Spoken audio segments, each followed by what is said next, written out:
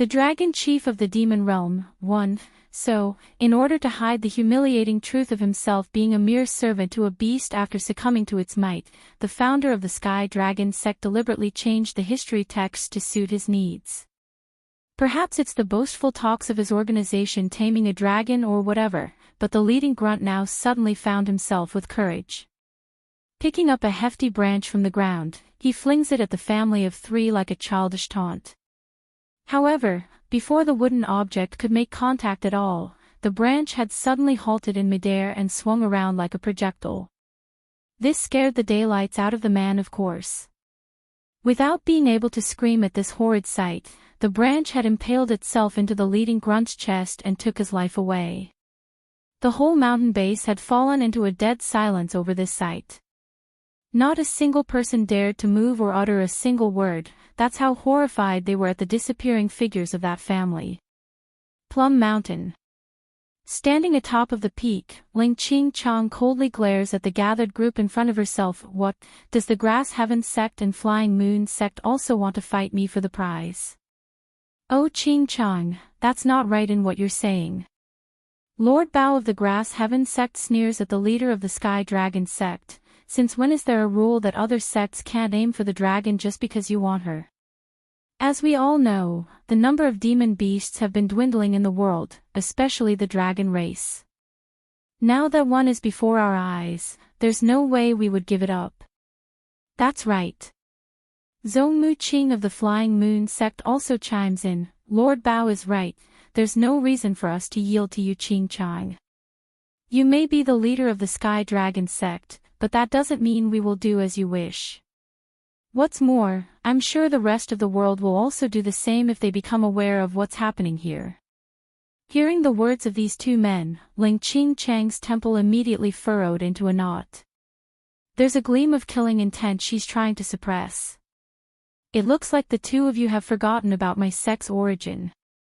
All dragons belong to us and must serve my people. You 2 want to snatch away what is by right the Sky Dragon sect's inheritance? Dream on. The 2 of you don't have that ability.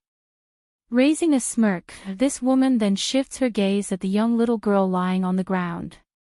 This young lass had a very lovely appearance, just that it's marred by the anger-filled eyes staring at the humans gathered around herself. And as a result of the injury she succumbed to, that face looked rather pale in the reflecting light of the sun. Little girl. Compared with the cold prideful tone she used against the others, Ling Qing Chang of the Sky Dragon sect sounded a lot kinder when facing her prize. These bad people are here to hurt you. Only by coming back to my home will you be sheltered from their evil hands. I don't believe in humans. The little girl huffs and swings her head to one side. Don't worry, little girl, my Sky Dragon sect is known to be very good to your kind. As long as you follow me, then no one can hurt you again. Really? Perhaps it's due to her lack of experience and age, but the lass soon came around and asked with a tinge of hope in her voice, then can you help me find a person? Who? Elated inside, the woman hurries to ask. She's called Bai Yen. That little sister is looking for this Bai Yen. If I have these humans help, then it should make it faster. The dragon chief of the demon realm, too. As for what she looks like, I don't know.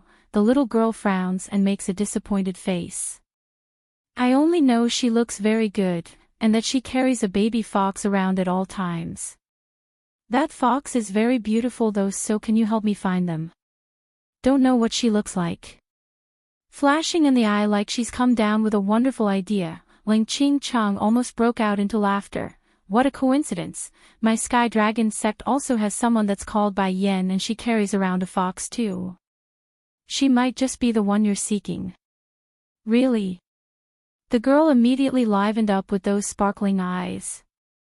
Little girl, Shui Bao of the Grass Heaven sect could no longer watch this. Using a sarcastic tone, this woman is a very high-handed person. If you do go with her, then you will likely never be able to leave again. First looking at the fleshy-looking Shui Bao, then at the good-looking woman, the little girl subconsciously chose to believe the female instead. It couldn't be helped, looks are everything nowadays, especially when one's in unknown territory. I can go with you to the Sky Dragon sect, but you must let me meet Bai Yen. Little sister is still waiting for that person to go save her. Seeing the little girl's willingness to stand from the ground, Ling Ching-chong immediately issued a sigh of relief. She had worried earlier that it would be difficult to get the dragon to come with herself, but now it seems only a few lies was what's needed to break apart that vigilant attitude. Humph, once you're at my place then you will be forever mine. In this life, you will be my most loyal slave. Hold it. Seeing how the coveting prize was about to leave before their eyes, the other two men who also showed today could no longer stay idle. They attacked from both sides and raised a storm of clouds with their strikes. You people are seeking death. Greatly enraged by the interference, Ling Ching-chong retaliates only to be forced backwards in the first exchange. She's only by herself and there's two powerful foes right now. Swoosh. Swoosh. Swoosh. Multiple figures descends onto the ground at this moment, their stances in a defensive position around Ching Chang's front. Grinning right up to her eyes, elders, I will take this girl and leave first, handle these impudent transgressors until we're free. As soon as she said that, the woman immediately makes a grab for the little girl's collar. In one jump, the pair had flown into the air and disappeared onto the surrounding environment. As a result of that little turn of event, Bai Yen and her family weren't able to witness the whole process after they arrived. However, they did come across the ensuing fight that's now devastating the landscape in this part of the mountain. Di-tsang, it seems that we are late in reaching here. Dragony is nowhere to be seen. Showing a faint frown on her face, Bai Yen watches the battle between two forces up in the clouds with her son and husband. Wait here for me Yen, I won't be long. The man seductively whispers this into her ear and causes his wife to daze out for a moment. By the time Bai Yen came back to her senses, it was already too late to stop him. All of you listen up, have any of you seen a wounded dragon around here? The dragon chief of the demon realm, 3. At first the people fighting down below were still unaware of a third part arriving at their location, but after hearing that demanding question, they all stopped and snickered sarcastically at the arrogant man. So another one has come to snatch the dragon girl for themselves? Mu Qing of the Grass Heaven sect says, unfortunately for you, the lass has already been taken away by the sect leader of the Sky Dragon sect. Whether she's dead or alive right now, no one knows, so quit wasting your efforts. Boom. Exploding with dangerous energy, Bai Yan's gaze turned sharp and bone-chilling. Are you saying those from the Sky Dragon sect took away Dragony against her will? That's right. Mu Qing gnashes his teeth for that answer. If you still want to go collect the dragon girl's corpse then go look for them. The statement was definitely over the tops because anyone could tell Ling Ching-chong took the dragon away in order to tame her. So, the reasonable expectation would be that there's no way the woman would kill the naive dragon girl. But why did this leader of the Sky Moon sect say something so damning? It's out of spite. If he couldn't get his hands on something then he won't let others get it either. Di-tsang, we're leaving. Frosty in her tone, Bai Yen didn't want to waste another second on these people. In her view, if so much as a hair were to be harmed on her adopted daughter then they will pay with their dear lives. Hold it. The elders who came to act as backup for Ling Ching-chang's promptly attacked the family after hearing their intended purpose. Scram. Turning dangerous in the eye, Di-tsang raises a hand and fires off a blast of burning flame of purple at the pursuing group. In an instant, the elder team was incinerated, leaving nothing but a puff of smoke in their wake. Those left behind from the Sky Moon sect and Heaven Grass sect were completely shell-shocked by the picture.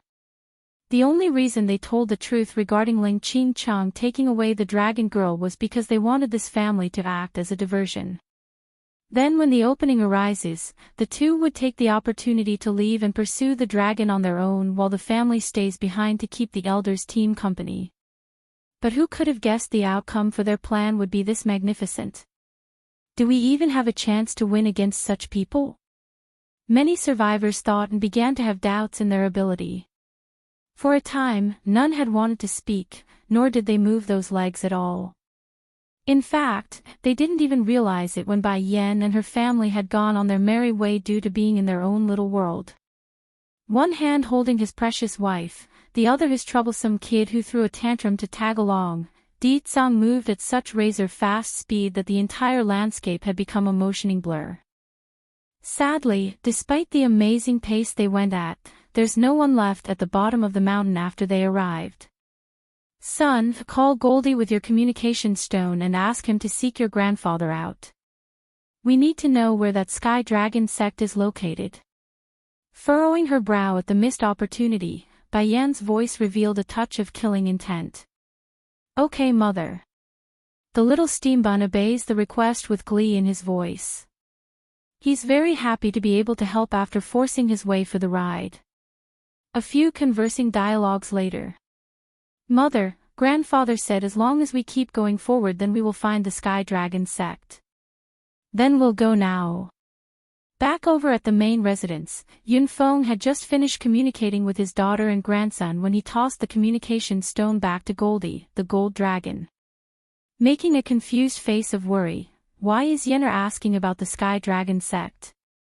Did they offend her or something? Because of Bai Yan's urgency to find Dragony, the little steambun had omitted the details regarding their new destination and reasoning for going. Yun Feng, did the Sky Dragon sect offend someone?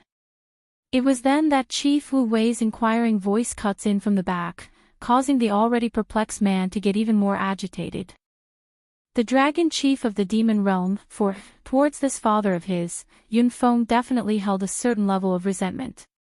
After all, if it wasn't for this person then he wouldn't have lost his wife and missed out on the important years of his own daughter growing up.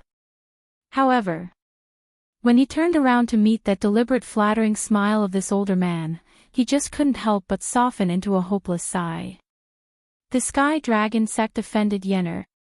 What did you say?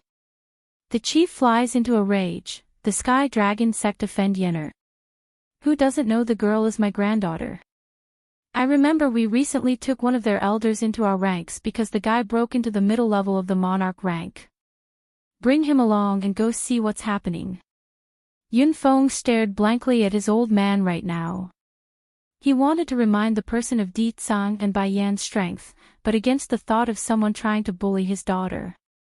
I'll take people there right away. Giving a supportive nod, I want everyone to know that Bai Yan is my granddaughter, and that no one can offend her, especially that Sky Dragon sect. But just when the chief wanted to say something else and give a few more orders, a delicate voice from the rear had caught him off guard. Grandfather, are you talking about the Sky Dragon sect? Holding a skewer of sugar dates in hand, Di Xiaowan asks with curious light in those eyes. You know about them as well? Chief Wu Wei responds with a tinge of surprise in those eyes. Not exactly, the princess shakes her head, but I do know the current dragon chief had once set up a faction here in the human world. I'm just wondering if it's the same one. Ever since Dragony's father was removed from the position of chief from his clan, the new leader of the dragons had fallen onto the shoulder of the individual called Long Tian, Dragon Sky. So, as the nosy little brat that the princess was, she's been listening in on a lot of stories after pestering the poor man, hence the knowledge about this case. Taken aback by this, Chief Wu Wei sounded almost incredulous. You mean, the Sky Dragon sect was founded by a dragon and that the human founder was nothing more than a slave to the creature? Isn't it supposed to be the other way around? Regarding that last bit, the princess nearly lost her footing and dropped the sugar dates from those hands. That's how shocked she was. The dragons have always been proud and arrogant. How can they willingly become someone's slave? Let's do this. Since the dragon chief still hasn't paid his greetings to my sister-in-law because he couldn't make it due to some delay, we can ask him when he comes. Based on the timing, the man should be arriving soon. Gobbling up the sugar dates, she wipes those lips and grinned in a silly manner. Both men exchanged a glance, their minds thinking of the same thing. The Sky Dragon sect's history is fake. Perhaps it's just a coincidence or that fate likes to play with humanity, but a loud thundering roar of a dragon suddenly rocks the entire estate and sends everyone scrambling for the outside. It's not just the main house who's been alarmed by this magnificent force either, because one could literally hear this from 1,000 miles away. As a result, those elders in closed-door training right now had all broke out of their hiding spots and searched the air for the source. The dragon chief of the demon realm, 5, have all of the elders come see me right away. Running in with haste, Ling Qing Chang's first order to her people was to summon the rest of the elder team remaining in her sect. In no time at all, a gathering within the conference hall has been arranged. Seated in the middle section, right now, I want all of you to go find a good-looking woman and catch a fox for me. I need her to pose as someone else with the name called Bai Yan. Though the group didn't quite understand their sect leader's order or why it's been demanded, but they didn't object. It's a well-known fact that this Qing Chang was a dictator and wouldn't listen to anyone. Yes, leader. Affirming with a slight bow, they all left to carry out the command. Showing a sinister grin after being left alone, Ling Qing Chang have never lost in this life. Not to mention the dragons should be submitting to my Sky Dragon sect in the first place. If only the founder is still around, then I won't even need to resort to using such means to make those lizards submit. Perhaps it's the thought of her idolized figure, but the cold look in this woman's face had gradually softened up. At this moment 2 disciples of this faction were currently moaning and groaning at the foot of the mountain after being given the order from the higher-ups. I really don't know what the sect leader is thinking. Why would she have us go look for a woman in order to pretend to be someone else? And what's with the fox too? I know. Finding a woman is easy, we can get one from a nearby village, but a fox though? Where are we supposed to find one when most have run off in the general direction of the main house from yesterday? Both youngsters sighed at their misfortune. Then just when they're about to continue in their search, a mesmerizing and gorgeous figure appears in front, causing their eyes to gawk with light. Senior Zhang, what do you think of that girl over there? Sect leader mentioned the more beautiful the better, she would be a perfect fit. How about we ask her? While the individual said it like a question, but those feet had already started to move before then. Miss, sir, please hold on a minute. At this moment Bai Yan and Di Tsang were busy rushing up the mountain path when they were stopped by the 2 youngsters. As a result, the woman's brow had furrowed into a knot at the interruption. Miss, I'll introduce myself first. I am a disciple of the Sky Dragon sect. The one on the left loudly proclaims, his face showing pride at his own background. This instantly caught the female's attention despite her initial intent to ignore these 2. Sky Dragon sect. She chuckles dangerously. Not noticing their doomed fate, the youngster continues after getting their attention, yes, I am a disciple of the Sky Dragon sect. This time our leader specifically had us come down to look for a facially beautiful woman to pose as someone. And the job is simple, you only have to gain the trust of a young lass. The sole reason why they didn't bother looking within their own grounds was because of a very simple fact. Ling Qing Chang has always been a jealous person, she would never allow anyone to be more beautiful than herself to take the limelight. Openly frowning now, who are you trying to pose as? It's a woman called Bai Yan. They're all here, one, completely baffled by what she's heard. Bai Yan shows a strange look on her face. The Sky Dragon sect's people want to impersonate me. Papa, Mama, Bai Xiachen speaks while blinking innocently. That Sky Dragon sect should have a lot of fun things there. Can we go with these big brothers? At first she didn't quite understand what her son meant by the odd request, but then when she noticed the cunning and sly glint in the boy's pupil, she immediately knew what he wanted. Sure, Di Tsang's speed may be extremely fast and convenient, but that doesn't change the fact they're on limited time and don't know the exact location of the other side's base of operation. Now that someone's willing to lead them there, who would refuse? Hubby, stretching that word out in the most cringeworthy manner, Bai Yan went ahead to place that arm around her man's shoulder like a happy couple. I also heard of their name.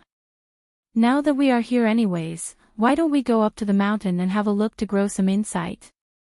This immediately sent the great demon lord numb to his knees from the jumping delight. How could he ever deny her request when she says it like that? Okay. All smiles there when facing his wife, Deetsang's voice was filled with affection. Towards this picture, both disciples from the Sky Dragon sect were sneering inside after they exchanged a look. This woman really is a country bumpkin. Just hearing about our big name and she's already being moved. No matter, such a thing is more to our convenience. A humph. The one on the right wearing the blue robe warns his colleague with a cough to not say more. Later when the sect leader asks, tell her you're my distant relative. We did not find you here at the foot of the mountain, understand? That little comment instantly infuriated the great demon lord's ire. However, right when the man's about to release some of that murderous aura, the woman beside him notices it and tugged at his hand to halt it. I understand. No matter, I will get even with these people from the Sky Dragon sect after I find Dragony. A little more time won't make a difference. Perhaps it's because of Ling Qingchang's order, but the mood within this sect hasn't been very peaceful lately. Is the little girl still making a fuss? The sect leader asks while being served by a large number of ladies. Despite this picture that would make most men drool, it didn't. Mostly because of the mediocre faces of these females aside from one. Leader, that dragon girl is crying out constantly, demanding to meet Bai Yan. We have only just sent our people out to find an imposter, it won't be for a while until they return. One of the disciples report in a respectful manner. It's fine, don't worry about those tantrums. There will be a time when she'd be repaying us her debts. It was then a man hurriedly runs into the lobby. Arching his fist, sect leader, one of our inner core disciples by the name of Zhang Feng has returned with good news. He claims to have met a girl with the needed requirement. Going bright in the eye, the laid-back woman promptly got up, get him in here. Yes, the man retreats and soon brought the mentioned youngster inside. Originally Ling Qingqing was still very much being excited at the good news, but upon seeing the gorgeous-looking woman that followed suit, her hands instinctively clenched into a tight ball. She has a shallow heart, always did. So, none of the females within the Sky Dragon sect are exceptional by any standard. Now to have her limelight stolen in open sight, it's only to be expected she be mixed inside. One for needing Bai Yan to act as the imposter, the second of wanting to kick her out immediately. But that sort of thought quickly changed after her eyes fell upon by Xiaoqin and Ditsang. That said it all, she's completely enamored by their handsomeness. They're all here, too, just that this tyrant of a woman has been sick of the opposite after living for so many years. As such, her moment of astonishment only lasted for a brief second before returning to normal.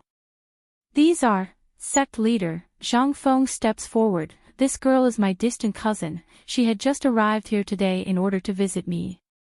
I remembered leader's order and thought to bring her here for a try. Is she up to your satisfaction? Satisfaction? Of course not. She only tasked her people to find a beautiful woman, never did she say anything about finding one this gorgeous. Sect leader. Just when Ling Qingchang was being indecisive on an answer, the man from earlier who came to report had rushed back over, the dragon girl is throwing a huge tantrum and making a ruckus. At this rate the premise will be destroyed. Bring the dragon girl over then. Tell her the one she's seeking has come. The woman orders, letting the situation decide for herself. Likewise, Bai Yan had no objection to this idea.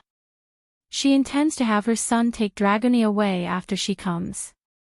As for herself and Ditsang, they will be slowly going over the accounts with these people afterwards.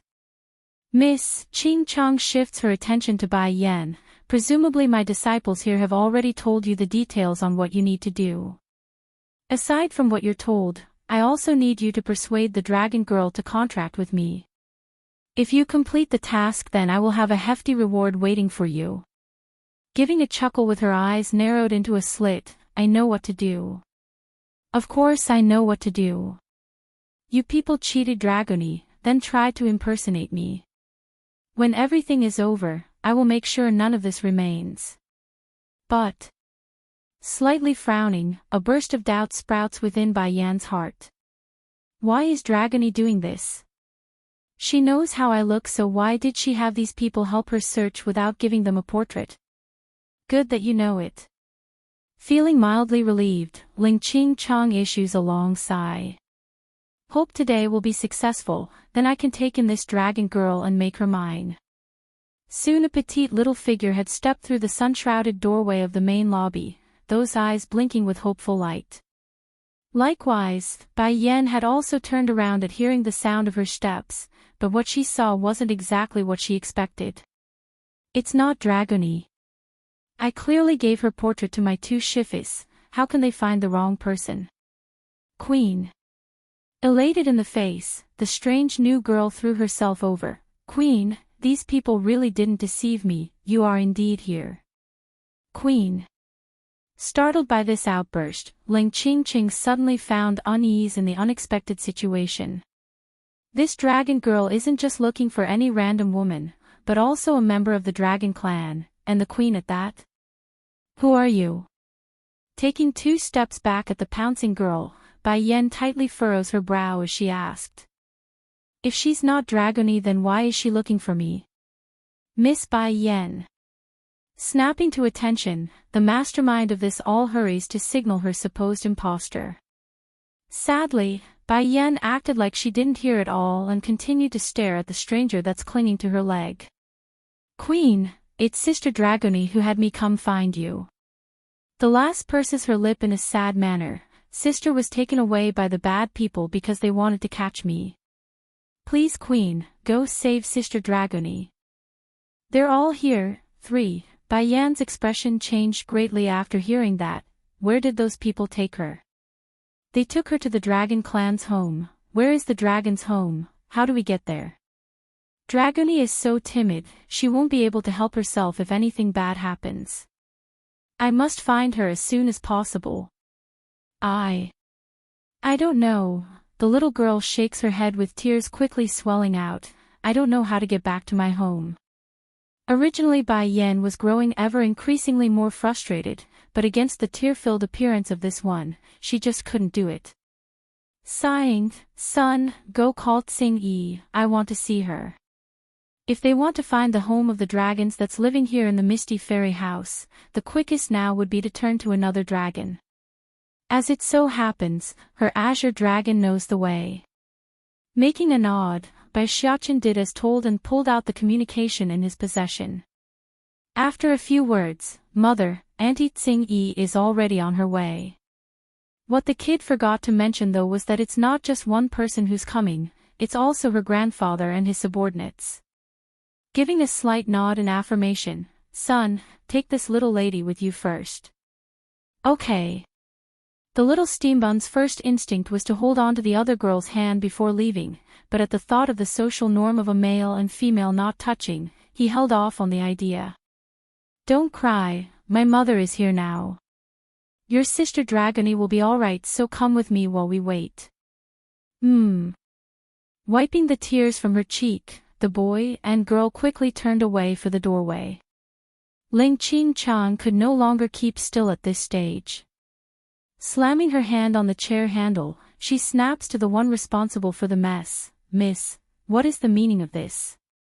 It's I who should be asking you what's the meaning of having me impersonate myself. Impersonate myself? Freezing over in the face, what do you mean by those words? No response came, so the woman locked onto the disciple known as Zhang Feng. Didn't you say she's your distant cousin? Falling to his knees at being called out, the sneaky little thing trembled with horror as he scrambled his brain for an excuse. Explain yourself this instant. Where the hell did you find this woman? Those nails were quite literally scraping against the brown hardwood, causing the room to screech with an irritable scratching noise. Sect. Leader, the youngster could barely make out his words from all the stuttering. I met her at the foot of the mountain. Idiot. Pang. Sweeping everything that's on the table to the floor, Ling Ching-chong roars out, "You idiotic thing, how could you not investigate the person first before bringing them inside our sect? And to have her pretend to be your distant cousin at that." After scolding Zhang Feng with her harsh words, the enraged woman now has her attention fully locked onto Ditsang and Bai Yan. Sneering sinisterly, "But you really are foolish to come in person.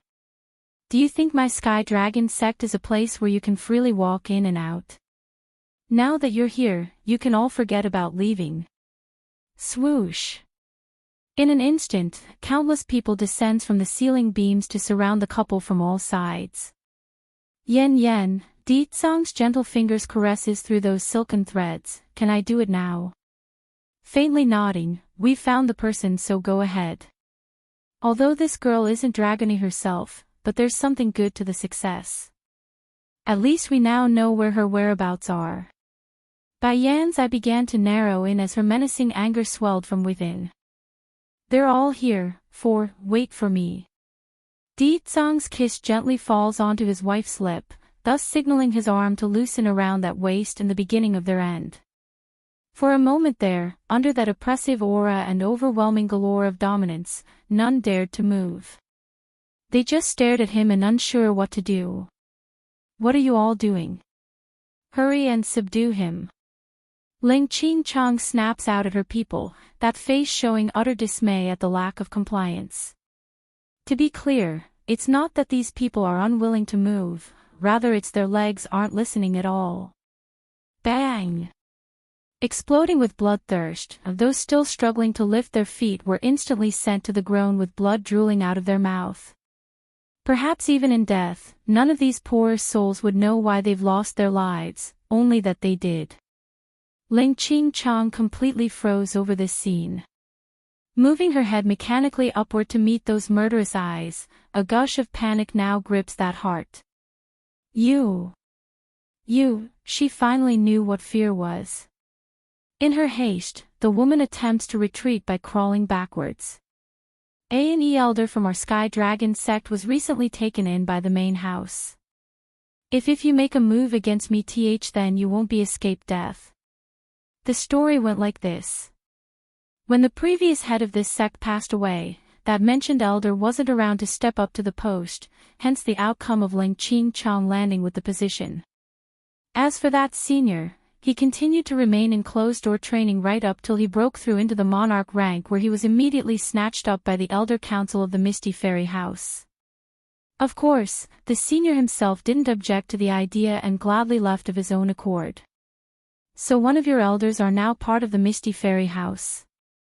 Arching her brow, Bai Yan steps forward with the question, "Do call him, I would very much like to know which of those old farts are the one you've mentioned." Snickering with contempt at that proclamation, Ling Ching-chong clearly didn't believe what she's heard. "Humph, this woman makes it sound like she's seen the Elder Council before. You think getting an audience with the Elder Council is that easy? That you can do so on a whim?" Bang! But before her mocking words could be finished, a wave of energy attacks her from behind, causing that already shaken body to fly forward like a ragged doll of spraying blood. At the same time, Bai Yan's feet steps down at the woman's chest after she landed right in front of herself. "You don't seem to know the situation yet." Cocking her chin high, she smiles menacingly down at her captive. "A prisoner should act like one, and right now you're my prisoner. There's plenty of time before Tsing Yi comes, more than enough room to get even with this one regarding her failed attempt at kidnapping the young girl who knew of Dragony's whereabout, and also for trying to impersonate me." Poof! Spitting out another mouthful of blood at the increasingly painful pressure at her chest, Ling Ching-chong was distressed to discover she's unable to resist at all with her inner strength, not even enough to raise a hand. In this instant, this woman now knows why her subordinates couldn't a thing to these two individuals. Their strength has been directly sealed away by a far more superior power. "They're all here, 5, mildly smiling, Bai Yan increases the force in her foot. "I gave you the chance to bring him here, but since you didn't grasp onto that opportunity." It was exactly at this moment a whistling roar from the outside rocked the room, thus causing all of the remaining disciples of this sect to come running out of their residences to find what's happening. To their shocking dismay, there's a ginormous dragon floating in the air. Dragon.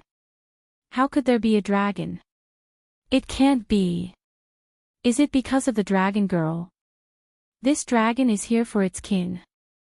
Hold on, how come there's a person in the dragon's paw? That man, it looks like Elder Wu Hao. Elder Wu Hao.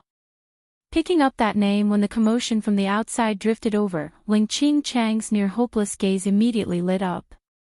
Crying out like a mad animal, Elder Wu Hao, save me. Elder Wu Hao is here, I am saved. But before the woman's delightful surprise could last long enough, a powerful force had come striking down and ripped the roof apart. This allows her to see firsthand what's happening outside as well. There are currently two individuals standing atop of the dragon's back. One being a handsome-looking man of middle age while the second was a young girl with an extremely beautiful pair of eyes, not in the seductive style but rather the youthful and energetic type. Of course, Ling Qing Chang didn't pay any heed to the two because her focus was stolen entirely by the elder currently being held by the dragon's claw. If only she had taken a moment to analyze the image, then the woman would have realized this was very wrong for someone coming to her rescue. Elder Wu Hao not only came back, but also with a dragon. This time I am not only saved, I can also give these bastards a good lesson. Yet, when the senior himself saw what's happening down below, the image of Bai Yan stomping down at the supposed leader of his former sect, the person himself only showed a wry smile of disappointment. Lord Long Tian, can you let me down first? Humph. Snorting at the request, Long Tian, dragon, showed absolute disdain towards this human. If I wasn't in such a rush to meet Her Highness, would never bring this trash along. Without any politeness or care, the dragon tosses the elder down from the air before eventually flying down himself. Lord-in-law, princess, please take your time and do be careful. When facing his two riders, Long Tian, dragon chief, immediately changed his tune. There's respect and there's flattery. Even his body was groveling against the floor to make it easier for the pair to disembark. It couldn't be helped. Di Xiaowan was the princess of the demon realm while Yun Feng was Di Tsang's father-in-law. To this newly assigned chief of the dragon clan from the demon realm, it's his honor and not a disgrace. As for Wu Hao, the dragon chief thought nothing of this human and would absolutely not allow him to ride on his back. Therefore, the next best option was to take the person along by picking him up with the claw. And since the wind was so strong during the trip, mainly due to their intense speed, Wu Hao's hair was a disheveled mess. Oomph! Puking another mouthful of blood, Ling Qing Chang grew all excited at the presence of her supposed savior, Elder Wu Hao. The strength of this man is somewhat unusual, you better call your dragon to work with you in order to kill him. As the sect leader of the Sky Dragon sect, Ling Qing Chang's become accustomed to giving orders, so her first act was to demand the old-timer to act. Outrageous. Wu Hao snaps at the woman, you stupid wench. If I had known you would drag the Sky Dragon sect into a state of no return, then I never would have yielded the position of sect leader to you. They're all here. 6. An explosive bang rocked the woman's brain. Ling Qing Chang clearly didn't get what that remark implied. In hindsight, while the two were conversing, Long Tian's massive figure was now quickly shrinking from his original size through a transformation. Now standing there was a man wearing a golden robe. He looked very handsome, but compared to Di Tsang's peerless contour, he's definitely being overshadowed. I, Dragon Chief Long Tian, pays greeting to my king and queen. At the word, the Dragon Chief then takes the most solemn and respectful posture he could make for a person of the court. Freezing over in the face again, Ling Qing Chang's quivering tongue could barely make out her following words. What's going on, Elder Wu Hao? Isn't this dragon your familiar? Our Sky Dragon sect is known for our ability to tame dragons. Shut up. Wu Hao flies into a rage. It's all because of you, now the Sky Dragon sect will no longer exist. Everyone knows full well how much the young lord loves this newly recognized daughter of his. Now for someone to offend her at such timing, there's no way the main house would forgive this place. But before the ignorant woman could figure out what's happening, or what the meaning of the elder's words were, another bombshell of a stick had come smacking down to send her over the edge. To think that just because I haven't shown myself for many years now some upstart is having the audacity to pick on my daughter. When did my name Yunfeng become so insignificant? Daughter. Yunfeng. This man is the young lord of the Misty Fairy House. But when did he have a daughter? Yenner, Di Tsang, the father casts a warm look at his daughter. Your grandfather has tasked me to come help you. We rushed ahead so the main group is still behind us, but if you have something to do then do go ahead. We will finish up here for you. Bai Yen nods at the generous offer and then exchanged a glance with her husband. Di Tsang, let's go first. Sister-in-law. Seeing how the couple's about to leave again, Di Xiaowan hurriedly chased over from her spot. Wait for me, I also want to come. As soon as their figures were gone after disappearing in a flash of light, a raging ball of flame promptly shot down from above. In that instant, Ling Qingchang's entire existence was engulfed in flame. Oh! Despite the hair-raising scream of pain coming from inside that blazing inferno, none of the disciples dared to give a helping hand. In their minds, whatever aid they could muster paled in comparison to Elder Wu Hao's aid, and since the senior didn't move, they didn't move. Chief Long Tian, Yunfeng directs his attention to the Dragon Man. You said you have some business with the Sky Dragon sect, did you not? I'll wait till you're finished before I settle my score with them. With explicit permission to do as he please, the Dragon Chief promptly shifts his sarcastic gaze across the surrounding crowd of gathered disciples. It's sharp like the needle, making those present feeling extremely uncomfortable. I've heard before that you bunch here is spreading rumors about your founder taming a dragon, hence the Sky Dragon sect name. Upon seeing the confused and clueless expressions of these people, Long Tian knew the rumor surrounding the founding of this sect has been rewritten. Immediately, he bellows out a roaring laugh of irony. Good, very good. Have that bastard Mo Fei Chi come out and see me immediately. Mo Fei Chi. Elder Wu Hao popped his eyes wide, but Lord Long Tian, ancestor Mo Fei Chi, he's been dead for hundreds of years. Disaster befalls the Dragon Clan. Mo Fei Chi's leg had gone numb due to the fright he felt.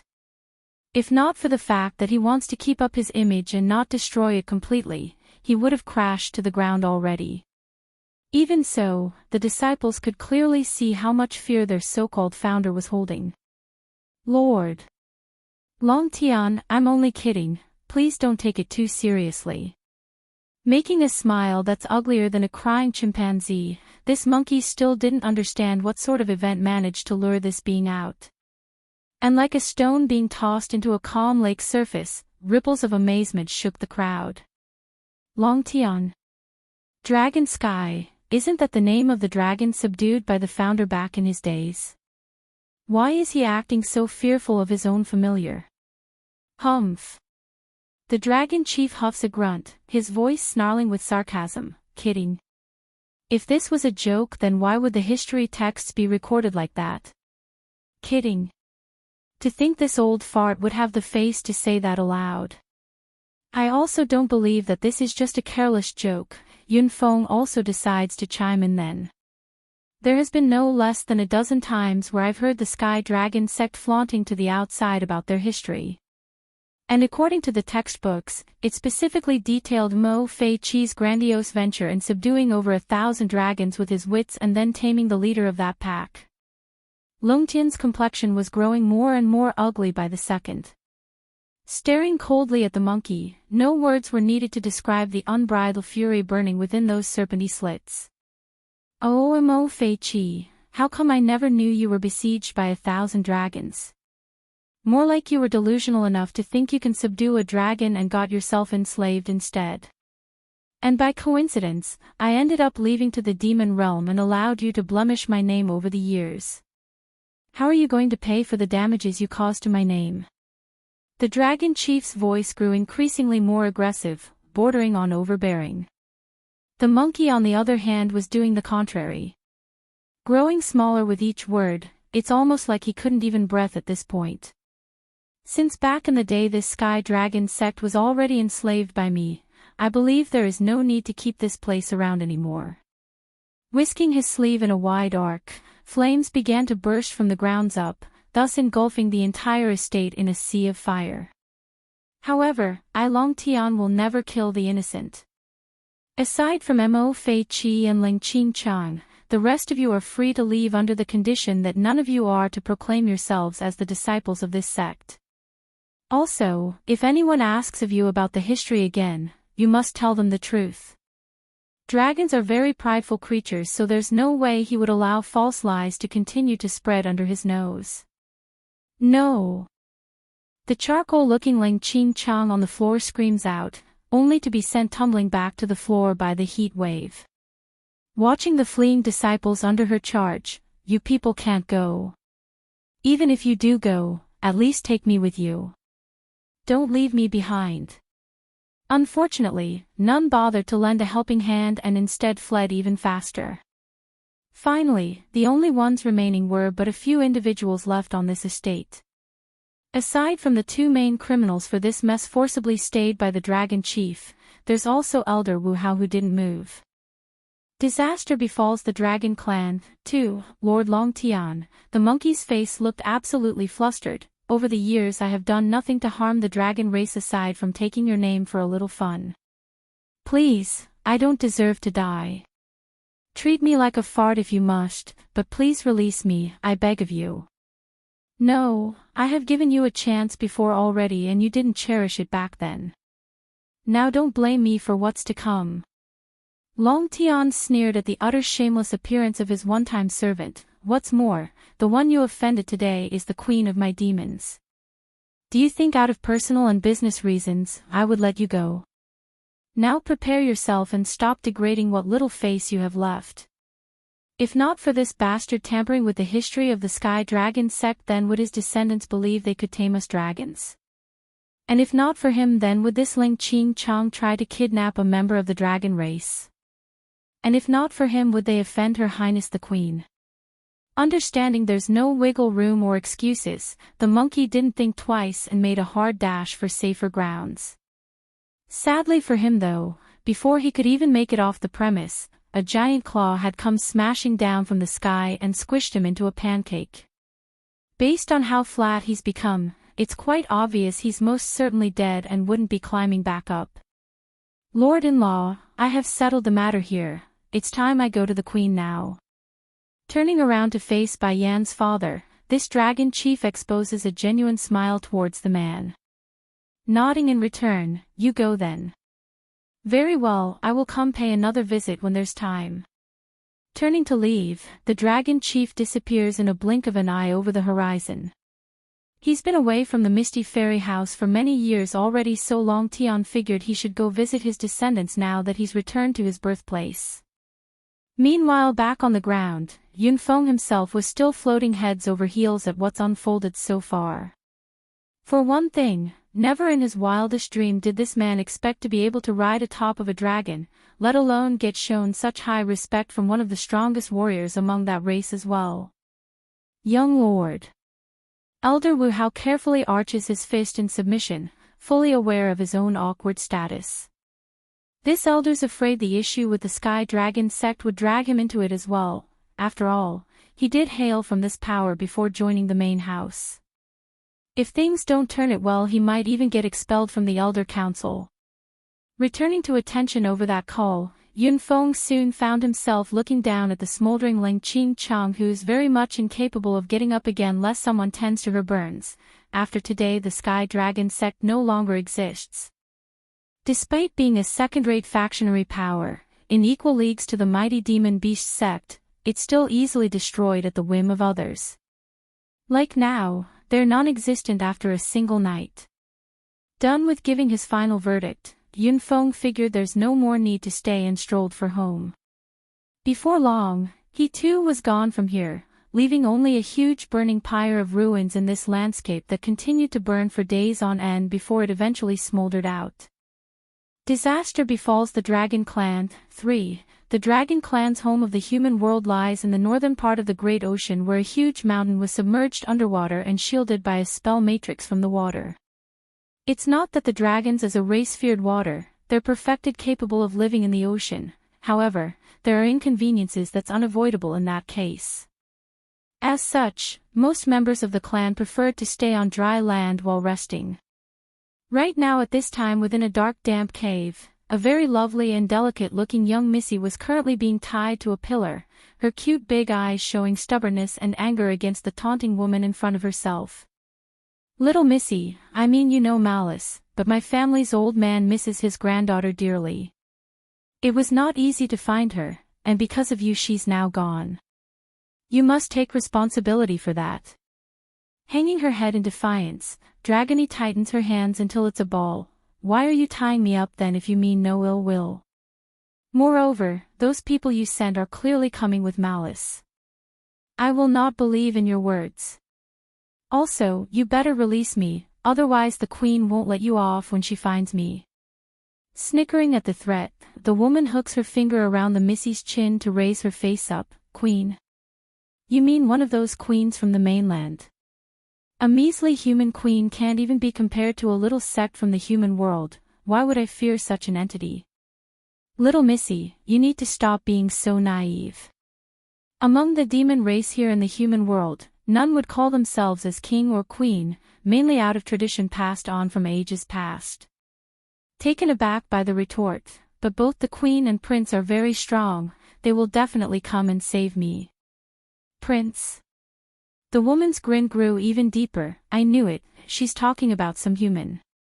To be fair, this wasn't because the woman had an ignorant mindset, rather it's the fact that the demon realm has been sealed for thousands of years. Considering her appearance, this lady was at best a few centuries old. Little Missy, I don't want to hurt you, but if you continue to be disobedient then I will have no choice but to kill you. Afterwards I will go find Long Dai Dai myself. Taking out a dagger from her waist, the woman cracks a dangerous smirk as she grazed the surface of the girl's neck. Startled by this, Dragony herself was starting to fall into a panic. She's not afraid of death, but if she dies, it would mean this evil woman would start looking for Long Dai Dai again with even more force than the first time. After some thought, she bites her lip and spoke. What do you want me to do? Very simple, my old man has been yearning about his baby granddaughter for a long time now. Thankfully he's never seen that blasted girl yet. So, I want you to impersonate her. As for the ceremony to test your lineage, I will have my own means to pass that. Beaming a dangerous light in those pupils, a strong regret takes hold within this one's heart of not strangling her own niece at birth. Make no mistake, this evil woman was by every standard a dark one.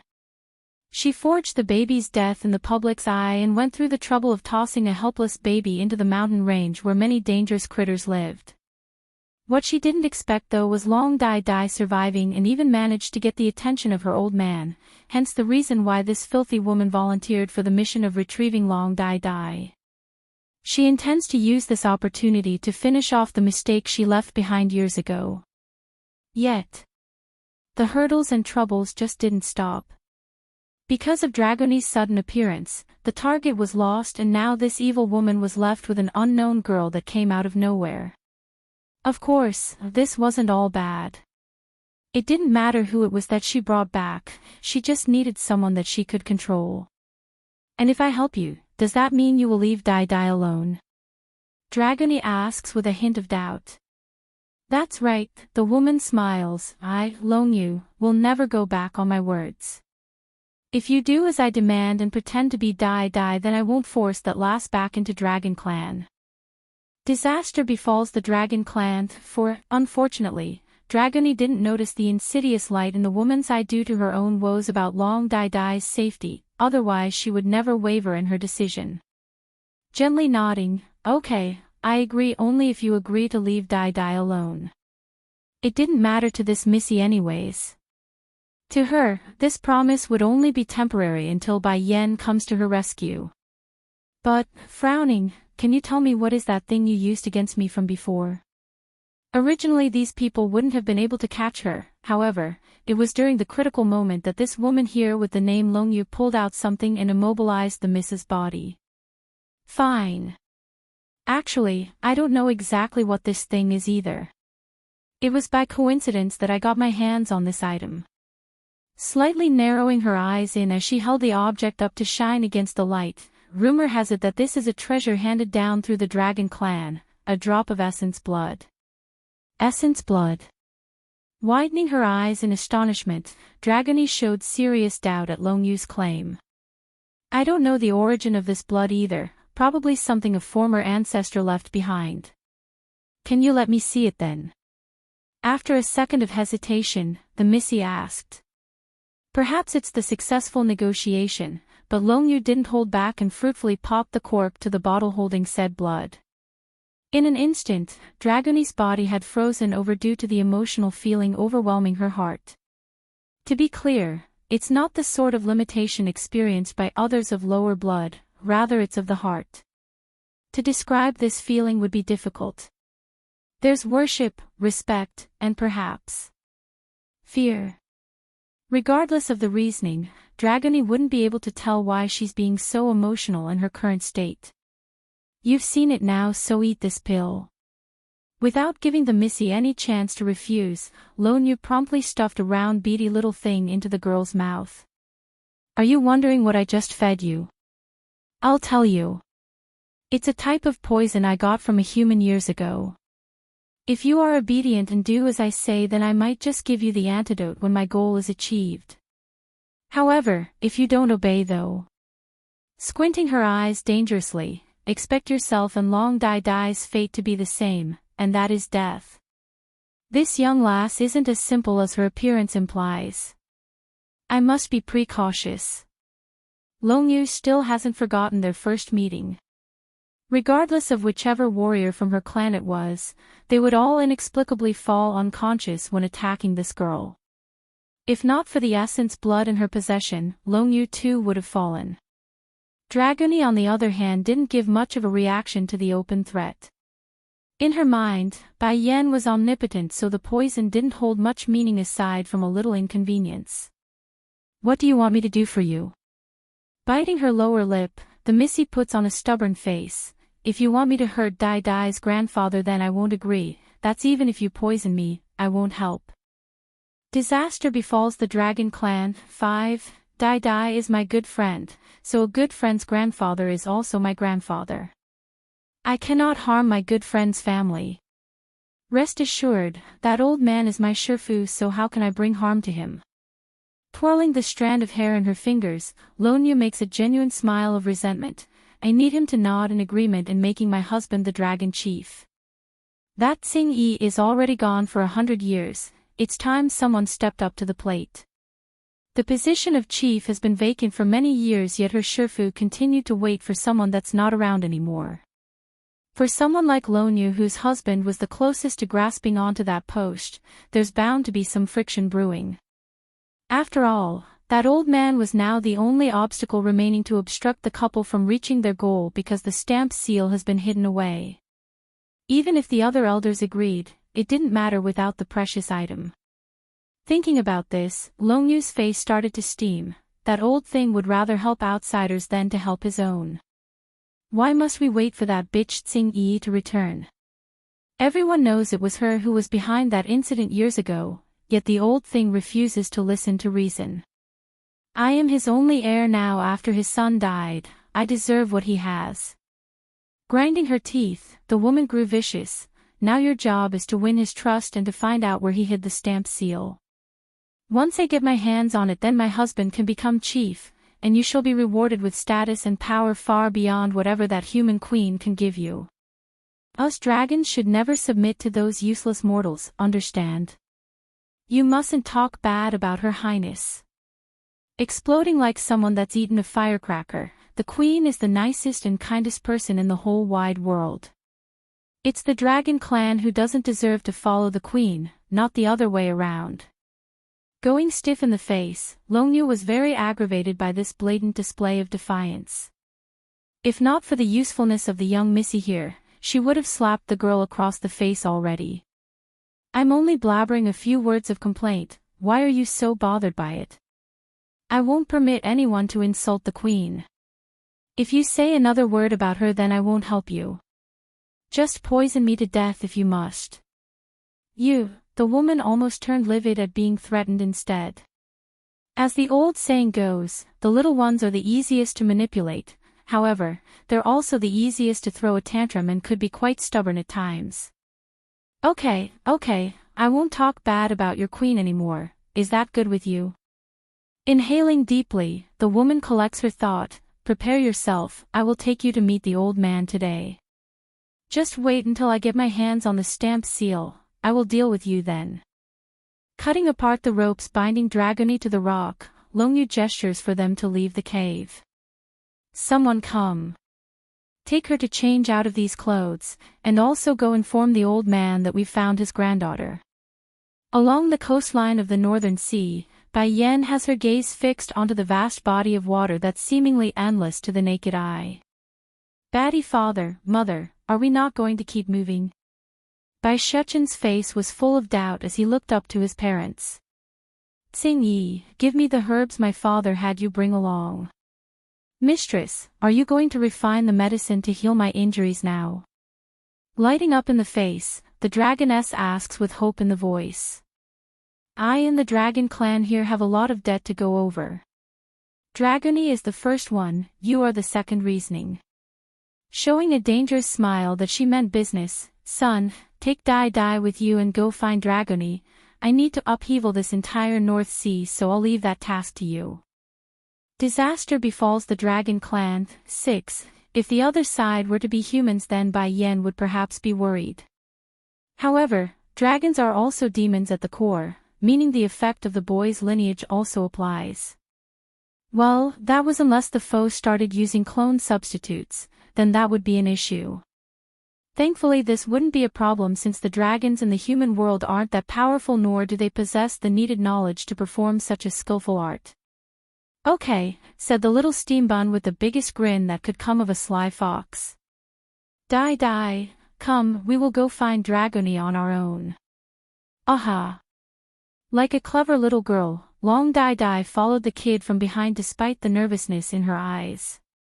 Di Tsang, turning to her husband now, refining an 8th grade Dan pill will cause an alchemic trial, I need you to help me. All smiles, the possessive man didn't miss the opportunity to use this chance to embrace his wife and to give her a peck on the cheek, I won't let any of the thunderstrikes get past me. Bai Yan rubs her chin like she's thinking up something evil, if you can raise up a storm with the lightning bolts then that would be even better. And sure enough without any deviating from the script, Di Tsang readily complied with the idea. To this great demon lord, his wife's demand was his joy. Don't worry, I'll help you. At that, Bai Yan exhales a long sigh of relief. Taking the herbs from Tsing Yi's hand, she tosses her cauldron out towards the body of water. Amazingly, the thing didn't sink into the sea and instead floats steadily atop of the surface. With her strength, refining an 8th grade Dan pill wasn't an issue, she's already done that before so it's a proven experience. The main problem lies in those thunderstrikes, it's much stronger than the average type for some reason. Very soon as time ticked along, a faint fragrance could be picked up from the floating cauldron where the expected storming clouds would soon appear from. Boom! The sea grows more turbulent by the second as the raining bolts of electricity began to rain. Despite this threatening display of might from the world, a silvery and purplish figure remains unmoved standing in front of the woman. Perhaps it's the oppressive might or just the daggering eyes that could rip the sky asunder, but not even the lightning bolts dared to draw close to this man. Instead, they're all falling directly into the ocean. By this point Tsing Yi could hardly keep her mouth from gawking. This dragoness knew her mistress's husband was very strong, but not to such a degree even the heavenly thunders are afraid of him. Dragon Mountain. The whole mountain range was shaking profusely under the might of the force coming down from the sky, causing the residents here to flee in panic in all direction. What's happening? Why are lightning strikes coming down at our home? We dragons have always kept to ourselves and never trespassed into the outer world. It must be that woman Tsing-Yi again. She must have caused this by violating the laws of the heaven. That's why these lightning bolts are hitting our home, it's punishment for her transgression. Many of the dragons grew furious at the thought. In their mind and belief, Tsing-Yi colluded with outsiders in order to harm their clan back then, and now she's also bringing calamity to them once again. However, maybe it's the rage and urgency of the situation, but they apparently forgot something crucial to their theory. If it's because of Tsing-Yi, then why would the lightning strikes hit them at the Dragon Mountain? No, something's not right about this lightning trial. One of the more senior of the dragons here stood out to speak. Frowning, this is more like a human trying to refine an 8th grade Dan pill, it's not the same. Unfamiliar teen, 1, 8th grade Dan pill. Who is so bold to try something like that within the range of our home? Let's go, I like to see who has the audacity to pull something like this near the Dragon Mountain. Another elder speaks up, his eyes glowing red from anger. It looks like just because us dragons haven't been out for so long that others are holding us in contempt. We will show that human alchemists what it means to earn the ire of those whom they shouldn't mess with. When the senior's words came out, others quickly came in support. Eventually one of them had come before the spell matrix holding up the barrier that's in charge of keeping the underwater mountain secluded from the outside world. After a few hand gestures, the barrier was released. Unbeknownst to these lizards though, right when the spell matrix was lifted, 2 little fellas had snuck into their home using this opening. Back over at the shoreline, the entire landscape was now searing hot under the intense heatwave created by the steaming water. And like before, Ditsang stands ready to fend off any harm that might come his wife's way. For example, when one of the boiling bubbles popped and released a splattering burst of burning sprinkles into their path, the man immediately blocked it with a whisk of his sleeve. Arka! Suddenly, a raging howl of anger explodes from under the water, causing everyone to shift their gaze over to said patch of water. Tsing-Yi. When the group of dragons emerged from underneath and saw the familiar woman, their first reaction was to call out her name. You traitor, how dare you return? In light of the expressionless face she's making, the dragoness's tightly held fist said it all. For this once proud member of this clan, Tsing-Yi couldn't say she's without feelings for them. However, her present loyalty lies with Bai Yen now. If there's someone she needs recognition from, then it's from her. Impudent. Goldie flies into a rage, roaring out, how dare you speak to Mistress Tsing-Yi like that? Humph, sneering, the senior dragon leading the charge snickers derisively. It seems Tsing-Yi isn't the only traitor around here. You 2 younglings are also part of her. There's fire in both Goldie and Silvery's eye now over that comment. Yet, when they wanted to attack, it was Tsing-Yi who stopped them by holding up a hand. Step down, she orders with a stern voice. Though unwilling, both of these young dragons would never disobey the dragoness. Returning to their original post, they acted like 2 guardian gods, one to the right and one to the left. Elder Longheng, Elder Longyan, this time I returned is because the clan took away one of my mistress's people. We are here to take her back. The one she must get payback on wasn't present, so Tsing-Yi didn't want to spend too much time dealing with these members of her former clan. Longheng guffawed a laugh at that. Tsing-Yi, you have already recognized a human as your liege, do you still deny being in collusion with their kind? Also, we do not have the person whom you want.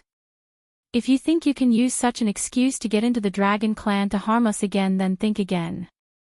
Unfamiliar teen, too, the senior's voice was full of anger and his eyes beaming with killing intent. Fortunately, we have already rearranged the Great Barrier around the Dragon Mountain.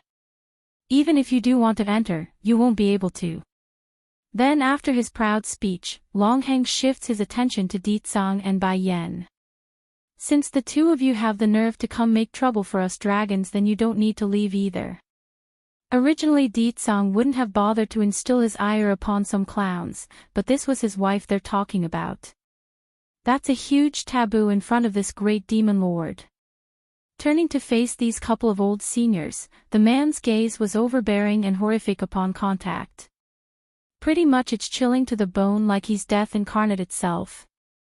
For the two leading seniors like Longhang and Longyan, they both gasped at the incredible level of pressure coming their way. As for the other followers that joined in on this witch hunt, they weren't so fortunate. As weaker beings compared to the two, they couldn't resist that intense aura and promptly collapsed to the ground like someone just swatted them to the floor. If you won't let me and my queen leave, then as the king, it's only proper I comply with those beneath myself. Now I won't leave even if you beg me to go. You, Longhang shuddered, his eyes looking up in horror. This man, he's not human. What's more, his identity within the ranks of the demons must be extremely high, otherwise why would his bloodline pressuring be so strong? You are, from the demon realm. As one of the oldest ones here, Longyan did have some more insight regarding the other realms. What? Longhang exclaims over his partner's words, he's from the demon realm. Impossible, why would someone like that appear here of all places? And how did he get involved with Xing Yi, that traitor? Emotionless in his face still, I did not intend to meddle with the affairs of this dragon clan, nor do I care. However, Xing Yi is my queen's people, and she has some business to settle with you lot. King. Queen. Everyone including those clueless to Deetsong's identity was shaking tremendously, one for his immense power and the others for his status. Others may not know this, but the two leading dragons here definitely did. No one within the demon race was permitted to proclaim themselves as king or queen, the only exception being the royal family currently residing in the demon realm. Finally, it was then a faint voice rang out from the side. Showing a satisfied smile, Bai Yan removes the lid from her cauldron and tosses the precious pill over to Xing Yi. Eat this now and activate your energy to circulate the effects across your entire body. It will slowly help you heal those injuries. Thank you, mistress. Taking the medicine with elation in her voice, mistress, shouldn't we go search for your people first? I can take this medicine later if we need to. That's not a problem, Xiaochen will be able to locate Dragoni on his own. Arching a brow, and, the sooner you take this medicine the better. The effects will be more prominent this way. Xing Yi didn't hesitate any longer after hearing those words. Crossing her legs, the dragoness's aching body gradually began to recover. Unfamiliar teen, 3, Yen, what do you want me to do with these people? Raising a seductive smirk, Deetsong once again wounds that perverted hand around his wife's waist with a good part of it touching her butt.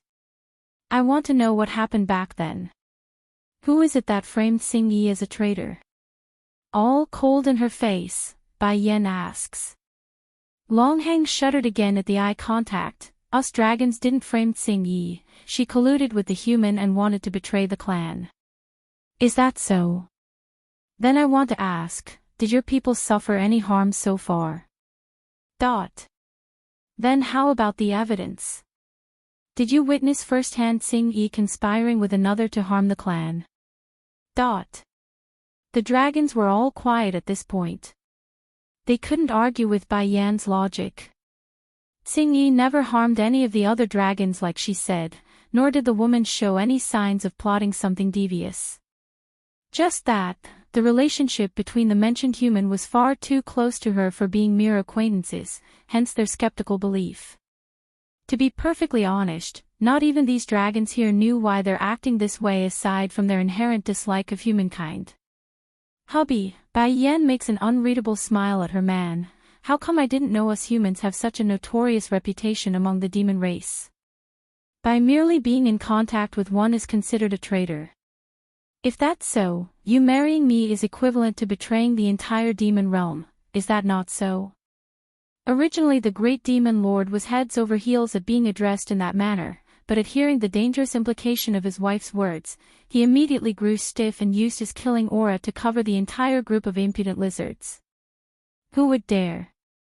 The entire demon realm is yours, so that doesn't stand. Under that intense stare, Longhang could literally feel his hair raising up from his skin. As a result, this old dragon didn't even want to meet that gaze and hung his head as low as possible in order to reduce his own existence. Longyan on the other hand wanted to explain some more. Unfortunately for them though, right before he could utter a single word, a loud whistling sound cuts him off and out came a booming figure of a golden dragon quickly closing in the distance from afar. This creature was very large, much larger than any of the dragons here. And when he arrived to transform into his human form, the man promptly got onto his knees to pay respect to Ditsang. King, Queen, your loyal retainer Long Tian is here to pay his utmost respect and to report that the matter with the Sky Dragon sect is now resolved. The two elders of the dragon clan started to stare wide-eyed at each other. There's shock, but mostly it's disbelief at who they're seeing. And says, Ancestor Long Tian. Didn't Ancestor Long Tian go to the demon realm? How come he's back here in the human world? And he's so respectful to them. It can't be, these two are really royalty from the demon realm. All of you've got some guts now, to think you bunch would start taking the queen's people when I'm not around. Sneering in his face, Long Tian scans the group that's either sprawling on the shore or in the water. Wiping some of that sweat, Longhang wanted to explain, but we haven't taken anyone. It's been many years since we went outside. The queen's people aren't human, she's a dragon like us called Dragony. If you really did take her 10, bring her out immediately. Dragony. Both elders exchanged a look, their voices spluttering. Ancestor, the clan doesn't have anyone by that name, you sure, you're not mistaken? Long Tian. Just when the dragon chief wanted to continue his reprimanding words, Bai Yen has had enough and decides to join in. Leave them be, my son will find Dragony. When Xingyi's injury is healed and the kid's back here with us, I will personally go over the accounts with these dragons. Unfamiliar teen. 4. Bai Yen doesn't care whether or not these people were blindsided by the mastermind behind Xingyi's bad name, nor does she care if they know where Dragony was right now. All she knows was that they won't get away for what they've done so far. Dragon Valley. Right at this time a small little head was sneakily scurrying about behind the rocks. Only by seeing there's no other people around did he wave at the girl behind himself to come over. Die, hurry and keep up with me. Giving a clever nod in response, the little lady hurries to skimp over while keeping a tense awareness of her surroundings. But Prince, puckering her lips, Long Dai appears troubled by their behavior. Didn't the queen mention that you're able to make all demons surrender under your bloodline? Why do we have to hide like this? Stupid. The little steam bun shoots an exasperated stare at the girl. Dragony is in their hands. What if they use her to threaten me before I can save her? First we must rescue her, only then can I feel at ease. Bloodline pressuring could most certainly halt the actions of other demons, but that method would never be able to make the other side willingly submit. In that case, his best choice would be to secure the hostage before letting loose. Careful. Suddenly, the sound of footsteps could be heard coming from the side, causing the little steam bun to grub onto the girl's shoulder and drag her back behind the rocks. This time Miss Longyu has done a great achievement, to think she would be able to locate the first elder's long-lost granddaughter. Ever since the elder's son and daughter-in-law passed away, the child's been the elder's only concern. One of the two ladies coming over says, totally unaware of the fact that there's two snooping kids right around the corner. I know, right? If I remember correctly, the granddaughter is called Long Dai. Because of her, Miss Longyu is now back in favor after almost losing it entirely before the elder's presence. Long Dai. Bai Shuchen became stunned by the name. Pausing to think it through, the boy blankly turns to the little lady beside himself. Likewise, the girl herself was also in a stunned state. But I am Long Dai. How come the Dragon Clan also have a Long Dai? Musing over what to say next, do you know why those people wanted to find you in the first place? I don't know, she shakes her head like a rocking drum. It was Sister Dragony who saved me. then she gotten taken away by those bad people. This news immediately caused the little steam bun to light up in the eyes. I understand then. Dai, can you do me a favor? Having said that, Bai Shuchen then whispered something into the girl's ear. Nodding hard in return, Long Dai immediately stood up from behind the rock and chased after the two ladies who's now walked past them. Right away, the girl pretends to have accidentally crashed into one of the females. The maid in pink swings around angrily after being attacked. To her surprise, despite the initial urge to yell out in curses, an adorable-looking pair of eyes had met her own, causing that heart to melt away. I am sorry. Long Dai timidly lowers her head in apology. I didn't mean to. Collecting herself, the maid in pink quickly changes her tune at this picture. Little girl, whose child are you? Don't you know it's reckless to run around like this? Pursing her lip in a pitiful manner, I heard the first elder's granddaughter has been found, so I got curious and wanted to come see. But when I came around here, I realized I forgot the way to the elder's courtyard. Big sister, can you tell me how to get there? Unfamiliar teen, 5, the maid in pink breaks out into laughter at the frank answer. There aren't as many rules within the dragon race, so she readily pointed in the needed direction. From here, go forward 300 meters, afterwards turn right and you will find the first elder's courtyard. But whether or not the elder will see you is his choice, little girl. I won't be able to help you there. Thank you, sister. Showing a sweet innocent smile, Long Dai shot a glance back to the rock behind herself before seemingly running off in the referred direction. After the two ladies left, Bai Shuchen figured it safe now and came out as well. He didn't waste any time and chased after his friend that went ahead. Back over in the first elder's courtyard, a big gathering was taking place, many showing heartfelt smiles or making flattering congratulatory messages. Congratulations to First Elder, you've finally found your granddaughter. In particular is how beautiful this Dai is. She will certainly become the #1 beauty of our clan when she comes of age. Compared to Tsing Yi from 100 years ago, she will surpass her and more. In the face of all those compliments, the First Elder only retained a blooming smile on his wrinkly old face. It's been hard the senior turns to his disciple, if not for you, I fear me and Dai would never be able to meet in this life. Returning a shallow smile of her own, the wretched Longyu had no shame in what she said in return. Oh Shifu, for you, I will go through a mountain of knives and walk through fire if I have to. I know you have some misconceptions of me before, but now I've thought it through. From now on I will listen to Shifu's word.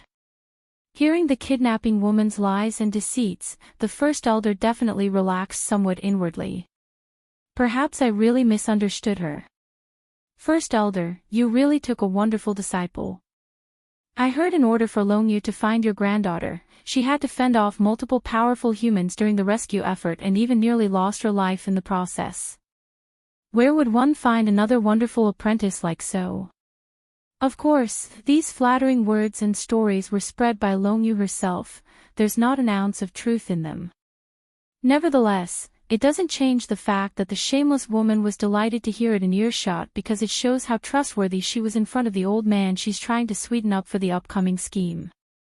Compared with the lively scene out here though, Dragoni on the other hand didn't show herself and kept to her room after meeting the First Elder.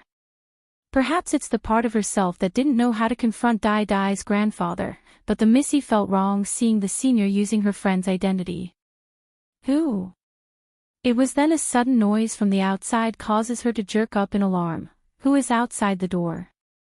Creak. Following the opening of the door, an unfamiliar teenager walks in. Fair-skinned with a thin eyebrow, this young man wasn't gorgeously handsome by any means, yet he's still quite the looker for his standard. You're not a dragon, who are you? Dragoni frowns and asked with intrigue. I'm here to take you away, the boy's voice was crisp and sound. Take me away. Blinking her big blue eyes in confusion, Dragoni eyes the human teenager with curiosity. Why would you take me away? I know you are not Long Dai, but rather a stranger kidnapped by Longyu. I don't care what sort of backgrounds you have, nor does it matter to me. I only want to go against that lone you. A flash of rage flickers with the youngster's eye. I've been lurking here in the dragon's home for over a century. Now that I've gathered enough evidence, it won't be long before I confront her. Until then, I will send you away first. Unfamiliar teen. 6. I won't go. Someone will come save me. Di should have informed Her Highness by now. What if she comes after I leave? Besides, I won't be in any danger for now while staying in this place. Why should I follow a stranger and leave? Are you stupid? The teenager huffs and puffs. This dragon mountain is underwater and sealed within a barrier. Who is going to come save you? Swinging her head to one side, the missy gets stubborn with those puckering lips. She is very strong, so I'm going to wait for her to come find me. How can you be so stubborn?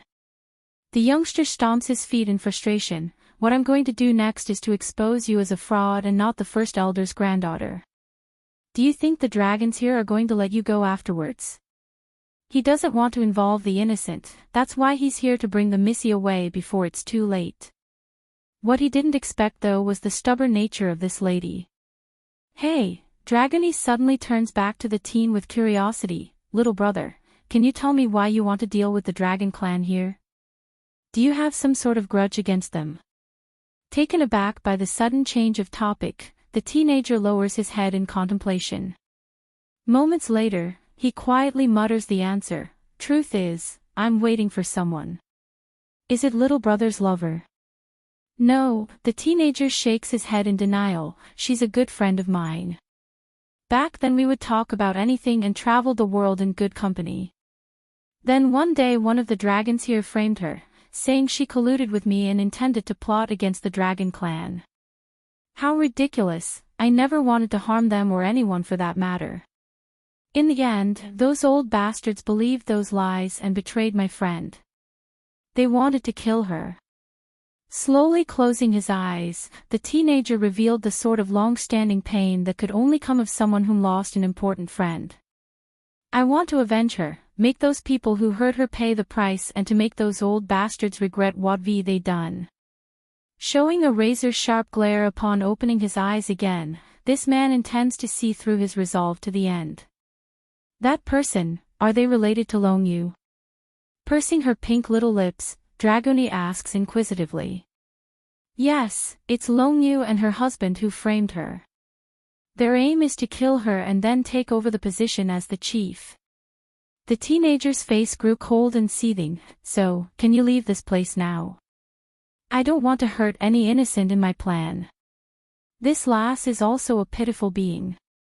First she was kidnapped by Lone Yu here, then she was forced to take up another's identity. The least I should do for someone like this is to get her out of here before things blow up. In light of the good reasoning, Dragony remained stubborn in that shaking head. I won't go. Little brother, you don't have to worry about me, Her Highness will come for me and she can also help you. The teenager makes an impatient frown. Do you not understand my words? No one can come here to the Dragon Mountain. How are they supposed to save you when they're unable to come? If you want to live, then the only way is to leave. That won't be. Her Highness is the greatest, there's nothing she can't do in this world. Sparkling with light in those eyes, Dragony showed worship when thinking of Bai Yan's face. This immediately causes the teen to deepen that frown until it's bordering on the level of anger. Slowly coming forward, if you won't listen to reason, then I can only do this. Forgive me. Right when that hand was about to strike down at the girl's neck to knock her out, a loud bang from behind blows the door open. Immediately, a childish and angry voice cuts in to bring them to attention. Stop it. What are you planning to do to Dragony? Pang. And before any reaction or explanation could be given, a brick had come flying over from the door and landing directly onto the teen's forehead like a missile. This promptly left a gash on that head and a long line of blood trickling downward. Bai Shuchen's here. Prince. Watching that little boy wearing the purple brocaded robe, Dragony could no longer hold back her emotions and threw herself into those arms. Your Highness, I knew you would come save me, I just knew it. Those bad people bullied me, wohoo. Despite the strong front this little missy was trying to portray, she soon fell into a sobbing fit after not finding Bai Yan's presence. Where's Her Highness the Queen? Bai Shuchen had never been very good with the opposite sex's tear. Instead of reprimanding the girl like he initially wanted to do, he started to flail his hands around wildly in the air because he was failing miserably at comforting this lass. Don't cry anymore, my mother has something to deal with so she'll be running late. Come with me, we're leaving now. Taking Dragony's hand, the little steam bun forcibly heads for the door without giving anyone a chance to refute his decision. Perhaps it's the fact that there's someone she knows here now, or it's just that the other person was Bai Shuchen, but the missy was no longer acting wayward or stubborn like earlier. Now, there's only a well-behaved little girl following orders, a sharp contrast to her usual behavior. Meanwhile in the back, the teenager was gawking his eyes out at this picture to the point where he's forgotten the pain on his forehead. How come this lass wasn't this timid and well-behaved when I was talking to her? Wait a minute. Suddenly realizing what they're doing, the teen hurries to stop them. Meeting the teen's gaze after turning around, Bai Shuchen was the first to speak. What do you want? If you are planning to bully Dragony again, then think again. No, the teen shakes his head. I don't know how you slipped in here, but it's not that simple for you to leave. Don't worry though, I have a way to get all of you out of here without being detected. Puckering his lip to one side like an adult, the little steam bun clearly didn't believe that. Mother said nothing is ever free in this world, especially the kind that comes out of nowhere. We are not related or anything, why should I believe you? The teen became gobsmacked by this retort. He never thought this kid would be even more difficult to work with than the girl. What's more, Bai Shuchen shows off a brilliant smile that only got improved by his innocent yet dazzling grin. When did I say I want to sneak out of the Dragon Clan's home? Dismayed by the comment, the teen didn't know what to make of this. If this kid isn't here to take the girl away, then what is he doing here for? You didn't come to save her. He points his finger in a dumbfounded manner at the girl before turning it back to the kid in an accusing manner. I did come to save Dragony. The little steam bun raises his hand and the girl's up to show they're together. However, she's been wronged by these lizards, so I will get them back for her. When the boy made that claim, there's a beam of conviction that suddenly surfaced and blinded the teen's perception of what a young child should be. Even so, the stranger still wasn't convinced and wanted to grab onto the kid's shoulder to stop him. Little guy, don't be impulsive, these dragons are all very powerful. With your meager strength, you won't be able to deal with them. He honestly didn't want to see a young child running off to certain doom. But before anything could be done, Bai Shuchen had already run out of the room with the girl in tow. Dragony, you wait here for me with Dai. Despite his young age, the kid was already showing the dominance of what's needed to be a true king like his old man. Releasing a strangely intense aura that felt threatening while also weak at the same time, all of you lizards living here in the Dragon Mountain, get your butts out here this instant. Back over in the rear, the teen was nearly in tears due to the audacity of the boy. He could barely keep his legs straight at the moment. How can this kid do something so crazy? He's summoning everyone here at once. The essence blood of the ancient dragon, one. At this moment inside the courtyard, the first elder was currently combing through that beard with his hand as he scanned the guests in front of himself. This time it really is thanks to you, but if you want to let your husband Xiang Luo become the chief. I'm afraid that won't do. I must wait for Tsing Yi to come back. I must hear her explanation in person. Back then when Tsing Yi was being called out as a traitor, he himself had been in closed-door training. Therefore, by the time he came out and realized what's happened, it's too late to change anything. But that doesn't mean he's willing to believe everything the others has to say about the woman. He's the first elder and he has a duty to listen to the whole story, regardless of what others thought. Until then the position as chief will stay empty. Despite the inner anger swelling up like a volcano, Longyu kept her smile intact aside from growing slightly stiff in the face. Shifu, I understand. It's good that you understand. The first elder sighs in relief. For this disciple of his, he still holds some hope and many feelings. As such, he couldn't just allow her to take the wrong path without so much as trying to correct her. Suddenly, a childish and dominating voice echoes through the air, pulling all of these guests to attention. All of you lizards living here in the Dragon Mountain, get your butts out here this instant. Due to this shout, the entire courtyard had fallen into a deadly silence. Eventually the more senior dragons had come back to their senses from the initial shock. Roaring out, "Who dares to come make trouble at the dragon's home? Their clan has settled here in the North Sea for over 1,000 years, this would be the first time someone has the audacity to openly provoke them at the Dragon Mountain." No wait, why do I feel like this voice is coming out from Miss Dai Dai's room? First Elder, it can't be, did something happen to her? Wah! In his frantic response, the First Elder nearly fell to the floor after losing his balance. If not for the chair handle nearby, he wouldn't even be able to get back up. Nevertheless, the frightening white on his old wrinkly face indicated how much panic he truly felt at the forethought of losing said granddaughter. "Someone come, hurry and follow me to protect Dai Dai."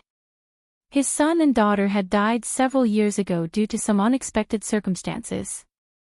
Now the only reason he's even willing to continue living was this grandchild of his after learning of her existence through some coincidental means. While the elder and his men's running steps went at a fast pace, Longyu on the other hand didn't move as swift. In fact, her eyes showed a frosty glint while following slowly from behind. Xiang Luo had come beside his wife without anyone noticing.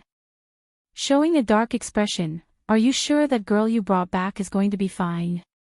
Did you investigate her background and made sure she doesn't have backing?" Longyu makes a snickering click at her husband's cowardice. Nothing but a dragon who surrendered under a human's will, what sort of backing could she possibly have? Humans? Xiang Luo asks with an open frown. That's right. The woman is only a concubine of some royal palace, an existence even lower than those third-rate factions in the human world. Compared to our clan, they can't even be called adversary. Then I can rest at ease. The man exhales a sigh before making an approving smile at his wife. Back then it was not easy to drive away that Xing Yi. I don't want to have any unexpected changes during this crucial timing. It's good that you didn't bring back the real Dai Dai. Otherwise who knows if things would get out of our hands or not. The essence blood of the ancient dragon, too. Longyu did not give a response to her husband's word. Instead, she raises a smirk and headed in the direction of everyone else. Due to the depths of the ocean water, there aren't much light capable of penetrating down underneath. Even so, there's just enough of the sun's ray to glisten off of Bai Xiaoqin's cute little face when he's sitting down. "Little guy, are you really not wanting to live?" The teenager eventually came back to his senses due to being overwhelmed by the kid's audacity. Sweating and growing more anxious at the eagerly sound of incoming footsteps, "You three run first when they come, I will come up with an idea and stall them here." Blinking his big blue eyes, Bai Xiaoqin turns around in great surprise by what he's heard. "Why are you helping us?" The teen makes a bitter smile. "I have a vendetta with the dragons here, and this little lass was forcibly brought here by them. Even if it's only to ruin Longyu's plan, I will still save her." This time the little steambun didn't speak, a rare thing considering his character, and instead leaned that chin against his hand in contemplation. Clack clack clack. Very soon, a group of people, both elderly and young, had come running over. Dai Dai. The first elder went ghostly white at the sight of Dragony holding hands with the strange boy. "Hurry Dai Dai, come over to Grandpa's side." Rather than obeying, Dragony shook her head and remained firm to the spot. "I am not long Dai Dai." "What did you say?" The senior turned stiff at the answer, his face showing an ugly expression like he's going to faint or throw up. "Dai Dai, please don't scare your grandpa here." Come to my side so I can protect you. Good grandfather, I am really not your granddaughter. Pulling the younger lass behind herself out to show everyone, Dragony intends to let them all see who's the true one. My name is Dragony and my friend here is the real Long Dai Dai. Earlier when we were doing the blood test to check on my lineage, Longyu had swapped out Dai Dai's blood during the procedure, that's why it came out positive. Shuddering at this revelation, the first elder then shifts his attention over to the indicated lass. In that instant, his pupils dilated inwards due to the shock of what he saw. Clothes, they look so much alike. The little girl and my daughter-in-law look too much alike. Dai. Dai Dai. Are you Dai Dai? The senior's voice sounded shaky like he couldn't believe reality. Stumbling forward, the first elder wanted to get closer so he could give the one a hug. Perhaps the situation was too sudden, or perhaps the girl's personality simply fell into the timid side, but Long Dai Dai didn't meet what her grandfather wanted and instead scurried right behind Dragony in order to hide herself. I never had a name before. Peering part of her head out, there's a hint of hope and curiosity in the little girl's eye, but not long ago a bad woman wanted to catch me. She called me Long Dai Dai, that's how I came to know my name. I also grew up without family. Are you my grandfather? Bursting out into tears at this point, the first elder felt like someone's ripped out his heart at knowing his poor grandchild's been all alone through the years. Good child, I'm your grandfather, I'm so sorry I haven't found you sooner. And I'm so sorry for not recognizing you immediately. To think my foolish self could mistake someone else for you. Anne. Longyu. Suddenly, a burst of anger erupts out of the senior's heart after remembering who's the main cause for this mess. Literally spewing flames in his eyes, Longyu, get over here this instant. The wretched woman and her husband had just arrived outside the place when she overheard this enraged voice in the air. Though slightly unsettled inside, Longyu still passed through the gathered crowd to come before her mentor. The essence blood of the ancient dragon, 3, Longyu didn't take much effort to notice Long Dai Dai who was hiding behind Dragony's back after she arrived. Gritting her teeth, you. How come you are here? Didn't I tell you you're not the one our clan is looking for? Why do you keep insisting you are the one? Our Dai Dai is right here, so you should leave before you get yourself in further trouble. At that, the wretched woman then turns back to her mentor, Shifu, this lass is delusional. She kept trying to impersonate your granddaughter when I was out for my mission, all so she could become someone important. Unfortunately, the first elder apparently didn't buy the story. Following each word that came out, his complexion sank darker and darker until none of the dragons present dared to make a peep. Even so, Longyu had confidence in her story because she's poisoned Dragony with her pill already. In this woman's mindset, there's none who wouldn't be afraid of death. Yet in spite of all these beneficial conditions, Dragony didn't care when she was given the eye signal to back up the lies. Prince, that evil woman is glaring at me. Moving behind the little steambun side, the Missy's action told everyone the truth. Don't be afraid, rubbing the girl's hair like he's the big adult, I'll help you glare back at her later. Although Dragony is a little slow sometimes, but no one can scold her aside from me. Longyu was flabbergasted by this. How can this little wench act stupid at a time like this? Shifu, wanting to defend herself some more, what came next completely stunned the woman. It's a slap and it went straight for her face, causing a red swollen bruise to come out in the aftermath. Widening her eyes in disbelief, Longyu turns to face the exasperated senior with her sobbing face. Shifu, please listen to me, I really did bring back your granddaughter. This one really is a fake. Ho ho. The first elder sniggers ironically at her, even this girl herself is denying it, do you still want to keep insisting on that claim? This time Longyu was truly lost on what to say. She actually openly denied her identity. Is she asking to die or something? Die, don't you be afraid, the first elder looks at his real granddaughter with the kindest face ever instead of the infuriated one he showed his student. Tell grandfather here what happened. But rather than responding to that, Long Dai Dai consciously looks up to Dragony instead for help.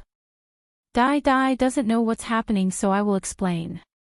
Bringing her head out from Bai Xiaqin's back, the Missy takes the stage. This evil woman and her gang of thugs came to make trouble for Dai Dai a while back. I thought they wanted to kill her, so I helped her escape. In the end, I was captured by them. Afterwards, she asked me to impersonate Dai Dai.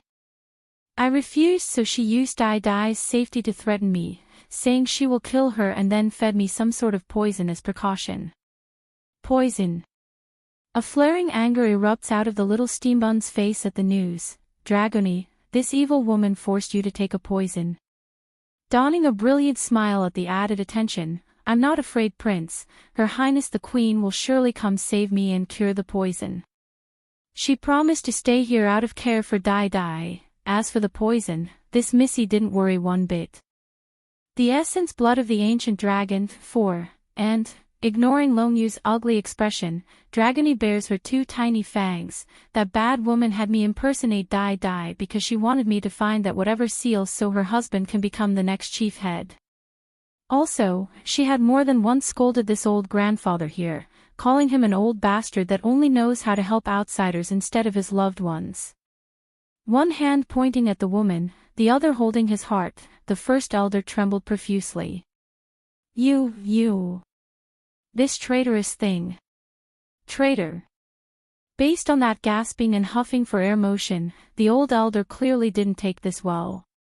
All pale by now, Longyu bites her lower lip like she's been wronged. Shifu, this is all a hoax, I've been framed. I know now, this girl deliberately came and told me she's Long Dai Dai, the purpose is to frame me. Shifu, you know me better than anyone, would never do something like this. At the end of the day, not even this wretched woman could remain unfazed while being cornered. In her haste, she began to bang her head against the floor in a kowtowing gesture. As for her own husband, whom she's been trying so hard to support, that bastard Xiang Luo just stood on the sidelines as if nothing was happening. 1 bang against the floor. 2 bang against the floor. 3 bang against the floor.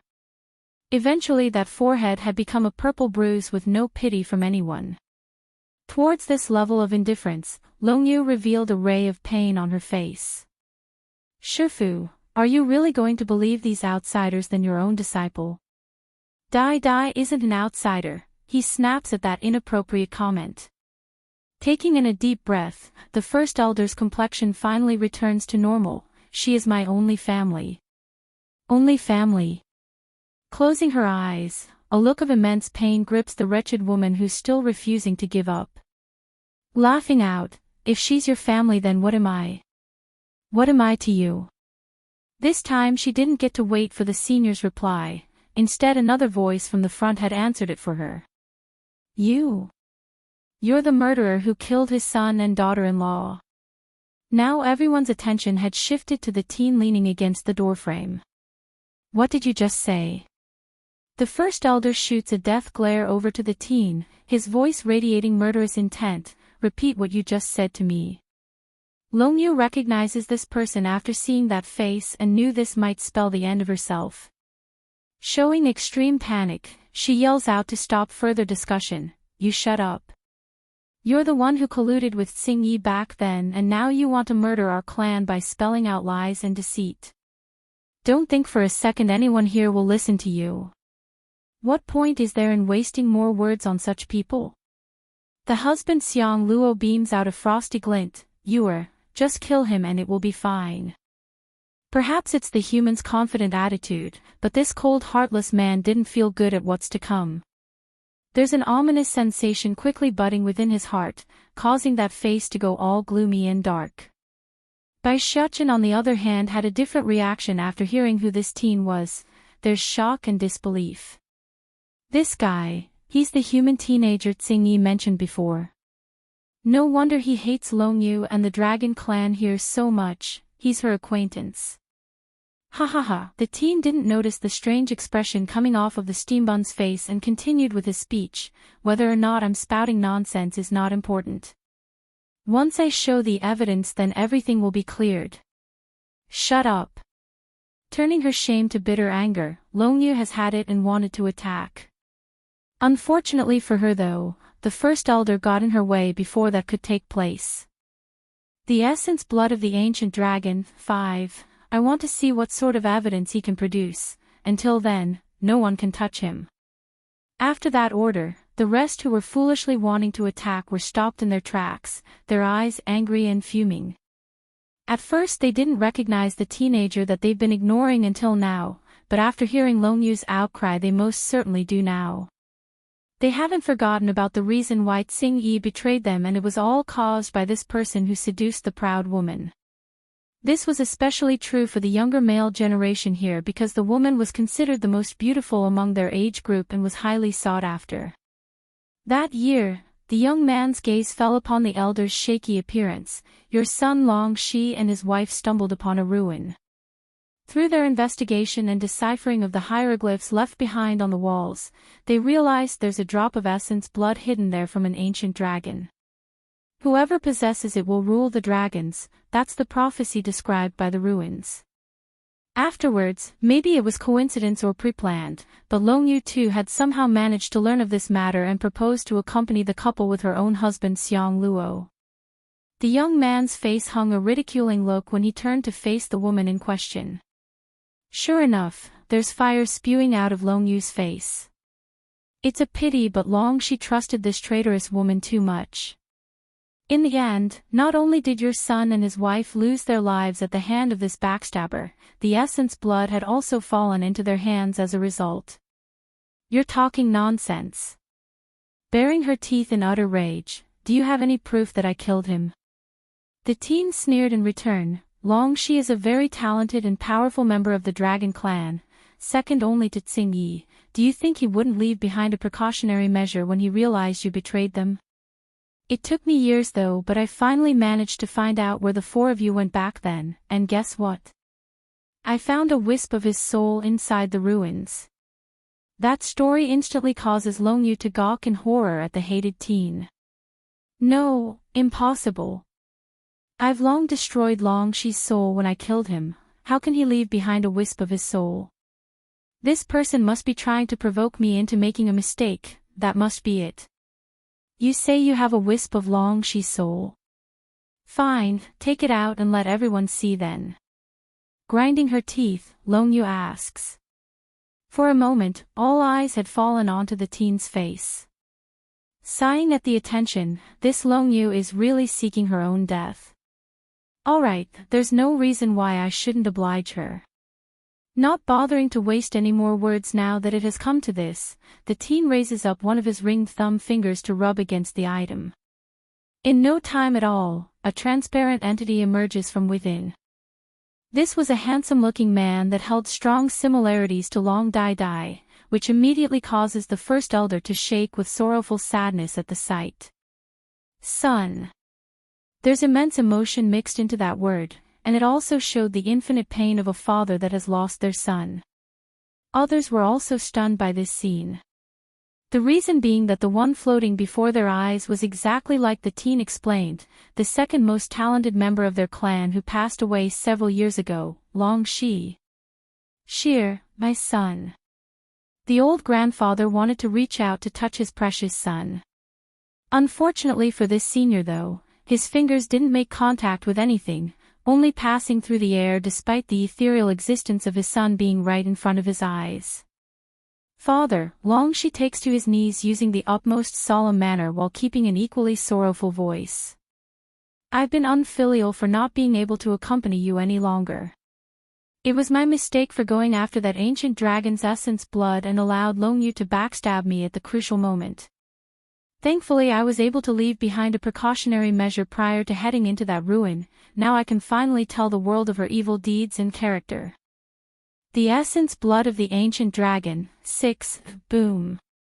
Longyu's state of mind had long fallen into a blank slate when Long Shi appeared before everyone, but now for the truth to come out, her face became desperate and white.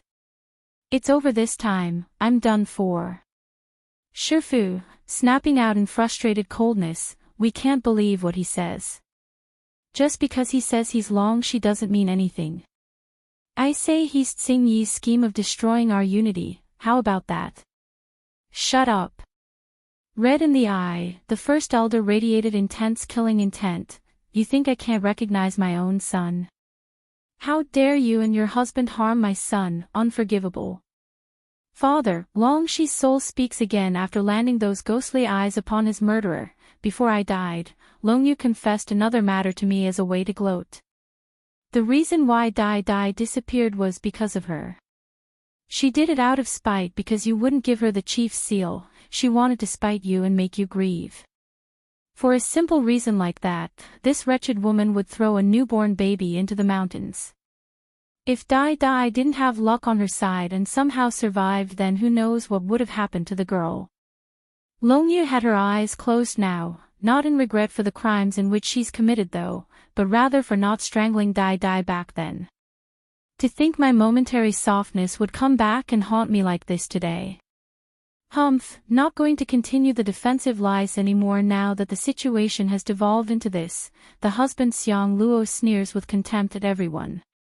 Since you all know, then there's no need to hide anymore. You think I'm afraid of you or something, old fart? Take out the essence blood.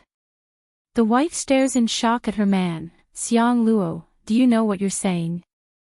Unbeknownst to the rest of the dragons and peoples here, there's a major flaw in the essence blood this couple had in their possession.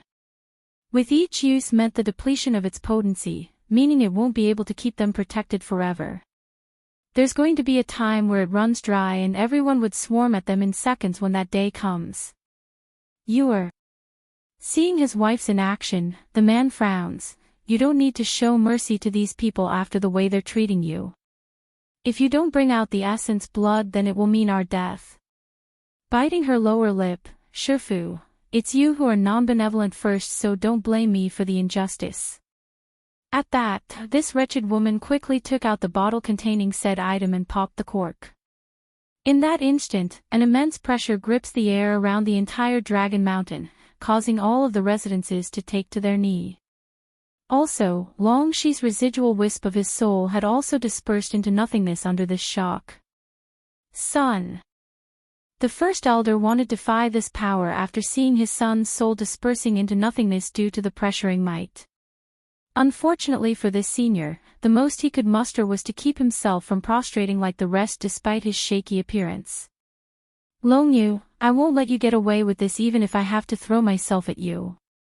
Red in his eyes like blood's about to come out now, the elder stares intently at the hateful couple. Wah! Long Dai Dai burst into tears. Grandpa, unable to bear the crying appearance of her friend, Dragony pokes at her mental pillar using the most pleading voice she could make. Prince, can you help Dai Dai's grandfather? The prince is as powerful as the queen, he will certainly have a mean to save Dai Dai's grandfather. Tsing Yi's return, sneering in her voice. There's smugness in the woman's eye when confronting Dragony over her outrageous words. Little bitch, if you had only obeyed my orders properly, then you wouldn't be in this situation. Now there's no one to save you. Clinging tightly to the bottle to infuse more of her energy, Long Yu's face showed proud arrogance as the aura increased with her act. But very soon that cheeky smile was replaced with a hard stiffness of disbelief. The main reason being by Xiaoqin's ignoring attitude and of how the boy could move at will. Then there's that attitude. It's overbearing and dominating, just like a king's. For everyone else, they were equally as surprised as the former because it's next to impossible for them to imagine how a child of such age could resist such tremendous pressure. To the point where even the former dragon chief paled in comparison. Who allowed you people to kneel before this woman? Though his voice was still young and childish, it's nevertheless enough to release the bind on these dragons and allowed them to get back up from the floor. Long Yi grew anxious over this scene. Clasping harder onto her bottle, she urgently releases even more of the blood's pressure and spread it across the air. Unfortunately, she failed this time because they all stood there and stared at her in dismay. How did this happen? Impossible, this is the ancient dragon's essence blood, it has never failed. Longyu began to shudder in horror under the sun's faint glistening light, causing her skin to reveal how ghastly white she's feeling right now. It can't be, the power of the blood is lost. Her husband Xiang Luo had also fallen into a panic. Snatching the bottle in haste into his own hands, the man fires enormous levels of energy into the thing in hopes of activating the pressuring aura again. Yet, none of the dragons bowed at this, only staring quietly at the couple with disconcerting confusion. What is going on? The husband asks his wife using an interrogating tone. It couldn't be helped. This was their last trump card. Without this, their fate was doomed. Dragony, you wait here with Dai for me. Releasing his hand from the girls, Bai Xiachen slowly strode towards the wretched couple. Which of you is the one who kidnapped Dragony? What would normally be a cuddly and lovable face only looked demonic and threatening to Longyu right now. That's correct. To this woman, the kid was the incarnate of the death god itself. You, who the hell are you? She takes a step back out of fear. Responding with a cheeky face of her own, Dragony was the one to speak using her tenderly young voice. He is His Highness the Prince. I've said it before, the Queen and Prince will come save me. Shuddering incoherently, the memory of the last mentioning this comment flashes before her eyes. As a result, a deeper level of shock now fills those eyes. Xing Yi's return, too, isn't that queen nothing more than a consort of some kingdom? How can a human king's love toy give birth to such child? Longyu, the first elder, finally regained his senses, and now the look in his eyes were quite complicated. There's hate, anger, disappointment, and even pain in the heart. Now, what else do you have to say? Tightly clenching her fist, the wretched woman somehow grew vicious in the mindset and turned that anger onto someone that's not even present. Even if I break a leg this time, I will still drag that Xing Yi down with me into the water. What more, if not for that woman, then my Xiang Luo would have become the chief already. Shifu, I know I've done something wrong, but Longyu hangs her head low while clenched that fist like she's the victim. These things were all ordered by Xing Yi. It was her who had me do all these terrible things. What nonsense are you talking about? The first elder became outraged at the continued denial. You still dare to pass the blame on to Xing Yi when things have come this far? Biting her lip, yes, it is Xing Yi. She lured me out of the Dragon Mountain after we drove her off. That's when she poisoned me. Plop. Kneeling down immediately, her voice grew sobbing. Everything I said is true, Shifu. I have no way to resist Xing Yi's poison. Making my husband the chief. That too is ordered by her. She made me do that as well, including the part of killing Long Shi. Sneaking a hidden upward at the old man, she inexplicably revealed a smirk that she immediately hid away the next second. Xing Yi's a scheming person, she knows you trust her immensely.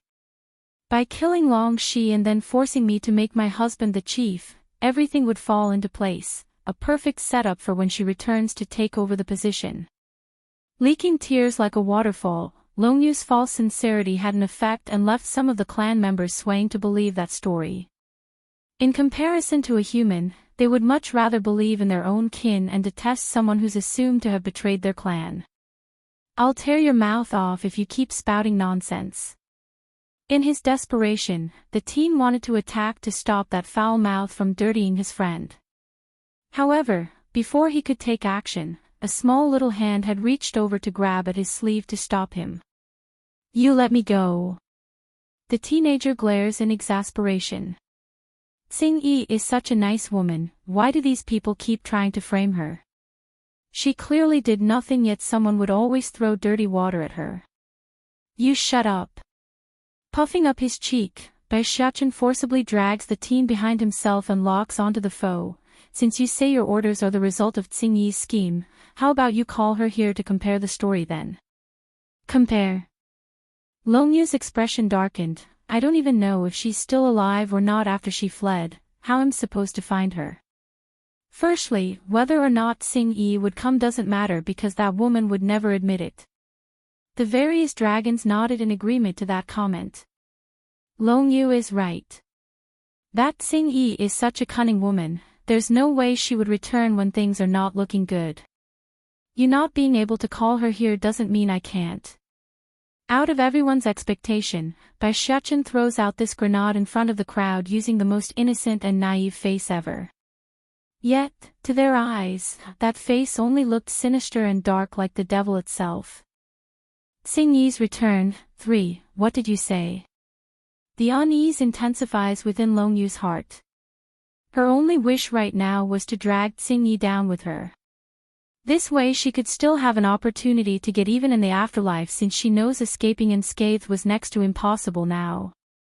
But based on that sentence, it's almost like this little guy knew her or something. Mother! Suddenly the kid cries from out of the blue and ran towards a certain direction. Mother! Their gazes followed the kid's movement and eventually fell upon a woman. Mother, I found Dragony on my own, did I do good? Donning the biggest grin, the kid looks up with his arms wrapped tightly around the woman's waist. Unable to bear this adorable picture, Bai Yan swiftly pulls her son in for a peck on the cheek. Xiachen is mother's best child, so of course you did well. Then compared with Batty father, am I mother's favorite? Sparkling in his big blue eyes, the kid couldn't wait to hear the answer. Sure enough, Bai Yan didn't hesitate in the least and blurted out the answer. Of course you are mother's favorite. In that very moment, Ditsang's expression could only be called a black hole. That's how dark it has become after hearing his wife's response. Moving over to pick the brat out of his mother's arm, the man readily tosses the boy down to the ground in order to possessively pull the woman into a tight embrace. This is my wife. If you want to be someone's favorite, then go find your own wifey. Mother, all pitiful in his appearance, the little steambun sounded aggrieved by this maltreatment. I don't want a wifey, I only want mother. Bai Yan could literally feel her heart melting away at her son's adorable appearance. Hurrying to bring him into her arms for a warm embrace. Until you find a wifey you will always be my precious baby, so don't worry. That only made it worse because that wasn't what the kid wanted to hear. Ready to cry at any moment. Then does that mean if I find a wifey you won't take me as your precious baby anymore? I don't want a wifey, I only want to accompany mother for the rest of my life. I knew it, mother only has Batty father in mind now that he's here.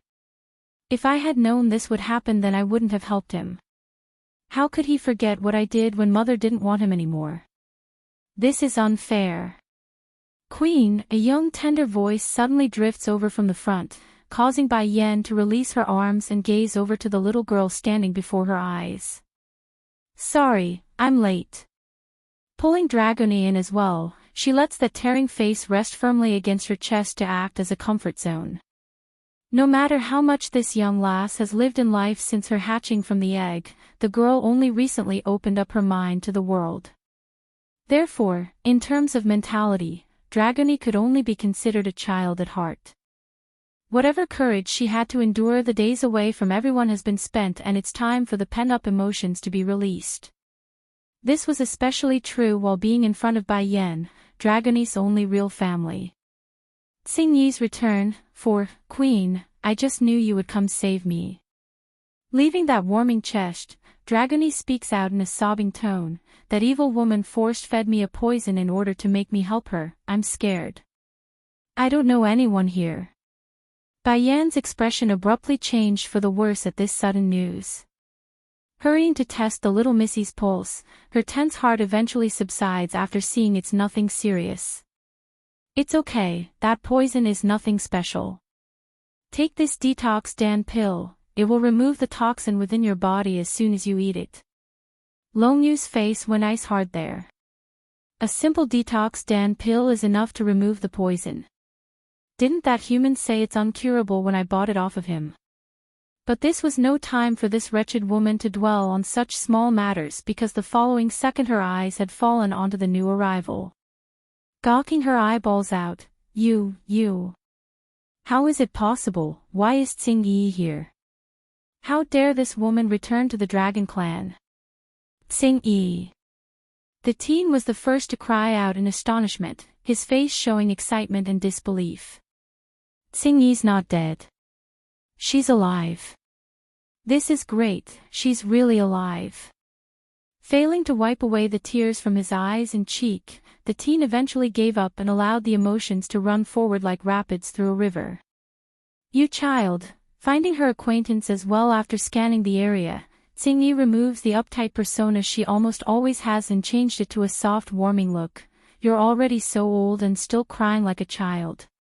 But then again, your appearance hasn't changed in the least after all these years. You. Sobbing, the teen rushed over to the woman whom he's been missing dearly until even his cries had turned into an incoherent laugh. Teacher Tsing-Yi, I'm so happy you're alive, I'm so happy. I never thought I would be able to meet you again in my lifetime.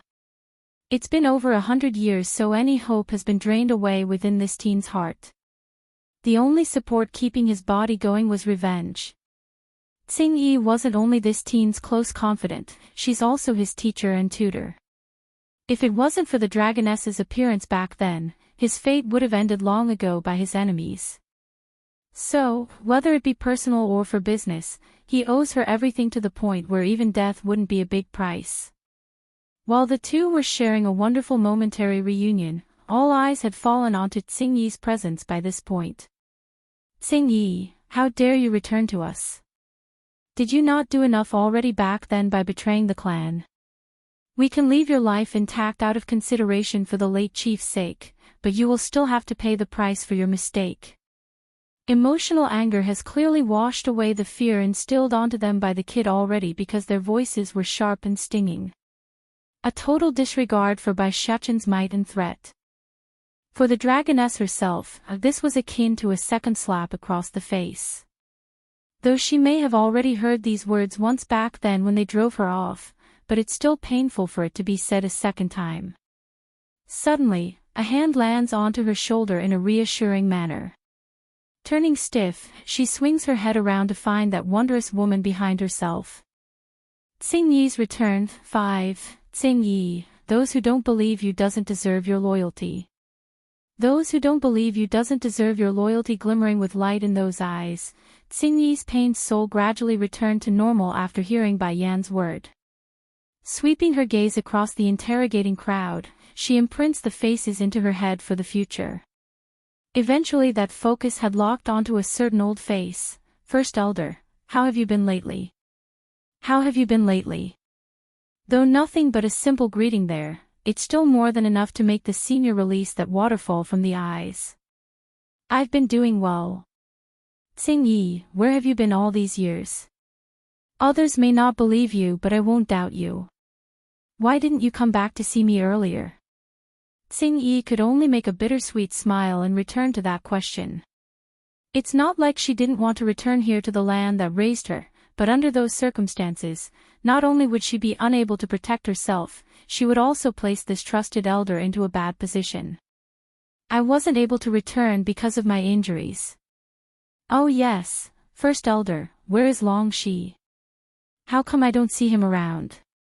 Slightly frowning in the face, the dragoness wanted to find the young lad who used to follow her around wherever she went. According to reason, Long Shi should have been of age and married by now, per APS even with children. How come he's not around when a commotion like this is taking place? The First Elder was uncomfortably stiff in the face because the grief still hasn't left his old eyes. Then before this poor father could explain what has happened to his son to the dragoness, several infuriated voices had cut in. Don't pretend anymore, Tsing-Yi, you had Long Yu kill Long Shi and his wife, so why play dumb? You're the worst for not even letting their daughter off. Boom! A surge of dangerous might promptly explodes out of the woman's clothes, causing even the bravest to flinch at this display. What did you just say? Long Shi's been killed by Long Yu. Those who openly taunted her were thrust into a pause for thought while their hearts shuddered at what she meant. This woman's expression doesn't seem to be fake. Can it be, Long Shi's death isn't related to her? Long Yu killed Long Shi. Her explanation is that everything was orchestrated by you so that you can return and take over as the chief after you poisoned her. The sentence was like swords, penetrating straight into the dragoness's heart and causing excruciating pain. Whether it be when she was framed or seriously injured, Tsing-yi has never felt so distressed before. The main reason being that little lad whom she treats as her own brother was now dead, and it's all her fault for returning so late. Tears inexplicably began to trickle down the woman's cheek. You killed Long Shi. Tsing-yi's voice became bone-chillingly cold as she raised her sword at the murderer, so you must die as retribution. Taking 2 steps back in a panic, Long Yu frantically cries out, what do you want to do? You can't silence me just because I exposed you. Everything I did was at your order. You can't do this to me. Ha ha ha. Tsing-yi bursts out laughing, her voice echoing across the entire undersea mountain. There's madness and there's sadness, but more than anything there's a layer of water that wouldn't stay nor leak out from the eyes. That year, you claimed that I colluded with Emoshi to betray our clan, but then I want to ask, why should I? I am my father's daughter, the future chief of the dragon clan. Once I take the seat then all of you will need to honor my orders, so why should I betray the clan? Tsing-yi's returned, 6, but you all, Tsing-yi's chilling smile swept across the many dragons present, believed her words without a second though. And now, this woman is claiming I ordered her to harm Long Shi so that I can take over the position as chief with ease. Where's the logic in that? The gathered crowd were left completely silent. Some were shocked by this revelation while some were too ashamed to utter a response. Compared with humans, dragons on the other hand rarely uses their brain to think due to their nature of being an animal at heart. Back then when Long Yu's husband Xiang Luo claimed of the dragoness's betrayal, they were all convinced with ease and never doubted the idea. But now that they're thinking it through, it has quickly dawned on them that there are many potholes to the story. That's right, Tsing-yi was the next dragon chief anyways. Why should she betray the clan when she only lacked a ceremony to become official back then? It's me. It's my fault that Long Shi is gone. Slowly closing her eyes, Tsing-yi revealed immense pain on the face. If I was still here then none of you people could have harmed him. But the dragoness's wish could only remain a wish. Back then these dragons didn't even give her a chance to explain before attacking her. If she didn't flee for her life then the only thing left of her would have been a corpse. And now on her grandiose return, those whom she thought as her own family was now gone, the little nosy child whom always followed her everywhere was now dead. Suddenly, Tsing-yi shoots open her eyes with lines of blood filling up those pupils. Taking advantage of everyone's absent-mindedness due to her words, the dragoness had already come before Long Yu's face and stabbed her blade ruthlessly against that chest. Poof!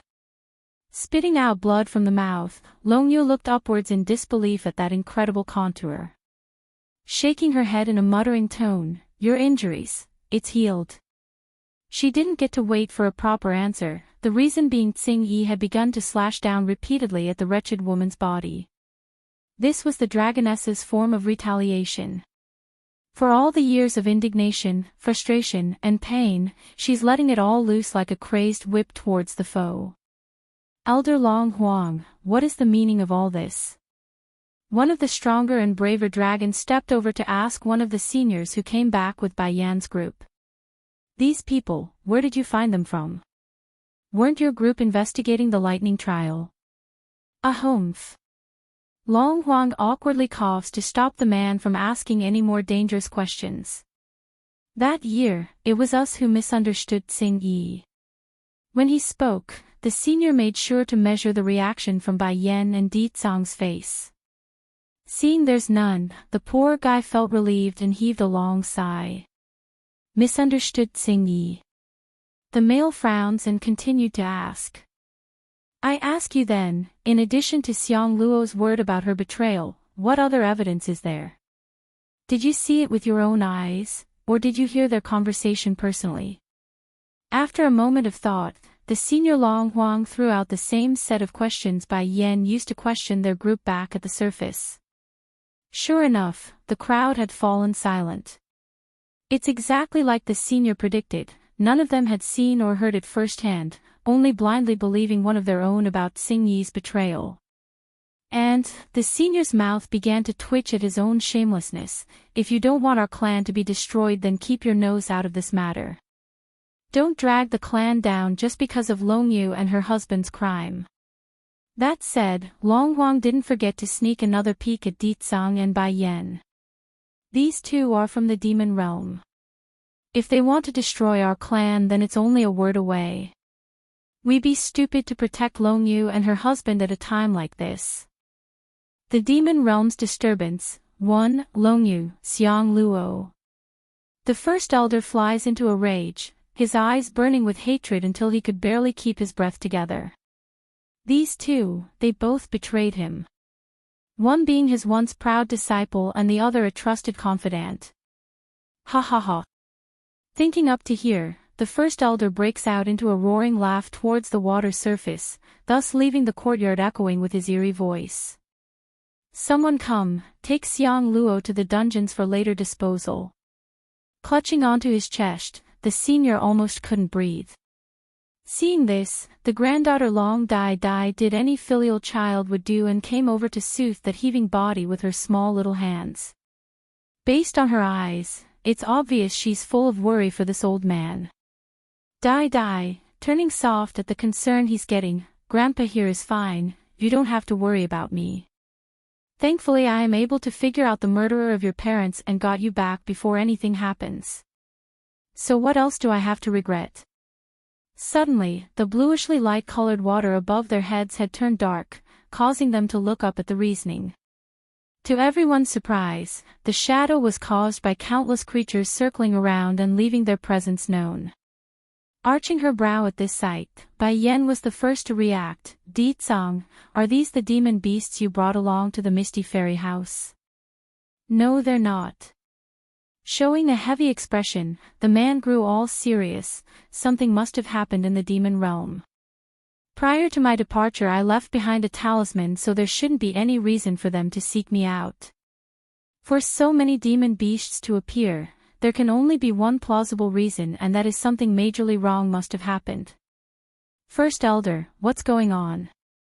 Many of the dragons here started to panic as a result of this strange anomaly. They know, if those demon beasts above the water swoops down and attack, then they would be doomed. Showing dismay as well like everyone else, the elder appeared worried. I also don't know what's happening either. We have kept to ourselves for so many years that it's next to impossible to know what's happening in the outside world. What's more, where did this many powerful demons come from? There shouldn't be this many powerful ones out in the human world to begin with. Then before anyone could go investigate the matter, something unimaginable occurred. The water had split apart to create a pathway. This was by no means an easy feat. By combining the efforts of every bird in the vicinity, the gusting wind had become so strong that the water was now being repelled to the side like a tunneling wall and created a path for the one leading the pack.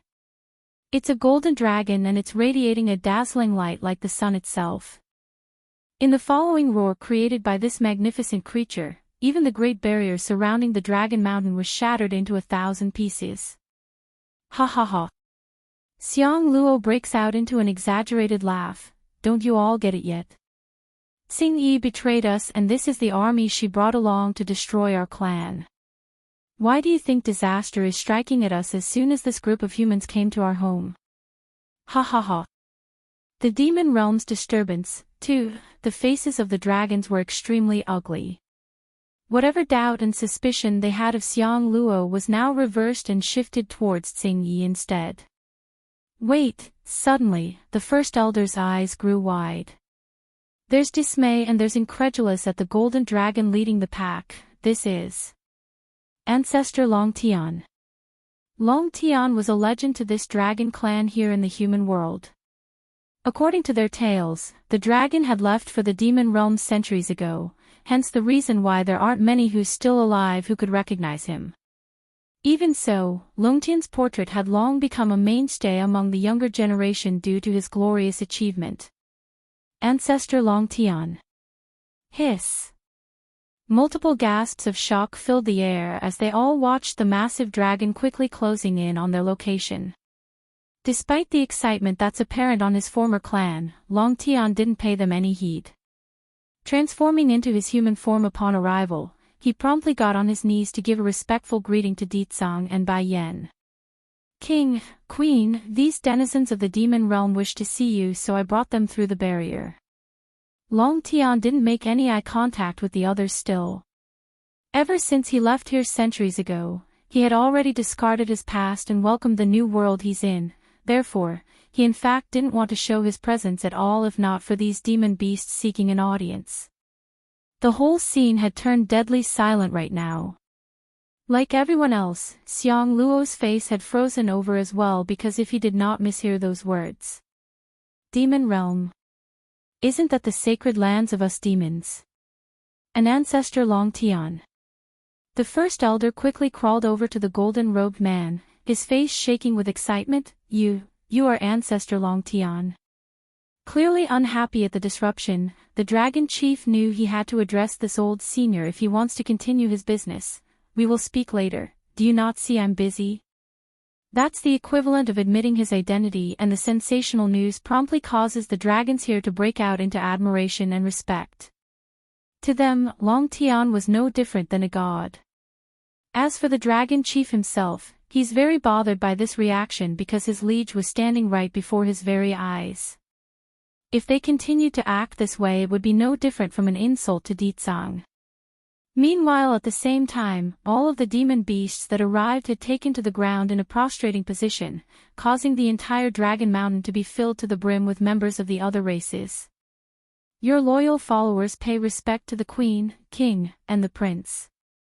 The voices of the beasts rang across the mountain in a long-lasting ring. What happened? Deep in his voice, Ditsang's aura grew dominant and overbearing. King, something has happened in the demon realm.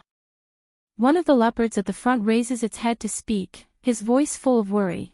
Since that day when the seal around the demon realm broke apart, many of the denizens who didn't belong to the major clans began to flee into the human world. We fear the situation might cause unexpected events, that's why we are here to report this to you. Aside from the major clans that make up the main fighting force of the demon realm, there are also another group that doesn't belong to any factions. Whether or not they're powerful doesn't matter, one thing's for sure though, they aren't able to fit into the norm, hence their exclusion. The demon realm's disturbance. 3. So you all came to find me because of this small little matter. Ditsang furrows his brow at this. It's not only that. Sensing the displeasure in that tone, the leopard hurries to explain themselves before it's too late. Aside from the ones who ran off into the human world, a group of unknown individuals had also appeared inside the realm. They're very powerful and is wreaking havoc across the land. We are afraid of returning to the demon realm with them there. For Ditsang, his first instinct when hearing this piece of news was that the forces from the celestial realm has arrived. Should we make a visit back to the demon realm? Bai Yan suggests with an open frown as well.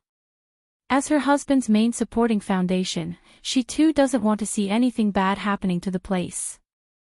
Stay here and wait for me, I'll return very soon. Tightly clenching the woman's waist, Ditsang's voice was soft and unwilling. You. Bai Yan became dreadfully emotionless in her voice. What did you just promise me? Whatever happened to he's not going to keep anything hidden from me. Okay. Seeing there's no room to change his wife's decision, this great demon lord could only relent and grinned at this. One for the strong personality this woman has, the other for the strong level of attachment he's now receiving. Then let's go back together. Taking this all in while being in his mother's arm, Bai Xiachen knew exactly what this meant. Hurrying to state his claim by burying his small little head into that bountiful chest, Mother, you can't leave me behind, I also want to go back to the demon realm. Of course my son, we're going back together. Ruffling up the boy's hair to show her affection, Bai Yan's tender smile said it all. Tsing Yi, I'll leave the matters here for you to personally deal with. I believe no one is going to stop you this time, so I'll send for you when you are finished. Mother, Bai Shuchen tugs at her sleeve then. Shouldn't we go back to the Holy Land to pick up Little Rice and that tigress Huang Xiaoying? No need, we will come back for them afterwards. One hand holding the little steam bun, the other dragony, Bai Yan happily acted her role as the parent. Di Tsang, we're ready to go now. 1 second, slightly narrowing his eyes, Di Tsang's sight eventually locked onto the small bottle in Xiang Luo's hand. Long Yu's husband had lost his wits as soon as he became aware of these people's origin, but now to be the focus of attention of the great demon lord, it's only normal for this coward to shrink that neck to lower his own existence. You're the king of the demon realm. All of this is that foolish Long Yu's fault. If she didn't stupidly claim that girl surrendered to a human, then I wouldn't have taken the matter so lightly and throw myself into this mess. Yes, this is all her fault. Downright expressionless, Di Tsang slowly strode towards the cowardly man that's shivering all over at his every step. It's no surprise one would fear this demon lord, but for one to pee their pants would be a first, and this Xiang Luo actually pulled that off. Now there's a foul smell staining the air. Swoosh! Right when Di Tsang was only several steps away from his target, an invisible force immediately flew out from his body, causing the bottle to fling out of Xiang Luo's possession and onto the demon lord's palm.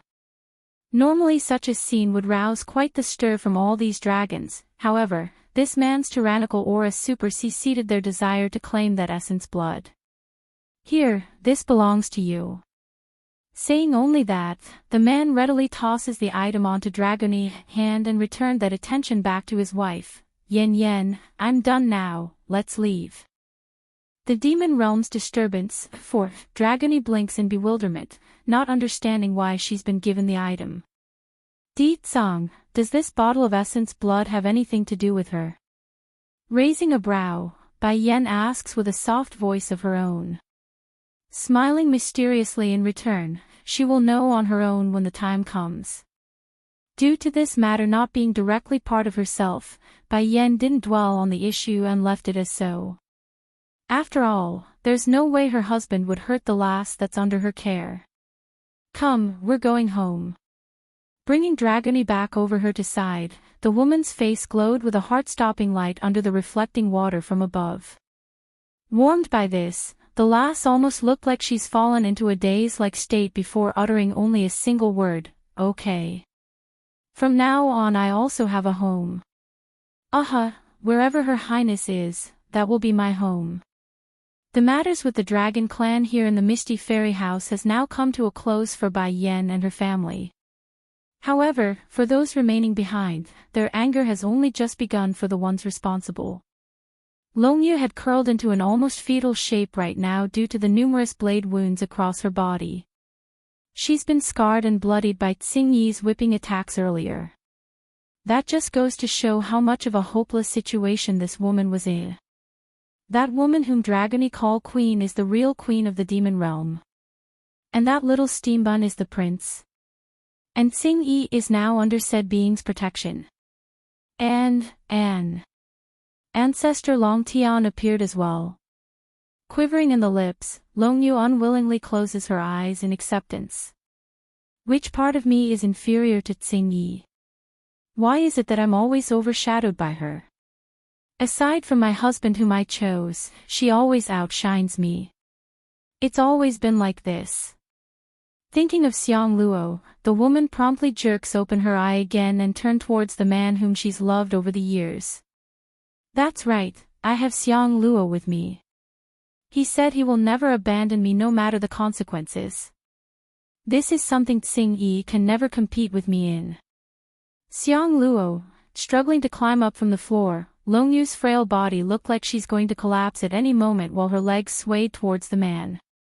This time I truly lost everything, but I still have you. A pigment of sorrow blooms within her pained smile. My only hope now is that in the next life we can start over again. I'm sure we can soar through the heavens. Her trembling hand reaches over in a vain attempt to stroke the man's handsome contour. However, what returned next was a ruthless slap across the woman's face.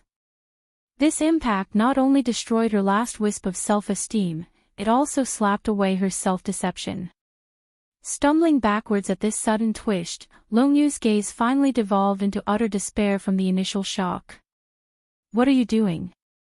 She slightly closes her eyes, allowing the tears to trickle down the side without knowing it herself that she's crying. "I forsaked everyone, betrayed those closest to myself, and for what?"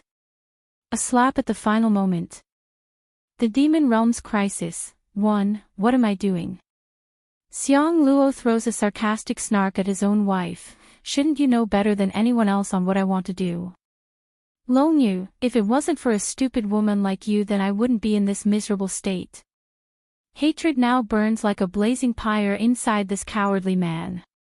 It's as if he's facing the murderer of his own family rather than his own wife. This reaction dulls the woman's mind because she never expected this man whom always spouted words of forever true love would abandon her like so, and to show such hatred too. First Elder, Xiang Luo swings over to the senior in ruthless might. "The matter is all this woman's fault. I have nothing to do with this and I am only involved due to her involvement. No matter what the clan wants to do with her, I have no objection."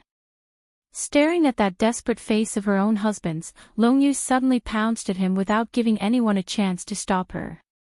Those eyes were heinously red from the disgust she felt from the betrayal. "You heartless dog! I did everything for your sake, how can you do this to me? I'm going to kill you." Biting down at the man's arm, this wretched woman completely tears off a piece of that flesh and causes a burst of blood to come gushing out. It's gory and unsettling. "You crazy woman!" Without mercy, Xiang Luo returns with a kick of his own. Those eyes radiated a fierce killing intent that resembled nothing like one whom should be protecting his own wife. "Heartless bastard, even if I die I will drag you down with me." Longyu has now devolved into a vengeful banshee. No matter how wretched she was at heart, any woman who's been betrayed so openly would hold a grudge. "Shifu," turning to her own mentor, "do you want to know how your son died?" "I'll tell you. It's true, Long-Shi was killed by me in Xiang Luo's very own hands. In order to make him the chief, I betrayed you and everyone closest to me. Are you happy? I gave up everything for this animal, just so he can betray me at the end." Ha ha ha. As she laughed in hysterics, those tears soon changed to trickles of blood instead. That's how torn and regretful this woman has become. Why bother to regret now when you knew your fate would be like so if caught? Stepping forward, Tsing Yi's face revealed a frosty smirk. "It's bad enough that you framed me back then, but you never should have killed Long-Shi and his wife. He never deserved such a fate because he never thought to serve as the chief." Longyu shuddered for the third time again today. She knows, after learning of Bai Xiaochen and the others' background, there's no way for her to get out of this hot mess. So, she didn't even try to retort against that remark.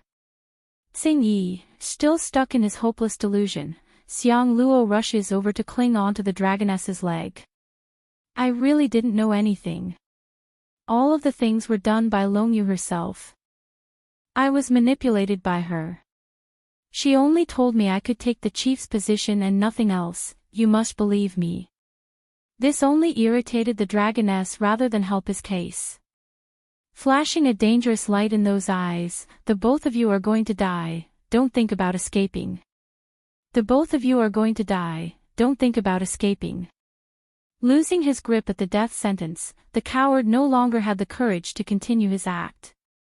Scrambling to get off the floor, he makes a hard dash for the outside in his futile attempt to flee. Unfortunately for this bastard though, two of the stronger males had already blocked off his path ahead of time.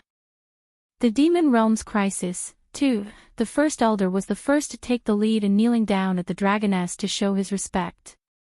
"Hail the chief! Hail the chief! Hail the chief!" The rest of the clan members quickly did the same after seeing their de facto leader surrendering. Standing there with her hands behind the back, Tsing Yi remains emotionless under the glistening light of the sun's ray breaking through the water's surface. "Rise all of you. First, I want Xiang Luo and his wife detained inside a secure dungeon. Afterwards, go locate every single individual who was close to them over the years while I was gone. I want to know who they are and what they've done with the two. Everyone's hearts shuddered at this order. They all understand that this was the signaling of a clean sweep. The woman intends to clear out the corrupt factors within the clan. Chief, let me handle this matter. It's time we cleaned out the corrupt variables within the clan. Bellowing out a hearty laugh, the first elder volunteers himself for the job. Affirming the idea with that sound. I have another news to announce as well. After this matter is over, the clan here will merge into the one over in the demon realm. Now that the seal is broken, all demons are one, so there is no longer a need for two dragon clans. Also, I am not your chief. The first elder didn't take the last bit so well. Showing dismay, but where are you going? Curving her lips into a smile at the thought of her own future, I of course am going to follow the one I swore loyalty to for the rest of my life. After I'm done dealing with Long Yu and her husband, anything else that happens with the clan is no longer my concern. I only have one identity thereafter, Bai Yan's familiar beast. Demon Realm. A woman wearing a flaming red dress was currently frowning at the bunch of people in front of herself. Go back, all of you. I cannot leave this sacred mountain. But Lady Suzaku, fourth elder, smiles wryly. First elder left with state teacher to some unknown place, and most of the palace guards are away with the princess. Now there's only Tiger Chief Huang Che-mu and the other remaining elders to stand in defense of the palace. If things continue like this, then that wild lass from who knows where really will topple us demons.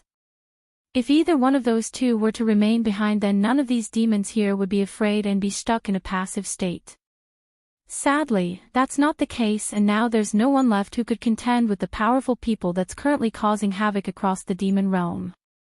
That woman is from the celestial realm. Suzaku, Phoenix, turned heavy in the face as anger brewed inside those eyes. If not for those from the celestial realm, then King and Queen wouldn't be separated for so many years, nor would us the four sacred beasts be separated by life and death. The vendetta has long been made between this Phoenix and those Celestials. Unfortunately for her, she's unable to leave this demon mountain to exact revenge. They should be from the celestial realm. Now that the seal is broken, anyone is able to freely leave and come as they please to our domain. Since the human world wouldn't have this many powerful individuals that could rival our own, I believe they are. The fourth elder answers with a sigh after some contemplation. Thankfully, I sent away some of the most talented members from the various clans prior to this incident, otherwise they will die in vain at this rate. In the fourth elder's mind, his opinion was that if they couldn't beat the enemy, then the next best option would be to reduce the losses until their king returns to save them. Gleaming a cold light in her eyes, Suzaku eventually loosens her tightly knit brow. Don't worry. Although I can't leave this mountain, that doesn't mean I'm unable to fight. Lure those people here and I will deal with them personally. The Demon Realm's crisis. 3. Suzaku's an indifferent person to begin with. Ever since she parted ways with those whom she cared for 1,000 years ago, she's had no extra feelings left for these in the Demon Realm. However, this place remains to be the precious domain her queen wishes to protect. That reason alone meant she couldn't turn a blind eye. What's more, the wild lass coming out of the fourth elder's mouth might be from the celestial realm as well. Arching his fist in delight at the notion, fourth elder didn't think twice about the offer. Then we will have to bother your ladyship. That said, the group quickly got up from the floor and departed from the mountain. At the same time, a ruckus had erupted outside the palace gate. Doors flung apart to one side, an old lady was left stranded on the ground with her crutch due to the fall she took. This granny kept calling out the fact that it hurts due to this. "Ma, are you all right, Ma?" Tiger Chief Huang Che-mu grew furious at the sight. After confirming his own mother was fine, the man immediately locked eyes onto the ones responsible in front. Their demeanor was no different from gods looking down at some peasant. That's how egotistic their attitude was, especially the girl wearing the pink dress at the middle. "Quit straggling around the entrance. Hurry up and scram before I get mad." An old man next to the girl stepped forward to holler out this demand. Huang Che-mu had to fight hard in order to suppress the urge to pounce at the rude old man. Of the multiple clans that's willingly to stand up to these invaders, his tiger clan had suffered the greatest casualties and damage. If not for the fourth elder being smart and sending a large flock of their underlings out to the human world for help, they would have already thrown themselves at the enemy regardless of the price. Chief! The tiger guards behind their leader all drew their weapons, those blades ready to go at any moment. Let's strike out at these bastards. When the king and queen returns, they will surely get revenge for us. When have us demons suffered such indignation? These bastards are only acting out because His Majesty isn't around. If state teacher or first elder is still around, they would never dare to go wild on our turf. That's right, nothing but a bunch of cowards that only know how to pick on the weak. Us demons haven't fallen so low that we would be afraid of such people. The impudent words from the invaders has definitely angered those standing here in defense of the palace. Right now, a single word of consent was all that's needed for these loyal demons to charge forward, even if that means their own death. Huang Che, old Madam Huang, what are you two doing? Right when the tiger chief's about to make the gesture to attack, a familiar voice rings out from the rear, causing that hand to halt in mid-action. Elders, old Madam Huang hurries over to the group of seniors. Is the queen back yet? Where's my granddaughter, is she back as well? The demon realm's crisis, for, in order to pursue her own love and future, Wang Xiaoying, Tigress, had left the demon realm along with Little Rice and Bai Yen back then of her own accord. As a result, this poor grandmother could only come to the palace every day seeking information on whether or not her granddaughter has returned. Watching the trembling old body of the woman that's making an almost praying gesture with those hands, the elders present all sighed at this picture. In the end they decide to spell the truth: the queen hasn't returned yet. In that instant old Madam Huang seems to have aged considerably as her hands hung powerlessly back to her sides. Ma, feeling his heart tightening up, the tiger chief attempts to help support that unstable body. Don't worry Ma, Xiaoying is with Her Highness, so there's nothing to fret. I'm sure they're all right and will soon be back. Naturally this didn't work despite the effort. She's heard it many days already since the day her granddaughter ran away from home. What were you people doing just now? Fourth elder frowns as he eyed the bunch of unwelcomed intruders at the front. According to the elder's assessment, the girl in pink should be the one in charge despite the other seniors nearby being incredibly more powerful. It's almost like he's confronting a tsunami just by staring at their aura. Fourth elder. The tiger chief grits his teeth. This bunch of bastards hurt my ma. Truth was, this filial son had wanted to send this old grandmother out to the human world as well in search of Huang Xiaoying. However, age has always been a bitch when it came to travel, so the notion was quickly dropped after putting all the details on the table. You people have already kidnapped a lot of us demons away during this time, why do you not spare even an old granny? The one to cry out was the fifth elder. Beard shaking, this one had flames of hatred in his eyes. The girl returns with a snarky smirk. I did catch a lot of demon beasts to form contracts, that's true. However, all those are too poor in terms of quality, hardly worth of my noble status. What do you want then? The fifth elder's fist starts making a crunching sound from the tense grip. Very simple, fiddling with a pang of her hair, the girl smiles brightly despite her next words.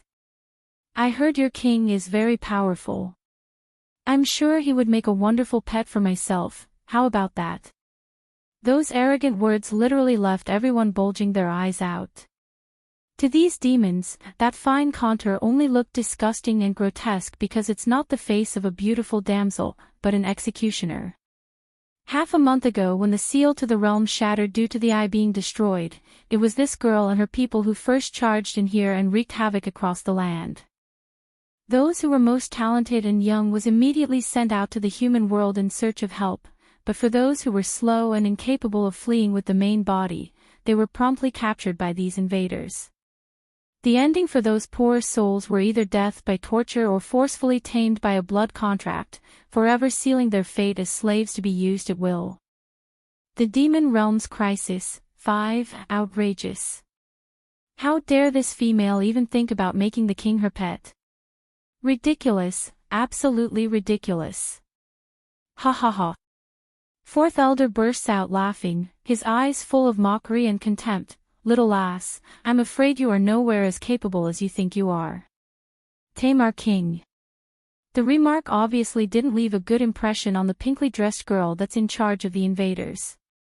Darkening in the face, only a bunch of animals, what ability do I need in order to tame a beast? But know this, even an animal can have their status raised by having a proper owner. My identity is unquestionable, so your king will also rise in order. If that king of yours return and find out you're hindering his wondrous future, then I can already see him killing you first. Seeing the other elders are quickly losing their temperaments as well now, fourth elder hurries to block off their movement with his hand.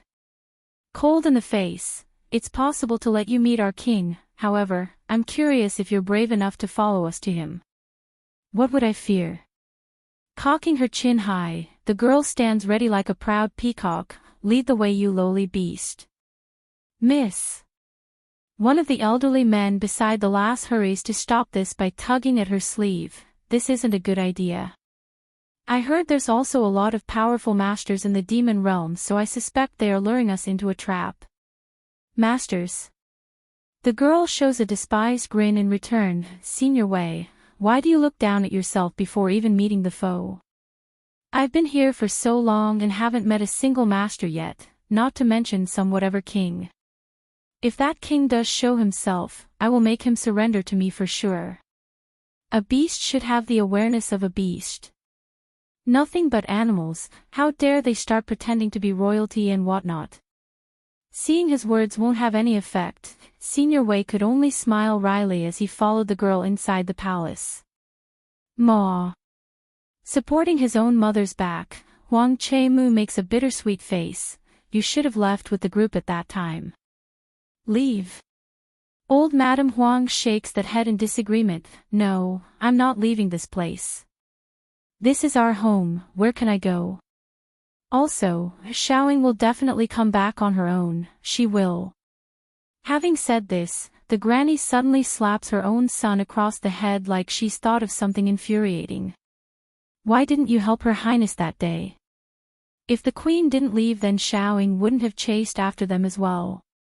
This is all your fault. The tiger chief didn't have any words to soothe that ire. It's not like he didn't want to help, rather he only learned of the fact after the matter when Di Tsang flew into a rage. Ma, you know I didn't know about the matter until it's too late. Rubbing the back of his head, the tiger chief felt like he's being wronged. Sending a glare at her own son again. When Xiaoying comes back, you are not allowed to yell at her or punish her. It's all because of your poor attitude that she ran away from home. But the girl clearly ran away in pursuit of that white cub. What does it have to do with my attitude? Whether or not this discussion's up for debate wasn't a choice because the granny had started to walk towards the palace as well. Ma, what are you doing? The tiger chief grew anxious at this sight. Pulling at his own ma's waist to stop her. This is too dangerous. You need to go back to the residence. Grinding her molars. You can go back if you like, I'm not leaving. These bastards are too much. How dare they go after the king with their filthy thoughts? Finding there's no way to change her mind, the tiger chief knew he's better off letting her do as she pleases. Following from behind like a good boy, the mother and son duo went off into the direction of where the elders disappeared to. The Demon Realms Crisis. 6. Base of the mountain. The hearts of these elders were all thumping with excitement for they're so close to their goal. However, things don't always pan out the way one wishes.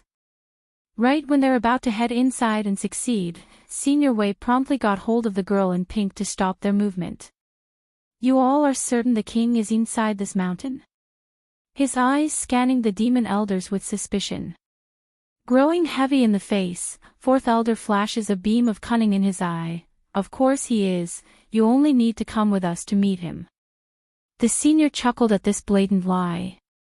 Turning his attention back to the lady, a devious smirk appears. Miss, the terrain here is too complex and rough, you shouldn't bother yourself by going up this mountain. Since their king is going to be your pet anyways, have him come down instead. One should know who is the owner and who is the pet. This idea promptly causes the Missy to light up with glee in her already unpleasant face. She was being impatient earlier, so the notion of setting an example never even crossed her mind. That idea is perfectly logical. Where's your king? Tell him to get down here to see me.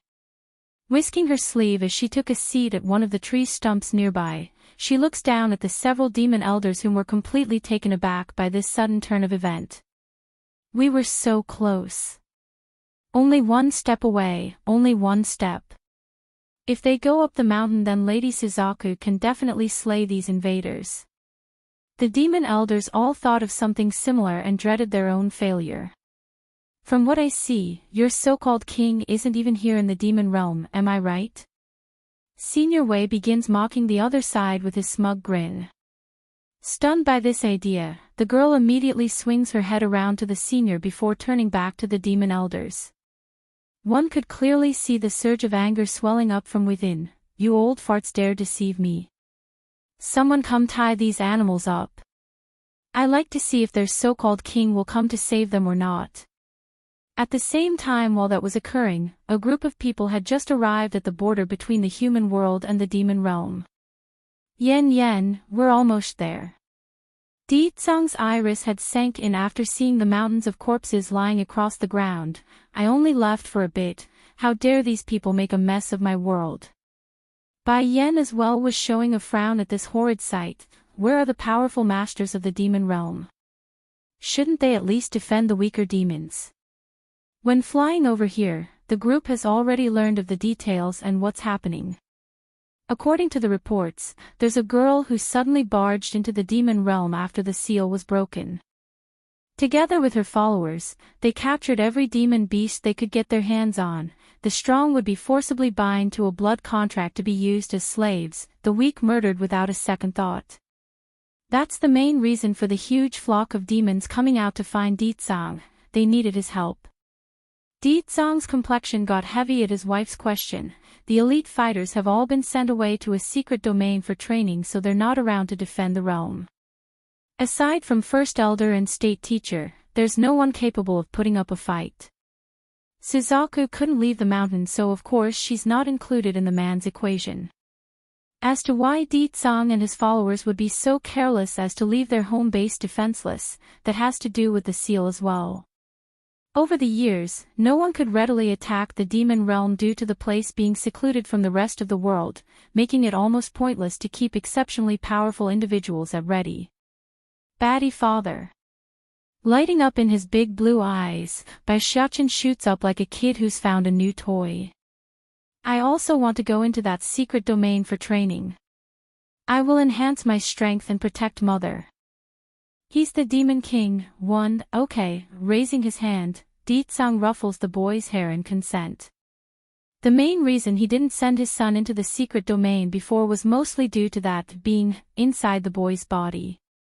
Now that it's being restrained using his own powers, there shouldn't be any problems for the time period. Demon Mountain. A group of guards now surrounds the members of the Elder Council, causing the atmosphere to be tense and critical. Ha ha ha. Fourth Elder suddenly breaks out into an eerie laugh of cunning. So what if our king isn't here? Now that we're at the Demon Mountain, you people can't do anything to us anyways so long as we take a few more steps upwards. That's right, they are effective safe already due to Suzaku being only a few meters away from being able to attack. If they forced their way out of this encirclement, then no harm would come to them. Growing heavy in the face, Senior Wei wasn't going to take that threat lightly.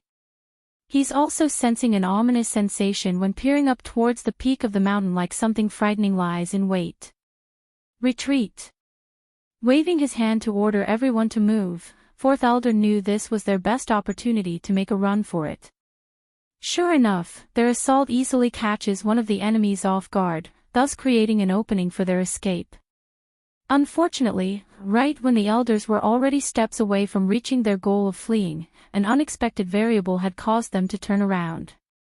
It was old Madame Huang. The granny has been taken hostage by that Senior Wei with his deathly grip around the woman's throat. I heard you animals put a lot of emphasis on feelings. Don't tell me all of you are going to abandon this one to her fate. Ma. Huang Che-mu was the first to cry out after coming back to his sense. Inwardly, he was hating himself for not doing a better job of convincing his own ma of leaving instead of tagging along. Now not only was everyone stuck in a situation as a result of his moment of softness, she's also in danger. Do you have no shame in threatening an elderly? Let her go now. The one speaking out was third elder, his voice seething with rage when eyeing the perpetrator. Senior Wei sneers at this. You think I'm stupid or something? I know very well you're trying to lure us into that mountain. I don't know what's in there, but my intuitions are telling me it's either a trap or something dangerous. If you want this old hag to live, then come down from there this instant. Changing in their faces to a fearful white, fourth elder and the rest never expected this old man to be so vigilant. Just getting close is enough to sense the danger. You let go of my ma, the tiger chief rushes the person with fire in the eye.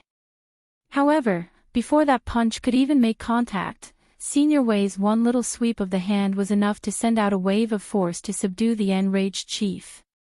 Sprawled onto the floor like a beaten cat, Huang Che-mu could not budge an inch, only spewing blood from his mouth and making a deathly glare with those bloodshot eyes. Let go of my ma. Compared with her son's resentment and panicking appearance, old Madame Huang was rather calm there. She's experienced a lot over the long years of her life, so death wasn't something she's afraid of. You people think I'm afraid of death or something? You're wrong. Son, go back to the elder's side immediately. My granddaughter cannot be without family after my death. He's the Demon King, too. Old Madame Huang has no regrets about coming along.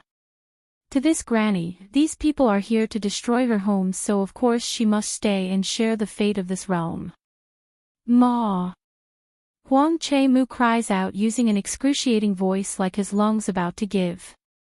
He's listened to his mother all his life, but this time he couldn't, not by abandoning her. I told you to scram. The granny grew furious over her son's disobedience. Her eyebrows had long become white due to age, but now with this devastating event and her granddaughter's departure, old Madame Huang's previously well-maintained face was now haggard at this point. Want to go? Too bad for you people, leaving is not an option. Senior Wei mocks them with a sly grin. Think this over quickly, watch me kill this old granny or come down from that hill to save her, pick before I make the choice. The elders present had all stopped in their footsteps by now up at the hill, their eyes watching the stubborn old madam and her son struggle. Grandpa Wei, the girl impatiently frowns, why are we wasting time on these people? Let's just go right up and deal with them, there can't possibly be anything dangerous on a tiny mountain like this. Having said that, the lady then began to willfully walk towards where the demon elders are. However, the senior clearly didn't agree and promptly pulled her back in haste. Miss, my intuitions won't be wrong here. This mountain is shrouded in a heavy air and littered with traps. Without a proper trap master with us, we won't be able to ensure your safety. Back up at the hill, fourth elder was growing increasingly more anxious as the seconds dragged on.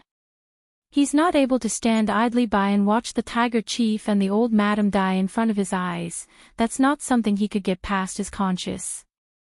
This time it looks like we won't be able to avoid this crisis. Fourth elder smiles wryly as he resolutely walked towards the base again. Chief Huang, I still owe you a favor from before, so consider this as repayment. When his eyes fell upon the tiger chief again, the elder's face looked helpless yet firm, like he's prepared to meet his fate. Although he's ranked fourth among the many elders in the palace, fourth elder was in fact the youngest of the batch. If not for his exceptional talent, he never would have been conscripted.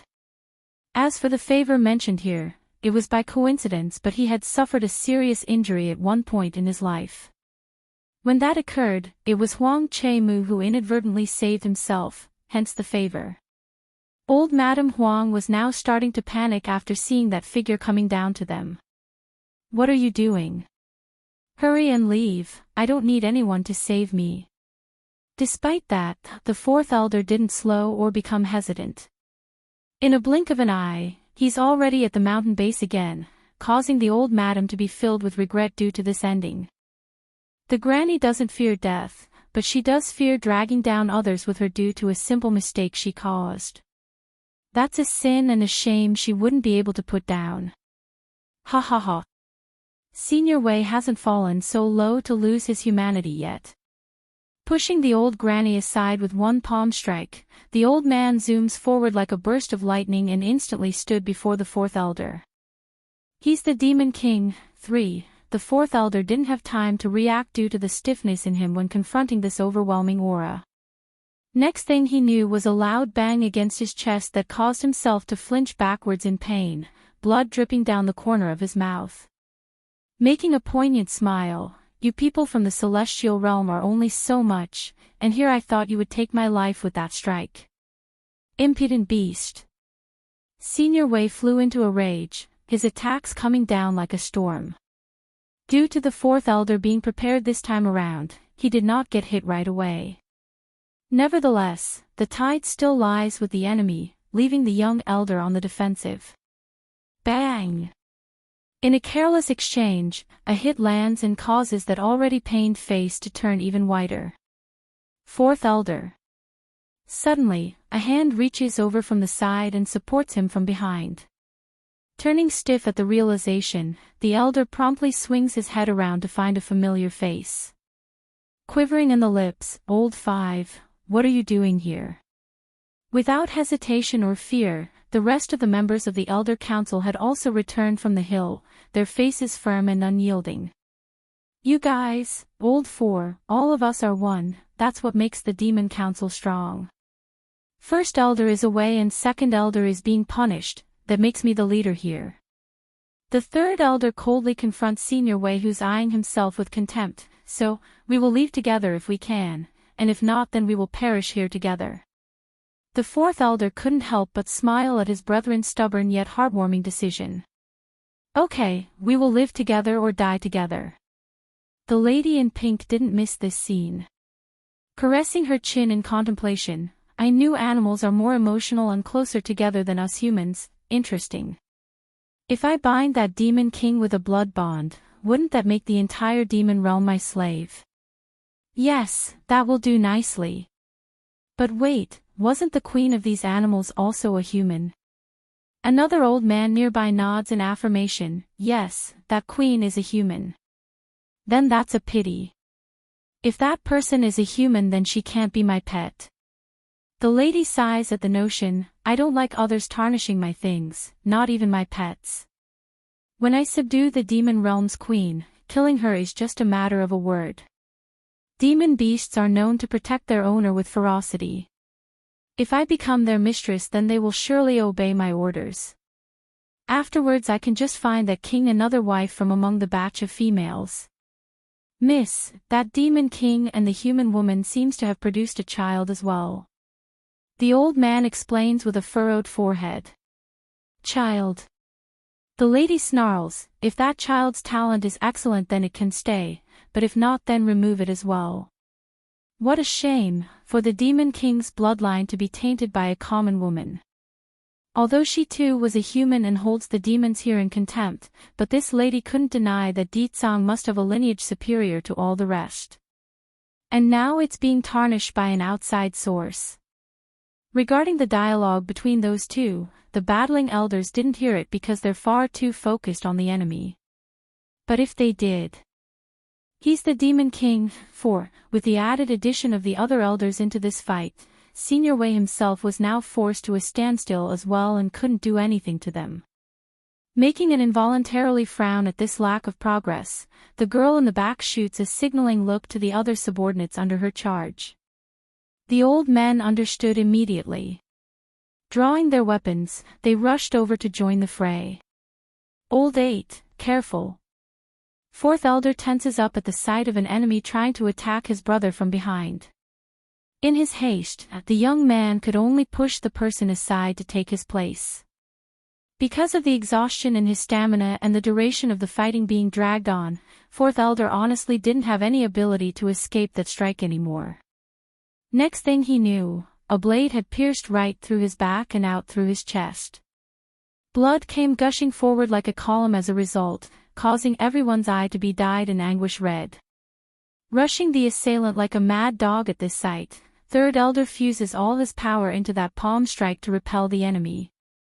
Surprisingly, he actually managed to force the foe backwards with his attack to gain some space despite being the weaker one. Old 4. Catching the injured one before he collapses, third elder could see the man's robe had been stained red by blood. That ghostly white complexion didn't help the situation either. Oof. Fourth elder coughs hard in his attempt to speak. I'm fine, don't worry about me. Hurry and take old Madam Huang up to the Demon Mountain. Scanning the enemies blocking their path again, then back to themselves who are either injured or just barely holding on, third elder makes a bittersweet smile. Looks like it's too late now. Hey! The girl breaks through the crowd, her hands forking that waist like she's annoyed by the delay. I will give you all another chance. Go bring your king to me and I will not take your life out of consideration that you're going to be my slaves. P. Spitting at her words, eighth elder scornfully yells out his response, dream on. Our king will never become someone's pet or slave. You're not him, so how can you make the decision for him? Besides, how would you know he wouldn't want to be my pet? The lady sneered in contempt, saying it nicely he is the king of this realm, but saying it badly then he's no more than livestock. He choo-choo, am of noble status. Him not being my pet is burying his talent, understand? But before anyone could say another word or respond to this outlandish statement, a dark and menacing voice promptly spread across the terrain from the sky, causing even the ground to shudder in fear. You want to make me your pet? Greatly surprised, he choo-choo swings upward immediately to find the source. To her astonishment, that purplish figure and the eye-stunning face had left her speechless. She's already heard of how beautiful and handsome some of these demon beasts could become when taking on a human form, but not to this degree. What a shame, to think such a peerless face would belong to an animal. There's an unconcealed look of disappointment in the girl's eye for sure, but when she saw the female floating there next to the man next, her eyes promptly narrowed into a slit of hostility. The woman up there wore a long dress of red, stunning and beautiful. The pair was a match made in heaven. Needless to say, the second person was the mentioned queen, and the one he choo-choo intends to kill. Mother, Bai Shuchen carefully climbs up from the golden dragon's back and points toward the girl below. Why does she want to make Batty Father her pet? I'm worried that if she does, Batty Father would be so grossed out that he won't be able to eat. He's the Demon King. 5. Bai Shuchen's voice may be very childish and downright innocent sounding, yet it's damning and irritating to this he choo-choo. Grandpa Wei. Grinding her teeth with a livid face, the lady howls out her command. Nodding at that, the senior knew what must be done. Scanning the excited demon elders, then at the Demon King's face up in the sky. As expected, the king of the demon realm is different from these rabbles. If you are willing to submit to my lady, then there will be plenty of benefits waiting for you. Cold in the voice, the senior throws out his idea of a good proposal only to be ignored like he's non-existent. Landing on the ground by jumping down from the gold dragon's back, Bai Yen directly comes before fourth elder to stuff a pill into the man's mouth. Moments later, the blood was quenched and the wounds quickly mending. Queen, the injured individual started to get emotional once the tears started to flow. You're finally back. That day it really wasn't His Majesty's intent, he was framed by another who used second elder to their advantage. We made sure the perpetrator has paid the price. Watching the grim look on the fourth elder's face, Bai Yen sighed. I know everything, that's why I returned. openly sobbing now. This is great. The queen is back and the king won't be so furious anymore. Only a human woman. I'm really curious on why you would become the queen of these animals. Don't tell me it's because you couldn't think things through after being discarded by another man, right? If that's the case, then it's truly a pitiful story. Finding that she's being ignored, Choo decides to forcibly interject into their conversation by using her sarcastic words. Bang! Suddenly, a strong gush of wind sweeps over from the side from out of nowhere. She wanted to dodge out of instinct from this surprise attack, but it's already too late by then. Her body got tossed over into the air similar to a broken kite as blood sprinkled the ground like rain droplets. Miss! Senior Wei flies into a rage, his eyes spewing fire at the silvery-haired assailant. You will pay for this transgression with your life. Shrouded in his own anger, this old fella has apparently become blind to Ditsang's overwhelming and dangerous aura. In a flash, the senior has come before the great demon king to grapple that neck using his talon-like fingers.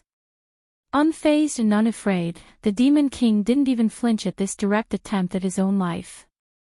Releasing his insane power to enshroud the senior in his own force, a strange and eerie of silvery light seems to have materialized due to the intensity. Poof! None of them could catch what just happened. They only knew Senior Wei just abruptly froze in mid-action and started to bleed all over his body. It's as if innumerable swords had slashed and pierced through his body from out of nowhere. For a while there, the whole mountain was thrust into a deadly silence where even a touch of a feather could be heard. The most astounded here had to be the people brought along by Choo, of course. They were horrified and stunned by this amazing display of power. It couldn't be helped. Senior Wei was the strongest among their group. Without him, what could they do against this demon king? You are not from the celestial realm, Ditsang loudly proclaims. Speak, where are you people from? Third elder quivered at this notion. King, you mean to say they're not from the celestial realm?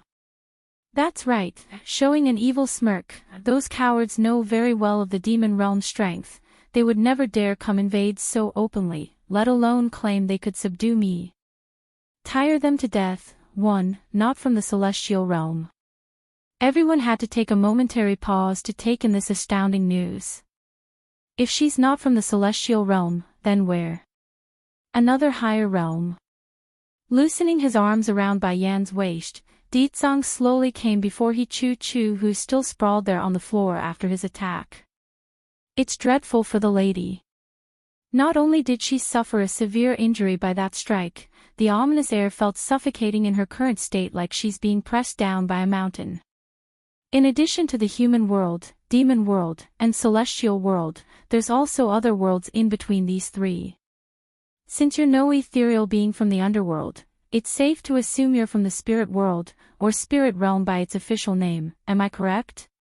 Under that tyrannical gaze, Choo instinctively wanted to squirm away. You? How did you know that?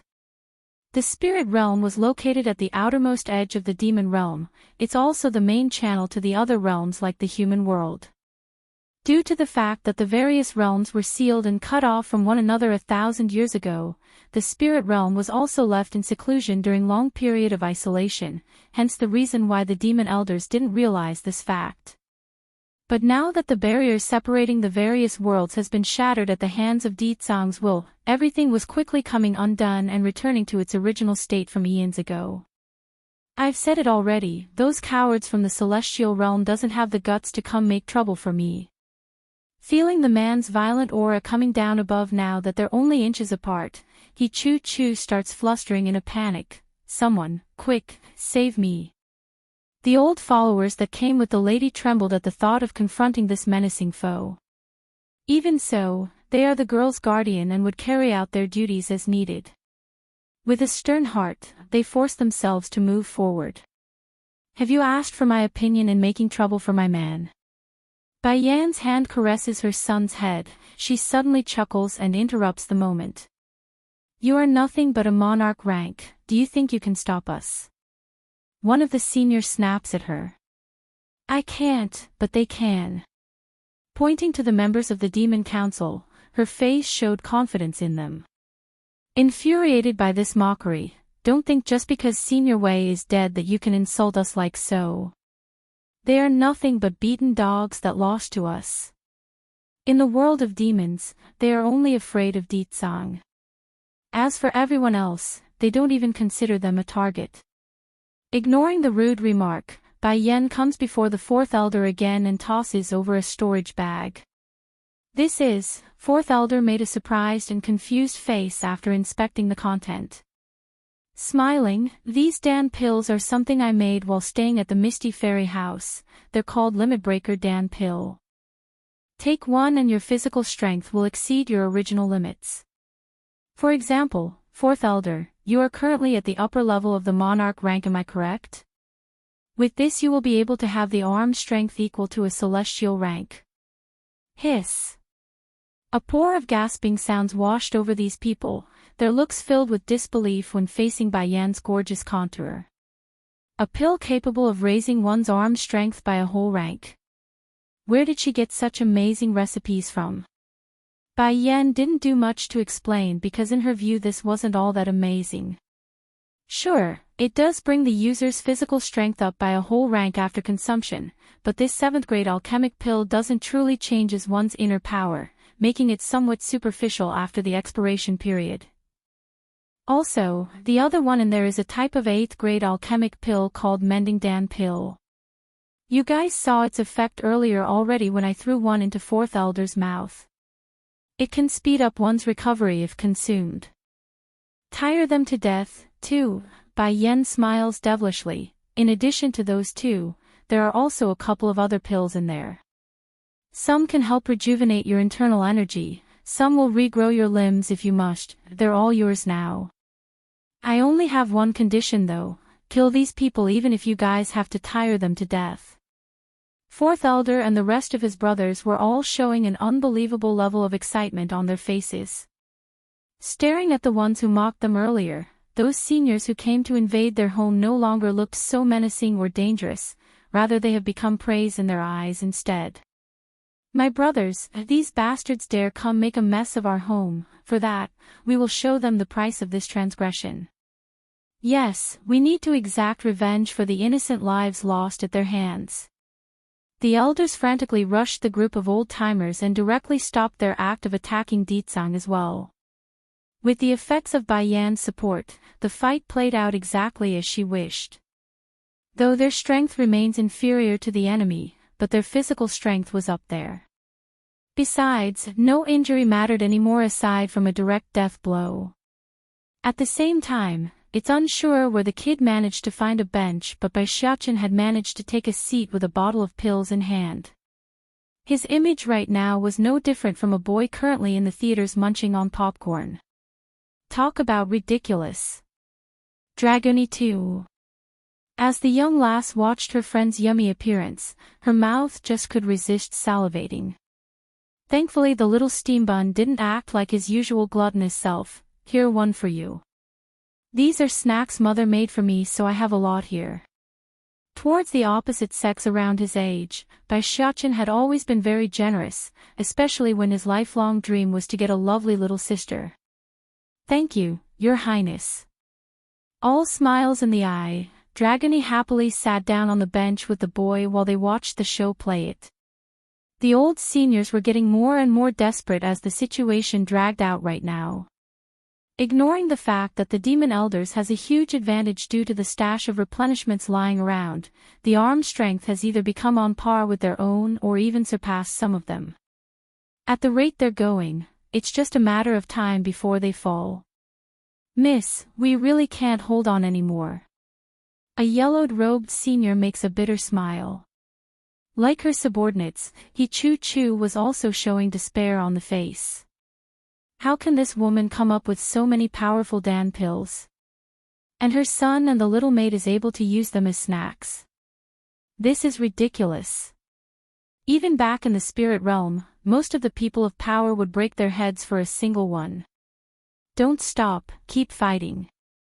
Jumping up from his bench as soon as he saw the foe ready to make a run for it, Bai Xiachen forks those tiny arms around his waist like a bratty child. These bad people wanted to make my batty father his pet and disperse our family. They are not allowed to leave. As the little prince of the demon world, his words held a lot of weight. Therefore, Fourth Elder and his brothers didn't stop their attacks at all and increased the intensity even. Tire them to death. 3. No matter how strong a cultivator was, they're no different from an average martial artist once their internal energies has been exhausted.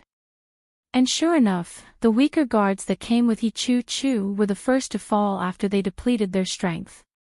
Poof! Finally, after a few more rounds of exchanges, one of the seniors eventually succumbed to Fourth Elder's blade. Piercing right through the person's chest, blood dyed the senior's clothing as he fell lifelessly out of the sky and onto the ground. Aside from the eerie thud made by the impacting flesh, there's nothing else, not even a scream or cry for help. Run! The other old fellas wanted to flee as soon as they saw the worsening situation. Unfortunately for them though, Fourth Elder and his brothers weren't going to let them escape since they're well prepared for this outcome. As soon as they made a turn, the demon elders had already formed an encircling formation, blocking their path of escape. Want to run? Didn't you people claim you're going to make our king into your Mrs. Pet? What now? Why run? In that instant the old seniors were all ghostly white upon recognizing their predicament. With no path left for escape, their eyes inexplicably fell upon the demon mountain where it remains unguarded. Perhaps this demon mountain is our only chance of survival. Not going to think it through since the last wisp of hope now lies before their very eyes, these old-timers didn't hesitate and rushed for their impending doom without realizing it. Fourth Elder and his brothers didn't chase them at this point, of course. Crossing their arms around their chest, these people were quite happy to see the enemy running up the hill. This is your own fault. Fourth Elder smirks sarcastically at the group. As if they will live after stepping into the demon mountain? Exactly at the same time as his words came forward, a loud bird cry rang out from the mountain while a beam of flaming heat bursts upward to enshroud the entire landscape. In the midst of the flames, a huge vermilion bird spans her wings to rise up into the sky, causing the temperature to reach a hellish level. Towards this sudden twist of event, the trespassers only felt horror and disbelief. It's over. For a time, this thought was all that was inside the group's head. They wanted to flee for their lives at this incredible enemy, but their legs wouldn't budge. In fact, the area around their crotch had become wet due to the urine coming out of their private parts. What came next was devastating for those suffering the brunt of that heat wave. Suzaku didn't hold anything back with her powers. Fanning out her wings again, it only took a mere moment before her flames blew over to completely incinerate the foes. He Chu Chu was absolutely stunned by this overwhelming display of force. The sole reason she survived and didn't die along with her subordinates was the fact that they abandoned her when they fled up the hill. And now, she's alone and without help. Queen. Coming back to attention, old Madame Huang was the first to break the mood with her outcry. Emotional in the face, my granddaughter, is showing with you. Turning to face the granny, Bai Yen answers with a frank tone, she's fine, you don't have to worry. I left little Rice and Xiaoing back in the human world so they're very safe right now. I will pick them up later once this is over. Tire them to death. 5. Queen, you're finally back. Breaking out into a chuckle, Bai Yen just couldn't resist after seeing that funny picture of Suzaku acting like a wife that's been left behind. Yes, Suzaku, I'm back now. I've also found Azure Dragon now, so there's only Black Turtle left who's missing. Really? Suzaku's eyes lit up, her smile dauntingly bright. It looks like I'm one step closer from leaving this mountain now. But Queen, is Azure Dragon well? After a momentary pause of musing, Bai Yen decides to keep the fact that their friend Azure Dragon has now been reborn as a female. It couldn't be helped, she's afraid this bird wouldn't be able to take the news and faint on the spot. Don't worry, Azure Dragon is fine. That's good then, heaving a long sigh of relief. Queen, I need to bring you to meet two people. Blinking her eyes at first, Bai Yen was taken aback by the suddenness of this request. However, towards that serious face, she couldn't refuse. Making a slight nod, all right, lead the way. Come Dragony, we'll go and watch too. Tagging along with the little lass in hand, Bai Xiaochen led his partner up the demon mountain using those small little feet of his. Taking this all in from behind, Fourth Elder was rather puzzled and confused by the little prince's behavior. When did His Highness have such a good relationship with the little dragon girl? If I remember correctly, wasn't he afraid of getting anywhere near her after she kissed him on the cheek that one time? I guess children will always be children. They will forget something after a short period of time. Even from afar, Bai Yen could already hear the wailing cries of Jun Ruching as well as another male and female howling out in pain. It's eerie and creepy to the ear. Note, Jun Ruching is the fox woman who attempted to steal the queen position from Bai Yen and the first to be imprisoned inside this burning flame. What did the other two do? But before she could ask that question aloud, the answer had already presented itself before her very eyes. Inside the burning flame, the unknown woman's face and body had become transparently white due to the continuous torture. Despite this fact, her soul continues to persist after so long. As for the male that's also inside, that face looked ordinary and simple, however, that aura told Bai Yen exactly who this person was. Is he the man posing as Ditsang? A burning hatred ignites out of the woman's pupil, her glaring eye locking onto the two perpetrators that nearly ruined her family. That's right, Suzaku's complexion darkens as her voice turned cold. This is all state teacher's fault. He made this person and hid the fact from His Majesty, that's why there is the misunderstanding. As for the other female, she's a woman who's in fancies the king and the one who instructed this guy to frame the king. And, pausing for a moment, she's the one who ordered the palace guards to hunt you down. It's her. Truth was Suzaku felt very guilty regarding the whole fiasco. The first reason being Little Rice had come to her prior to Bai Yan's departure from the palace and asked about the possibility of someone impersonating one's aura and scent. Naturally Suzaku denied the idea and found it ridiculous. If only I had the same ability as state teacher, then I would have known it's possible and not let things reach that point. Remove the flames for now, I want to talk to them. Bai Yen didn't bother hiding any of the negative feelings she held for these two and sternly gave the order. Okay. Retracting the flame like the obedient follower that she was, Suzaku allowed two of the three transparent souls to fall out of the air and onto the ground. Chapter 832, Tire Them to Death, 6. In light of herself gasping for air now that she's free, Qing Shui, second snake woman, only needed a glance to recognize Bai Yen's face in that moment. Somehow her face had gotten even whiter despite being nothing but a soul right now. She's back. Did His Majesty really convince her to return? But how? She shouldn't have considering that huge misunderstanding. What's more, this human woman would never forgive the king with her personality, she just won't. Qing Shui's voice started to stutter, making it almost impossible for that tongue to spell out a single proper sentence. All menacing in the face, Bai Yen meets the other side's gaze. What, surprised to see me? Or are you surprised by the fact that I would return so soon? Tightly biting down on her lower lip, Qing Shui's body trembled incessantly under that light battering of the mountain breeze. No need to fret, I'll tell you. It's actually quite simple in fact. Slowly coming up to the snake demoness, I was indeed very angry that day and didn't think things through. Adding in the fact that I got no explanation from Ditsang that month, I left without a second thought. But you forgot something important, and that is his feelings for me.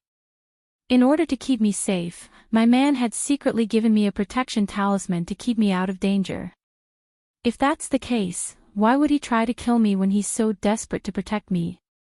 Bai Yen couldn't deny the fact that she and Ditsang's time together was too short, making it easy for others to shake their foundation. But not anymore. This time she intends to rectify that problem. So I began to think. Going over the events one at a time, I eventually found the flaws until I was certain something was wrong. Sneering in her lips now, Bai Yen stares down at the snake's soul with contempt, and when he came for me, it didn't take much for me to believe his words. Well, explanation was honestly not needed back then. Issue was Bai Yen wanted Di Tsang to learn from the mistake of keeping so many secrets to himself, hence the reason why she stringed him along with various terms and such. Qing Shui had gone stiff at the knowledge. Slowly closing her pained eyes, bitterness gripped that voice. Why? Why did you show up? You are clearly just a human, why do you get to keep the king to yourself? Lowering her momentum at the question, Bai Yen happily obliged her. Want to know why? No problem, I'll tell you. I'm with Di Tsang not because of some prophecy you demons made up, nor did I marry him for the sake of my son, but rather for the fact that it's him. I love him and that's why I'm staying with him. That's right, that's all the reason I need. I'm with him because I love him. If you had only went after me then I might have given you a quick ending, but because you went after my son, raising a smirk, Bai Yan's face grew terrifyingly dark and dangerous. I will let you know what it means to experience hell itself. Popping her eyes out in horror, Qing Shui stutters as she watched that beautiful face inch closer and closer. What do you want to do? I'm already so miserable and hurt by the one I love. What else do you want to do to me? What can be worse than having my soul burned by an ethereal flame? Suzaku, I'm finding the temperature of your flame lacking in dealing with this person. Taking out a bottle of pink powder, she readily hands it over to the phoenix. Use this. Okay.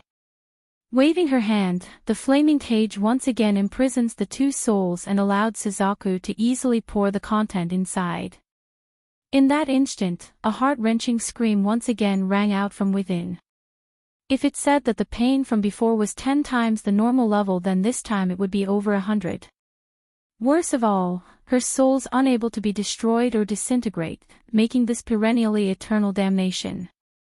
Return to the Holy Land. 1. No. Seeing Qing Shui's agonizing pain, the man to the side instantly showed dread on the face as he pounced over to hug the woman's body in a futile attempt to help. Qing Shui, what's wrong? Tightly biting his lip, those eyes was bursting with blood as he swung over to face Bai Yan.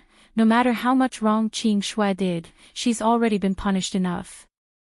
Why must you torture her like so?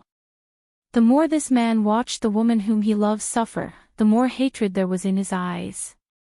It's so bad that this impostor had started to shake profusely due to the intense rage brewing up from within. She should have been aware of what awaited when she had you impersonate Di Tsang. Slowly turning away after throwing that answer out there, Bai Yen was done here. Suzaku, we're leaving, yes mistress. Giving a faint nod return, the phoenix waves her hand again to intensify her flames, enshrouding the impostor as well in the newly erected fire. However, despite the intense pain, the man didn't scream or howl out in agony like before. Compared with the material pain of his flesh, the scorching torture in his heart had long dulled his senses. Right now there's only sadness and pity in his eyes when facing Qing Shui. That's right. Even if this foul snake of a woman only wanted to use him for her own gains, he doesn't regret it. If he could, this person that's been used as nothing more than a substitute for another, only want what's best for this demoness. He wants her to be happy. Sadly, life and fate doesn't always pan out the way it does in the stories. Not only did his perseverance and heart not move Bai Yen or her party, it didn't move Qing Shui either because this wretched snake never had him in her eyes even when things have come this far. Back over in the main gathering hall of the palace, Di Tsang had just finished taking his seat on the throne. Where did state teacher and first elder go? Coming up to answer was third elder. Arching his fist in compliance. This, we do not know. State teacher only left behind word that he needs to go do something important and requires the help of a celestial rank person to accompany him. That's why first elder left with him. Important matter to do. Arching a brow, Deetsong's cold expression began to turn into a frown. I understand then. Also, go tell Second Elder and Fire Plume to crawl over to the Demon Mountain. Tell them not to come back until my wife forgives them, and if they can't. The Demon King's expression got dark and menacing to deliver what he meant despite not uttering the last bit. Third Elder began to shudder all over at this notion. He understands, the time of judgment has come for those two. If Bai Yan doesn't forgive them, well, the only outcome would either be banishment or something worse. Yes, my king. All nervous in his retreat, the third elder did as ordered and passed on the message to the two. Unlike the usual peace and quietness that's become norm for the Demon Mountain, a crowd of onlookers had gathered at the base to watch the unfolding event. In the middle was an old senior and a younger-looking man, both crawling on the ground with a bundle of bamboo on their back to act as weight. Even for Second Elder, who has lived a very long life considering his age, he couldn't deny this was shamefully embarrassing. Fire Plume coughs awkwardly. Second Elder, are you able to continue? Gritting his own teeth due to shame, don't mind me, this is our fault to begin with that the queen ran away from home. That said, the pair didn't say any more useless words and focused on their arduous trek up the mountain path. Due to the long periods of lacking maintenance, the ground had long been overgrown with shrubs and thorny plants. As a result, their knees and clothes had begun to rip and bleed from the scratches installed by the greenery. For the onlookers who came to witness this event, they didn't have the courage to follow the pair up the mountain due to the fact that it's Suzaku's territory. However, this degrading image was now firmly ingrained onto their minds and became a laughingstock among the common folks of the demon realm for hundreds of years to come. Return to the Holy Land, to Suzaku. While inside the dainty-looking bamboo cabin, Bai Yan was just in the middle of watching her son and Dragony playing out in the front yard when she overheard the commotion. What's happening outside? Why is there so much noise? Go have a look. Yes. Arching her first, the Phoenix woman left as told to investigate only to return not long afterwards. Hesitant in her voice, Queen, there are two people outside wanting to meet you. Looking for me.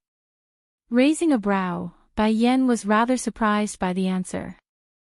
I'll go out and meet them then. Getting up from the chair, Bai Yan casually strolled out of the cabin to find two unexpected people quivering at her entrance. Perhaps it's the fact that they had climbed up the mountain in such an indignant manner, but those kneecaps had already been ridden with blood, thus leaving a trail behind themselves as well. What are you two doing? Slightly furrowing her brow, Bai Yan snaps at the two men. Pale in the face, Second Elder uncomfortably answers first, Queen, I am here to atone for my sin. That day I foolishly believed in that impostor's word and caused the misunderstanding between you and His Majesty. Everything is my fault. I am willing to bear any form of punishment you see fit, please punish me. No, Queen, the fault is mine and not Second Elder's. His Majesty ordered me to bring you word of his departure in order to lift the seal, but I got careless and mishandled the mission. This is all my fault, please punish me instead. Kneeling there with tears slobbering up his face, Fire Plume held nothing back and pulled one of the bamboo sticks out from his back.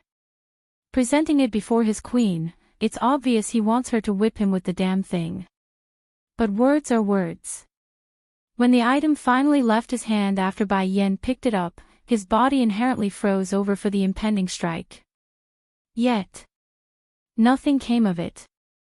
There's no pain or the sound of bamboo hitting his flesh, nor are there any words of scolding or curses, just an uncomfortable silence as he hung his head low. Did you suffer a lot when crawling up here? It was Bai Yan who eventually broke the awkward moment with her words. Chew. Queen. Fire Plume looks up in confusion, unsure what to make of that. In that case then your crimes have been atoned. Bai Yan has always been a person who holds a clear line on what's right and wrong, meaning she would only target those whom wishes her harm. What's more, does she even have the right to get angry at these two when she herself was fooled into those lies? Of course not. Fire Plume on the other hand was stiff as a rock right now despite the goodwill. This loyal subordinate of Deetsong's just couldn't believe he's going to be let off the hook this easily. In fact, this Birdman has prepared for the worst. The bare minimum would be a long session of being whipped until their skin was bleeding, or at least lose half their life in the process. Getting annoyed in the face after getting no reaction from the two. What? Do you want me to help lift you two up or something? Sure enough, the fierce voice finally knocked them both out of the dazed state. Jerking up in his haste, Fire Plume suddenly found himself unable to steady his legs due to the scrapes he suffered so far. Even so, he continues to force that shaky leg to remain standing in light of how awkward and funny he appears. If one had to describe his appearance, it would be like a duck squatting around after being tired out. Unable to bear this ridiculous picture, Bai Yen rolls her eyes and points to the stone stools nearby. Sit over there and rest. Once the both of you are better, then go back. Return to the Holy Land. 3. Moved to tears by this point, Fire Plume was filled with gratitude based on the face he was making. Queen, the great mercy you showed me today will never be forgotten. If Her Highness didn't forgive me, then the king will never keep me around. If that's the case, the only outcome would be banishment from the demon realm. This matter is not yours or Second Elder's fault to begin with. If they can blind me to the truth, then what right do I have to blame you too? Smiling on the face, Bai Yen comments bitterly, besides, the loyalty you showed me isn't going unnoticed. Just keep being true to Deetsong in the future as you've always been. Coming down to take a seat on the stone stool now, it was Second Elder who spoke next. Queen, you forgiving us is your open-heartedness, but I won't forgive myself. From now here on forward, I will use my loyalty to prove my worth. Sighing at their persistence, here, these 2 pills are for your knees. Take it and quickly heal up so you can go back down the mountain. Suzaku doesn't like being disturbed. After her saying that, Bai Yen then tosses the 2 pills over and returned to her resting spot inside the bamboo cabin. But unlike her mistress though, the Phoenix woman didn't go inside, she merely continues to stand there staring down at the 2 men like she's seeing some filthy peasant. Wham! From out of the blue, she actually kicks them both in the shin after seeing they had ingested the medicine. Lady Suzaku, gasping over the wincing pain, Second Elder pathetically looks at the lady in an unsure manner of what to do. When something like that happened back then, why did you not come find me first? Gnashing her teeth, she snaps at them both. Squirming at the interrogation, the senior somehow became smaller in terms of size. It's the king.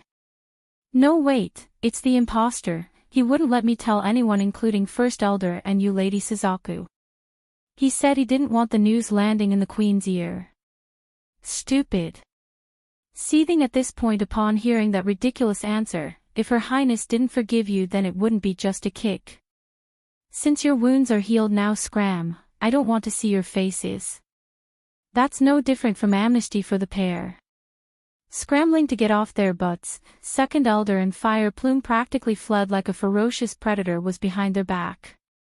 In a blink of an eye and plenty of dust cloud in their wake, the 2 was gone and without a trace. Going back inside once they're out of sight, Suzaku had already shed away the stern and heavy air she had, leaving only a smudge of grievance on that face. Queen, I only wanted to give them a lesson for their stupid behavior, you wouldn't blame me, would you? Turning her head with a chuckle, you are only just angry, are you better now that it's vented? Suzaku immediately nodded, and her eyes became cautious. Queen, are you going to stay for good now that you're back? Raising a smile, Bai Yen frankly answers her, unfortunately, I need to leave the demon realm for another trip. Don't worry, I will be back soon. Though she's still not happy that her mistress was leaving for another time, but it still warms her heart that it's a brief one and that Bai Yen would return. From the initial frown, the phoenix was now blooming a genuine smile. Queen, I can't leave the demon mountain now, but when you bring Black Turtle back then I can finally leave this place.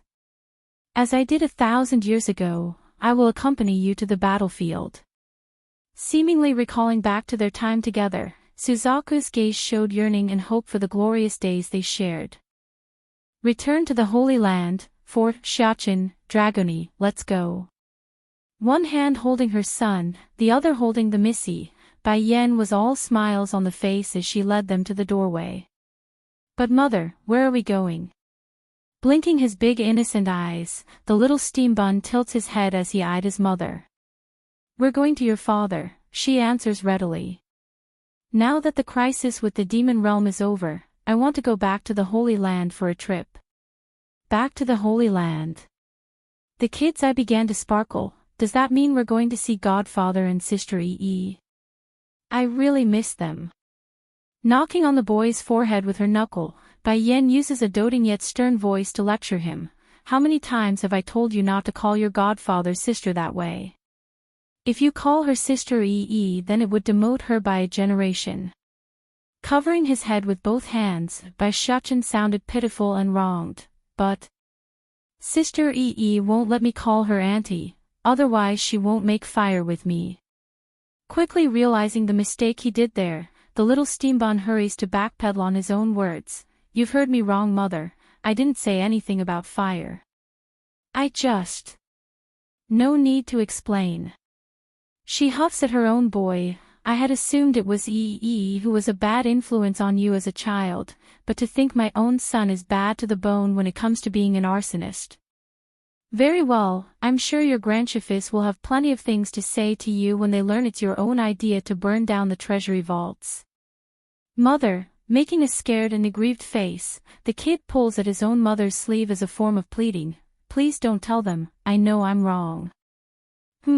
Caressing her own chin, I'll decide based on my mood. That said, Bai Yen didn't delay the trip any longer and walked for the outside while donning that cheerful smile of hers. Inside the throne hall, Deetsong continues to stare down at the uneasy-looking subjects of his.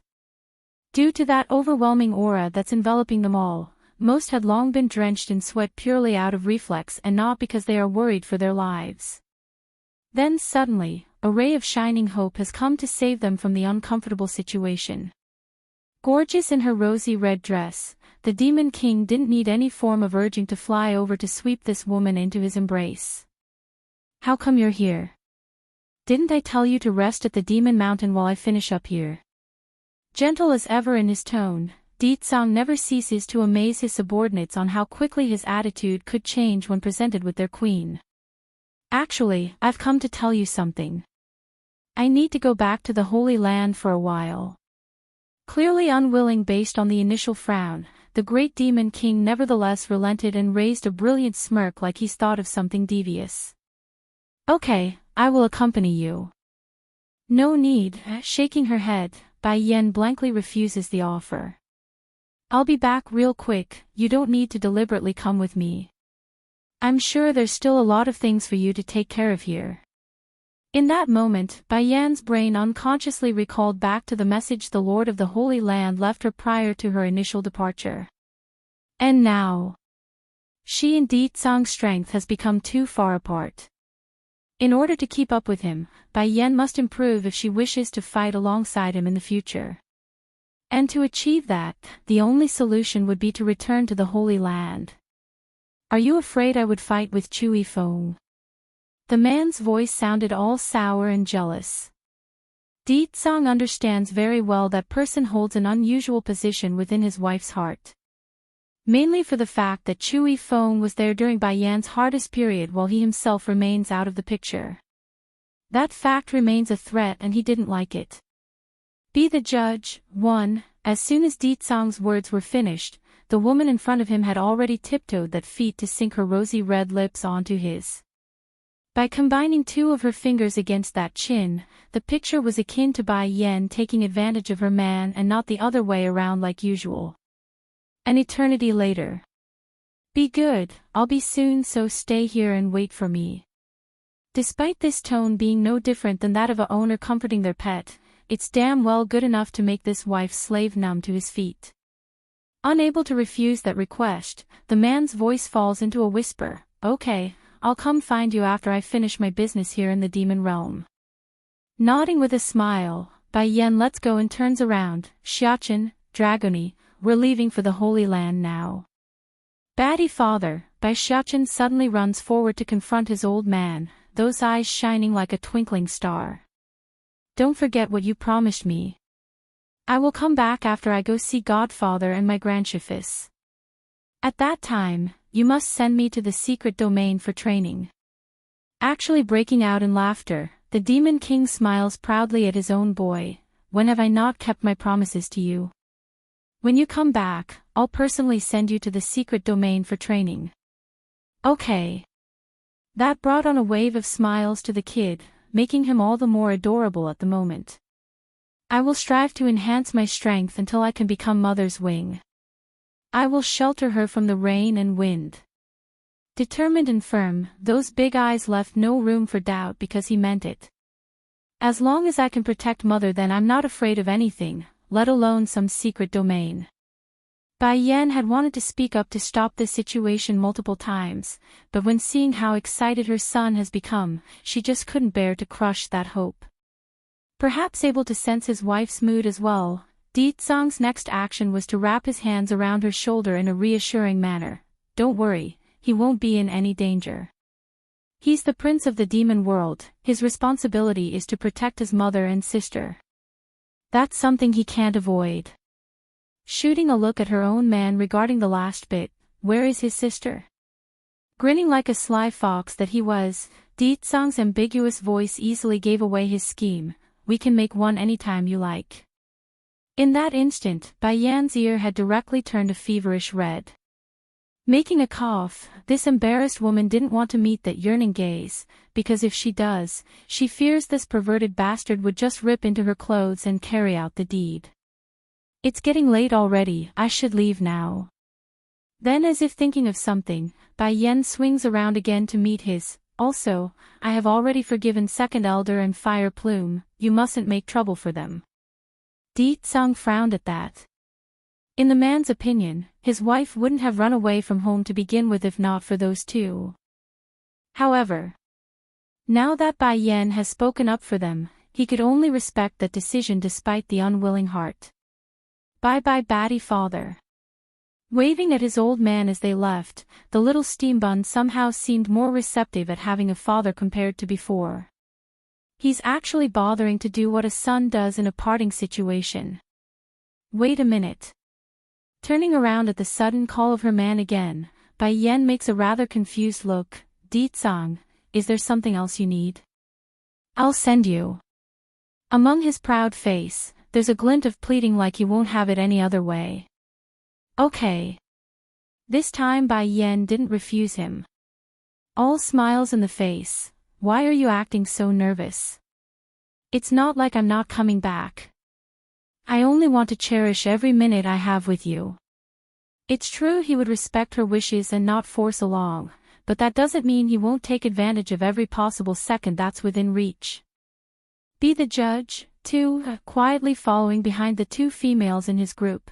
Bai Xiaochen's disgruntled face showed he's frustrated and depressed. Why do I feel like I'm redundant now that Mother has accepted batty father? Swinging around to blink her curious eyes, Dragoni comes to the boy's side. Why? Because Mother would normally give me some hugs and kisses whenever possible, but now it's always batty father tossing me aside when that happens. I'm starting to feel like I'm not his son and was picked up from the streets. Clouded in a mist of white, the Holy Land's main base was akin to a wonderland in how surreal it appears from afar. But unlike the usual serene and peaceful picture, Bai Yan was surprised to find her former home crowded with unfamiliar faces. What's going on here in the Holy Land? I've only left for a while, why are there so many people coming to the Holy Land? Lady, aren't you here to attend the recruitment process? Why do you not know what's happening? One of the young lads nearby offers an explanation after seeing how pretty that face was. The Holy Land is going to recruit disciples again. A pang of dismay filled Bai Yan's face. Didn't we recruit people before already by sending examiners out into the world? Why are we recruiting even more? This can't be right. Did something bad happen? Mother, Bai Xiaochen makes a yawn, obviously bored by the unrelated matter. I want to go see my grandchiefess and godfather, can we go ahead first? Okay. One hand holding the boy, the other the girl, Bai Yan led the way with her children for the main gateway. Unfortunately, due to the huge numbers of attendees today, she's now forced to squeeze through the main crowd where the unexpected happens. Move aside. Suddenly, a hand reaches over from one side in an attempt to push her aside. Thankfully Bai Yan reacted in time. Pulling the little steam bun to the other side, their small little group was able to dodge the rude man's act and remain unharmed. Do you not see our fiery flame sect's big lady is coming through? Idling people are to make room. Not only did the person not apologize for trying to push children and females alike, this bastard actually glared at Bai Yan upon realizing his hand had missed. Just like the demon beast sect that has submitted to Bai Xiachen, this fiery flame sect was also a second-rate power in the human world, making it only one tier lower than the three major powers. So, when most of the attendees overheard the rude and pompous outcry of the big lady from this sect has arrived, it was either a display of awe or fear. Looking over at the indicated direction as well, Bai Yan could see a young female wearing a lavishly adorned dress of red that's suited for outdoor use coming forward. Aside from this, the most eye-catching part had to be the long silvery snake wrapped around that wrist as well. It's very beautiful yet intimidating. Did you know? The big lady of the fiery flame sect, Hui Yun, is also a snake tamer. That silvery snake is tamed by her. Che, if that's true, then I bet even the demon beast sect would beg to have her become their disciple. Too bad this girl is the fiery flame sect's big lady, there's no way she would go become another power's disciple when she's the heir. Many among the onlooking crowd were sighing at their own misfortune. In their view, the chances of them being accepted has dropped by another notch due to another powerhouse coming to compete. Mother, that auntie is so ugly, why is she wearing red? Only mothers should wear red because only you are that beautiful. Though childish and not exceptionally loud, Bai Xiachen's little remarks still drew the attention of a lot of people. Be the judge. 3. Bai Xiachen's cuddly little face was full of unhappy light when he saw that silvery snake. For such a young age, his eyes are already exuding a look of dominance. The reasoning wasn't for anything else, merely for the fact that the snakes had tried to attack him and his mother before. Definitely sensing the hostility coming its way as well, the silver snake only needed one glance to shrink its head and tongue backwards after noticing the glare. The poor thing's fearful for its life and it's done nothing wrong. Impudent. The guard from the fiery flame sect grew furious. Among the various powers out there, not many would dare act so rude while being in their presence. So, when the man wanted to go over to make an example of Bai Yan and her son, it was surprisingly the lady herself who decided to step in instead. This is the Holy Land, do not cause any trouble without my order. Hui Yun's not stupid enough to make a ruckus here. She may be arrogant at times, but that's always while she knew the other side was inferior to herself. As for the mother and child in front, she merely assumed they're also here for the recruitment conference, meaning there's plenty of opportunity to get even for this transgression. Come on, my cousin should be coming to pick us up, so we mustn't make him wait. Turning away, Hui Yun has completely missed the murderous intent that's being hidden away by Bai Yan. Undeniably, the lady's selfish act of ordering her own guard to step back was the right move, otherwise the outcome would have been a bloody one. Mother, blinking his big blue eyes with a furrowed face, Bai Xiachen turns to Bai Yan using a pleading tone. Can I go make trouble for her? Almost uncaring in the voice, no son, remember what I taught you. Do not make trouble for those who don't trouble you, but if they do, do not let them go. The implications were simple, if they dare to offend the kid then he's free to crush them. But since they're still not doing anything yet, he's not to harm them.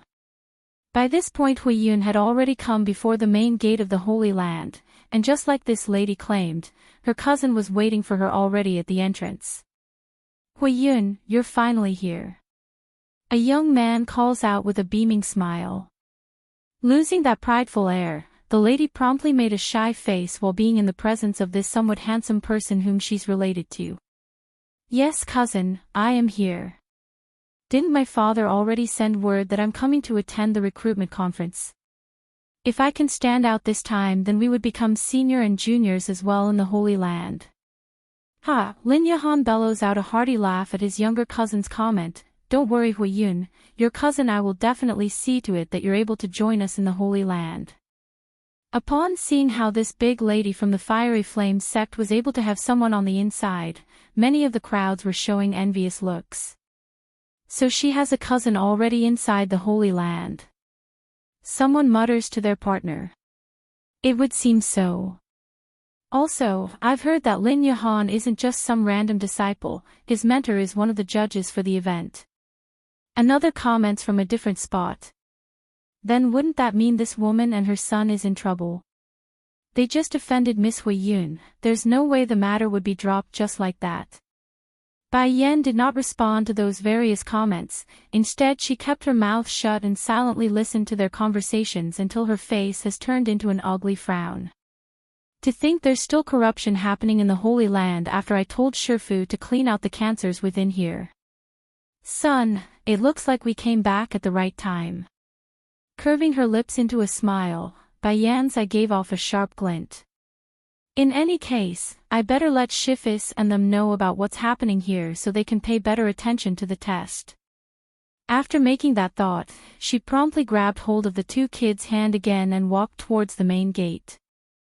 Be the judge, for, due to Bai Yan sending word to Chiu Shu Rong, third Shifu, and his two brothers ahead of time, the gatekeepers here already knew Bai Yan was coming thanks to the portrait they were given. Therefore, no identification was needed when she was allowed through. Why didn't this woman need a permission slip to get inside? Does she also have a backer inside the Holy Land? I think so, otherwise why would she dare to go against Miss Hui Yun of the Fiery Flame sect? The gossiping voices continued to ring out after the group's departure. Regarding this crucial piece of information regarding Bai Yan's background, Hui Yun herself did not hear it when she stopped in her tracks to speak. Cousin, did you see that woman with the two children? Lin Yahan became surprised by the sudden question and asked, What's wrong?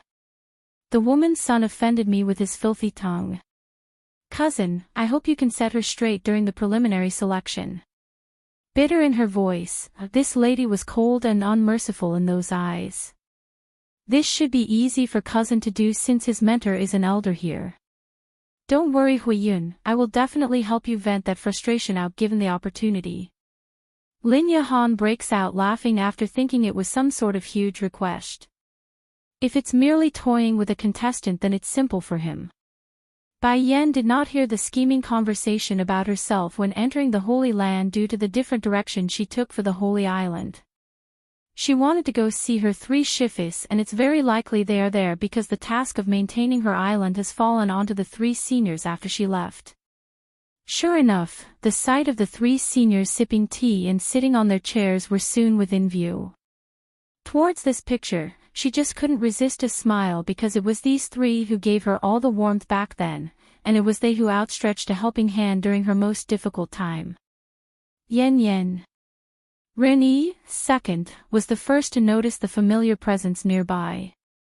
Lighting up in the face as he stood, "You're back." His words instantly roused Xingqi, first, and Chiu Shu Rong, third, to turn around as well.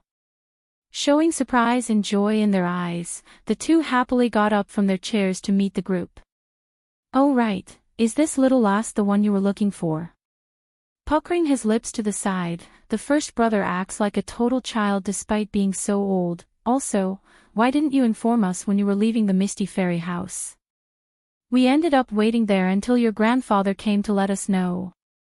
Bai Yan starts giggling hilariously at her third Shifu's appearance. "Shifis, how is your alchemy doing lately? Have the three of you been practicing the recipes I left behind last time?" Oomph. Xingqi, the biggest brother, suddenly shoots an apologetic look to the youngest one before throwing Chiu Shu Rong under the bus. "Me and your second Shifu have successfully refined the recipe you gave us, it's only your third Shifu here who hasn't done so."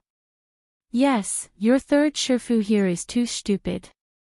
Disciple, you should harshly punish him." Renyi adds, making sure the attention doesn't fall onto himself next. Flushing red from anger and embarrassment, Chiu Shu Rong spews fire at his two traitorous brothers. Would it kill you two old farts to not sell me out? Almost unable to keep herself together after seeing how the three troublesome old fellas are about to start a fight, Bai Yan decides to change the topic. Alright, I'm not here this time to check on your alchemy. There's something else I want to say. What's the matter? For a time, all three pairs of eyes were locked onto the woman's face. I want to enter the holy domain mentioned by the Lord before. The holy domain was the equivalent of the secret domain in the demon realm. Just like all miraculous places that could help bolster one's cultivation by training in there, it's also very dangerous and one would likely not return if the enterer wasn't careful. This time, for Di Tsang's sake, for the demon realm's sake, I must take this risk.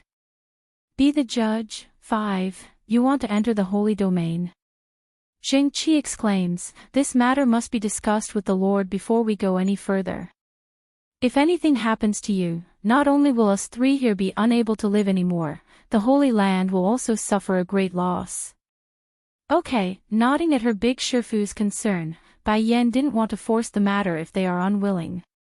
I haven't seen him for a long time too, it's a good chance to go visit that old man. Also, I want to ask you three about another matter. Pausing for a second, she wanted to word the question correctly so they don't try to hide anything important. Why is the Holy Land recruiting more disciples?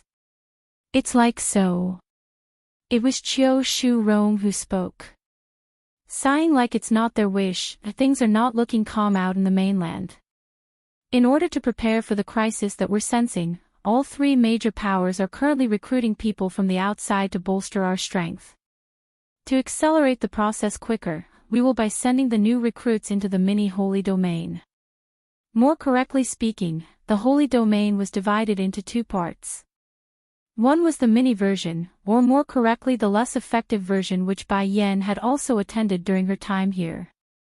As for the bigger one, also more commonly known as the Mirror of Life and Death, was the one which Bai Yan wants to enter this time around. And no matter whichever version one wants to enter, each individual only has one opportunity in a lifetime due to the restrictions placed on the domain. That meant if it wasn't a last resort and very urgent, the Holy Land wouldn't be sending ill-prepared new recruits into the mini version where it's very much possible to be killed if they are not talented and capable. If we're going to be sending those people into the mini domain, then we can't have any unfair corruption happening. We must make sure the test is fair and just. Caressing her chin, Bai Yan solemnly states this to her Shifis. Speaking of which, you came back just in time. The Lord wants you to be the judge for this event. Me? Bai Yan's eye began to narrow into a slit. I have no time to spare, I need to train inside the holy domain. Disciple, you mustn't be impatient. Opening the main holy domain requires time as well. Being the judge for the recruitment conference wouldn't take up much of your time anyways. Scanning the three old fellas with skeptic eyes, why aren't you three being the judges instead? Be the judges. How silly. Only someone with issues in the brain would want such a troublesome job. All three of them thought of the exact same response, only that they didn't dare to say it aloud. Yen, we're still rough around the edges when refining that new recipe you left us. We need time to hone our skills. Renyi, second, only needed a moment to come up with a good excuse since he's the clearest of mind among the three. Then where's Chui Feng? If we have the young lord act as the judge, then it will cause more harm than good. Do you think those females would still care about the test? More like they would try to devour him before anything else. Then Chui. If Chui Feng is out of the question, that younger sister of his is qualified, right? Her? Of course not. With that girl's crazy character, the whole test would likely become a huge mess at the end. Heck, if her mood is bad, she might even burn down the stage right then and there. All in all, these old farts are convinced on making Bai Yan serve as the judge today. Face palming herself, the poor woman here suddenly felt like she returned to the Holy Land at a wrong timing. Can I refuse? Her tone grew weak. No. You can't refuse, that's that. This time the judge must be you, and the princess can only be your aide at most. It's likely only you are able to control that lass in this entire place. A determined face, Reni doesn't allow his student here to refuse at all. Mother, Baishuchen suddenly tugs at his mother's sleeve with his eyes shining. I also want to be an aide. First looking at the little steam bun, then at Baiyan's face, Dragoni was also showing a hopeful face. I also want to help. We'll talk about this later, first I'll meet with the Lord and Chu Yi. Oh right, where is Chu Yi Feng right now? Is here in the Holy Land. Baiyan asks after a moment of hesitation. Almost immediately, the three seniors' faces were stiff and awkward when they sighed.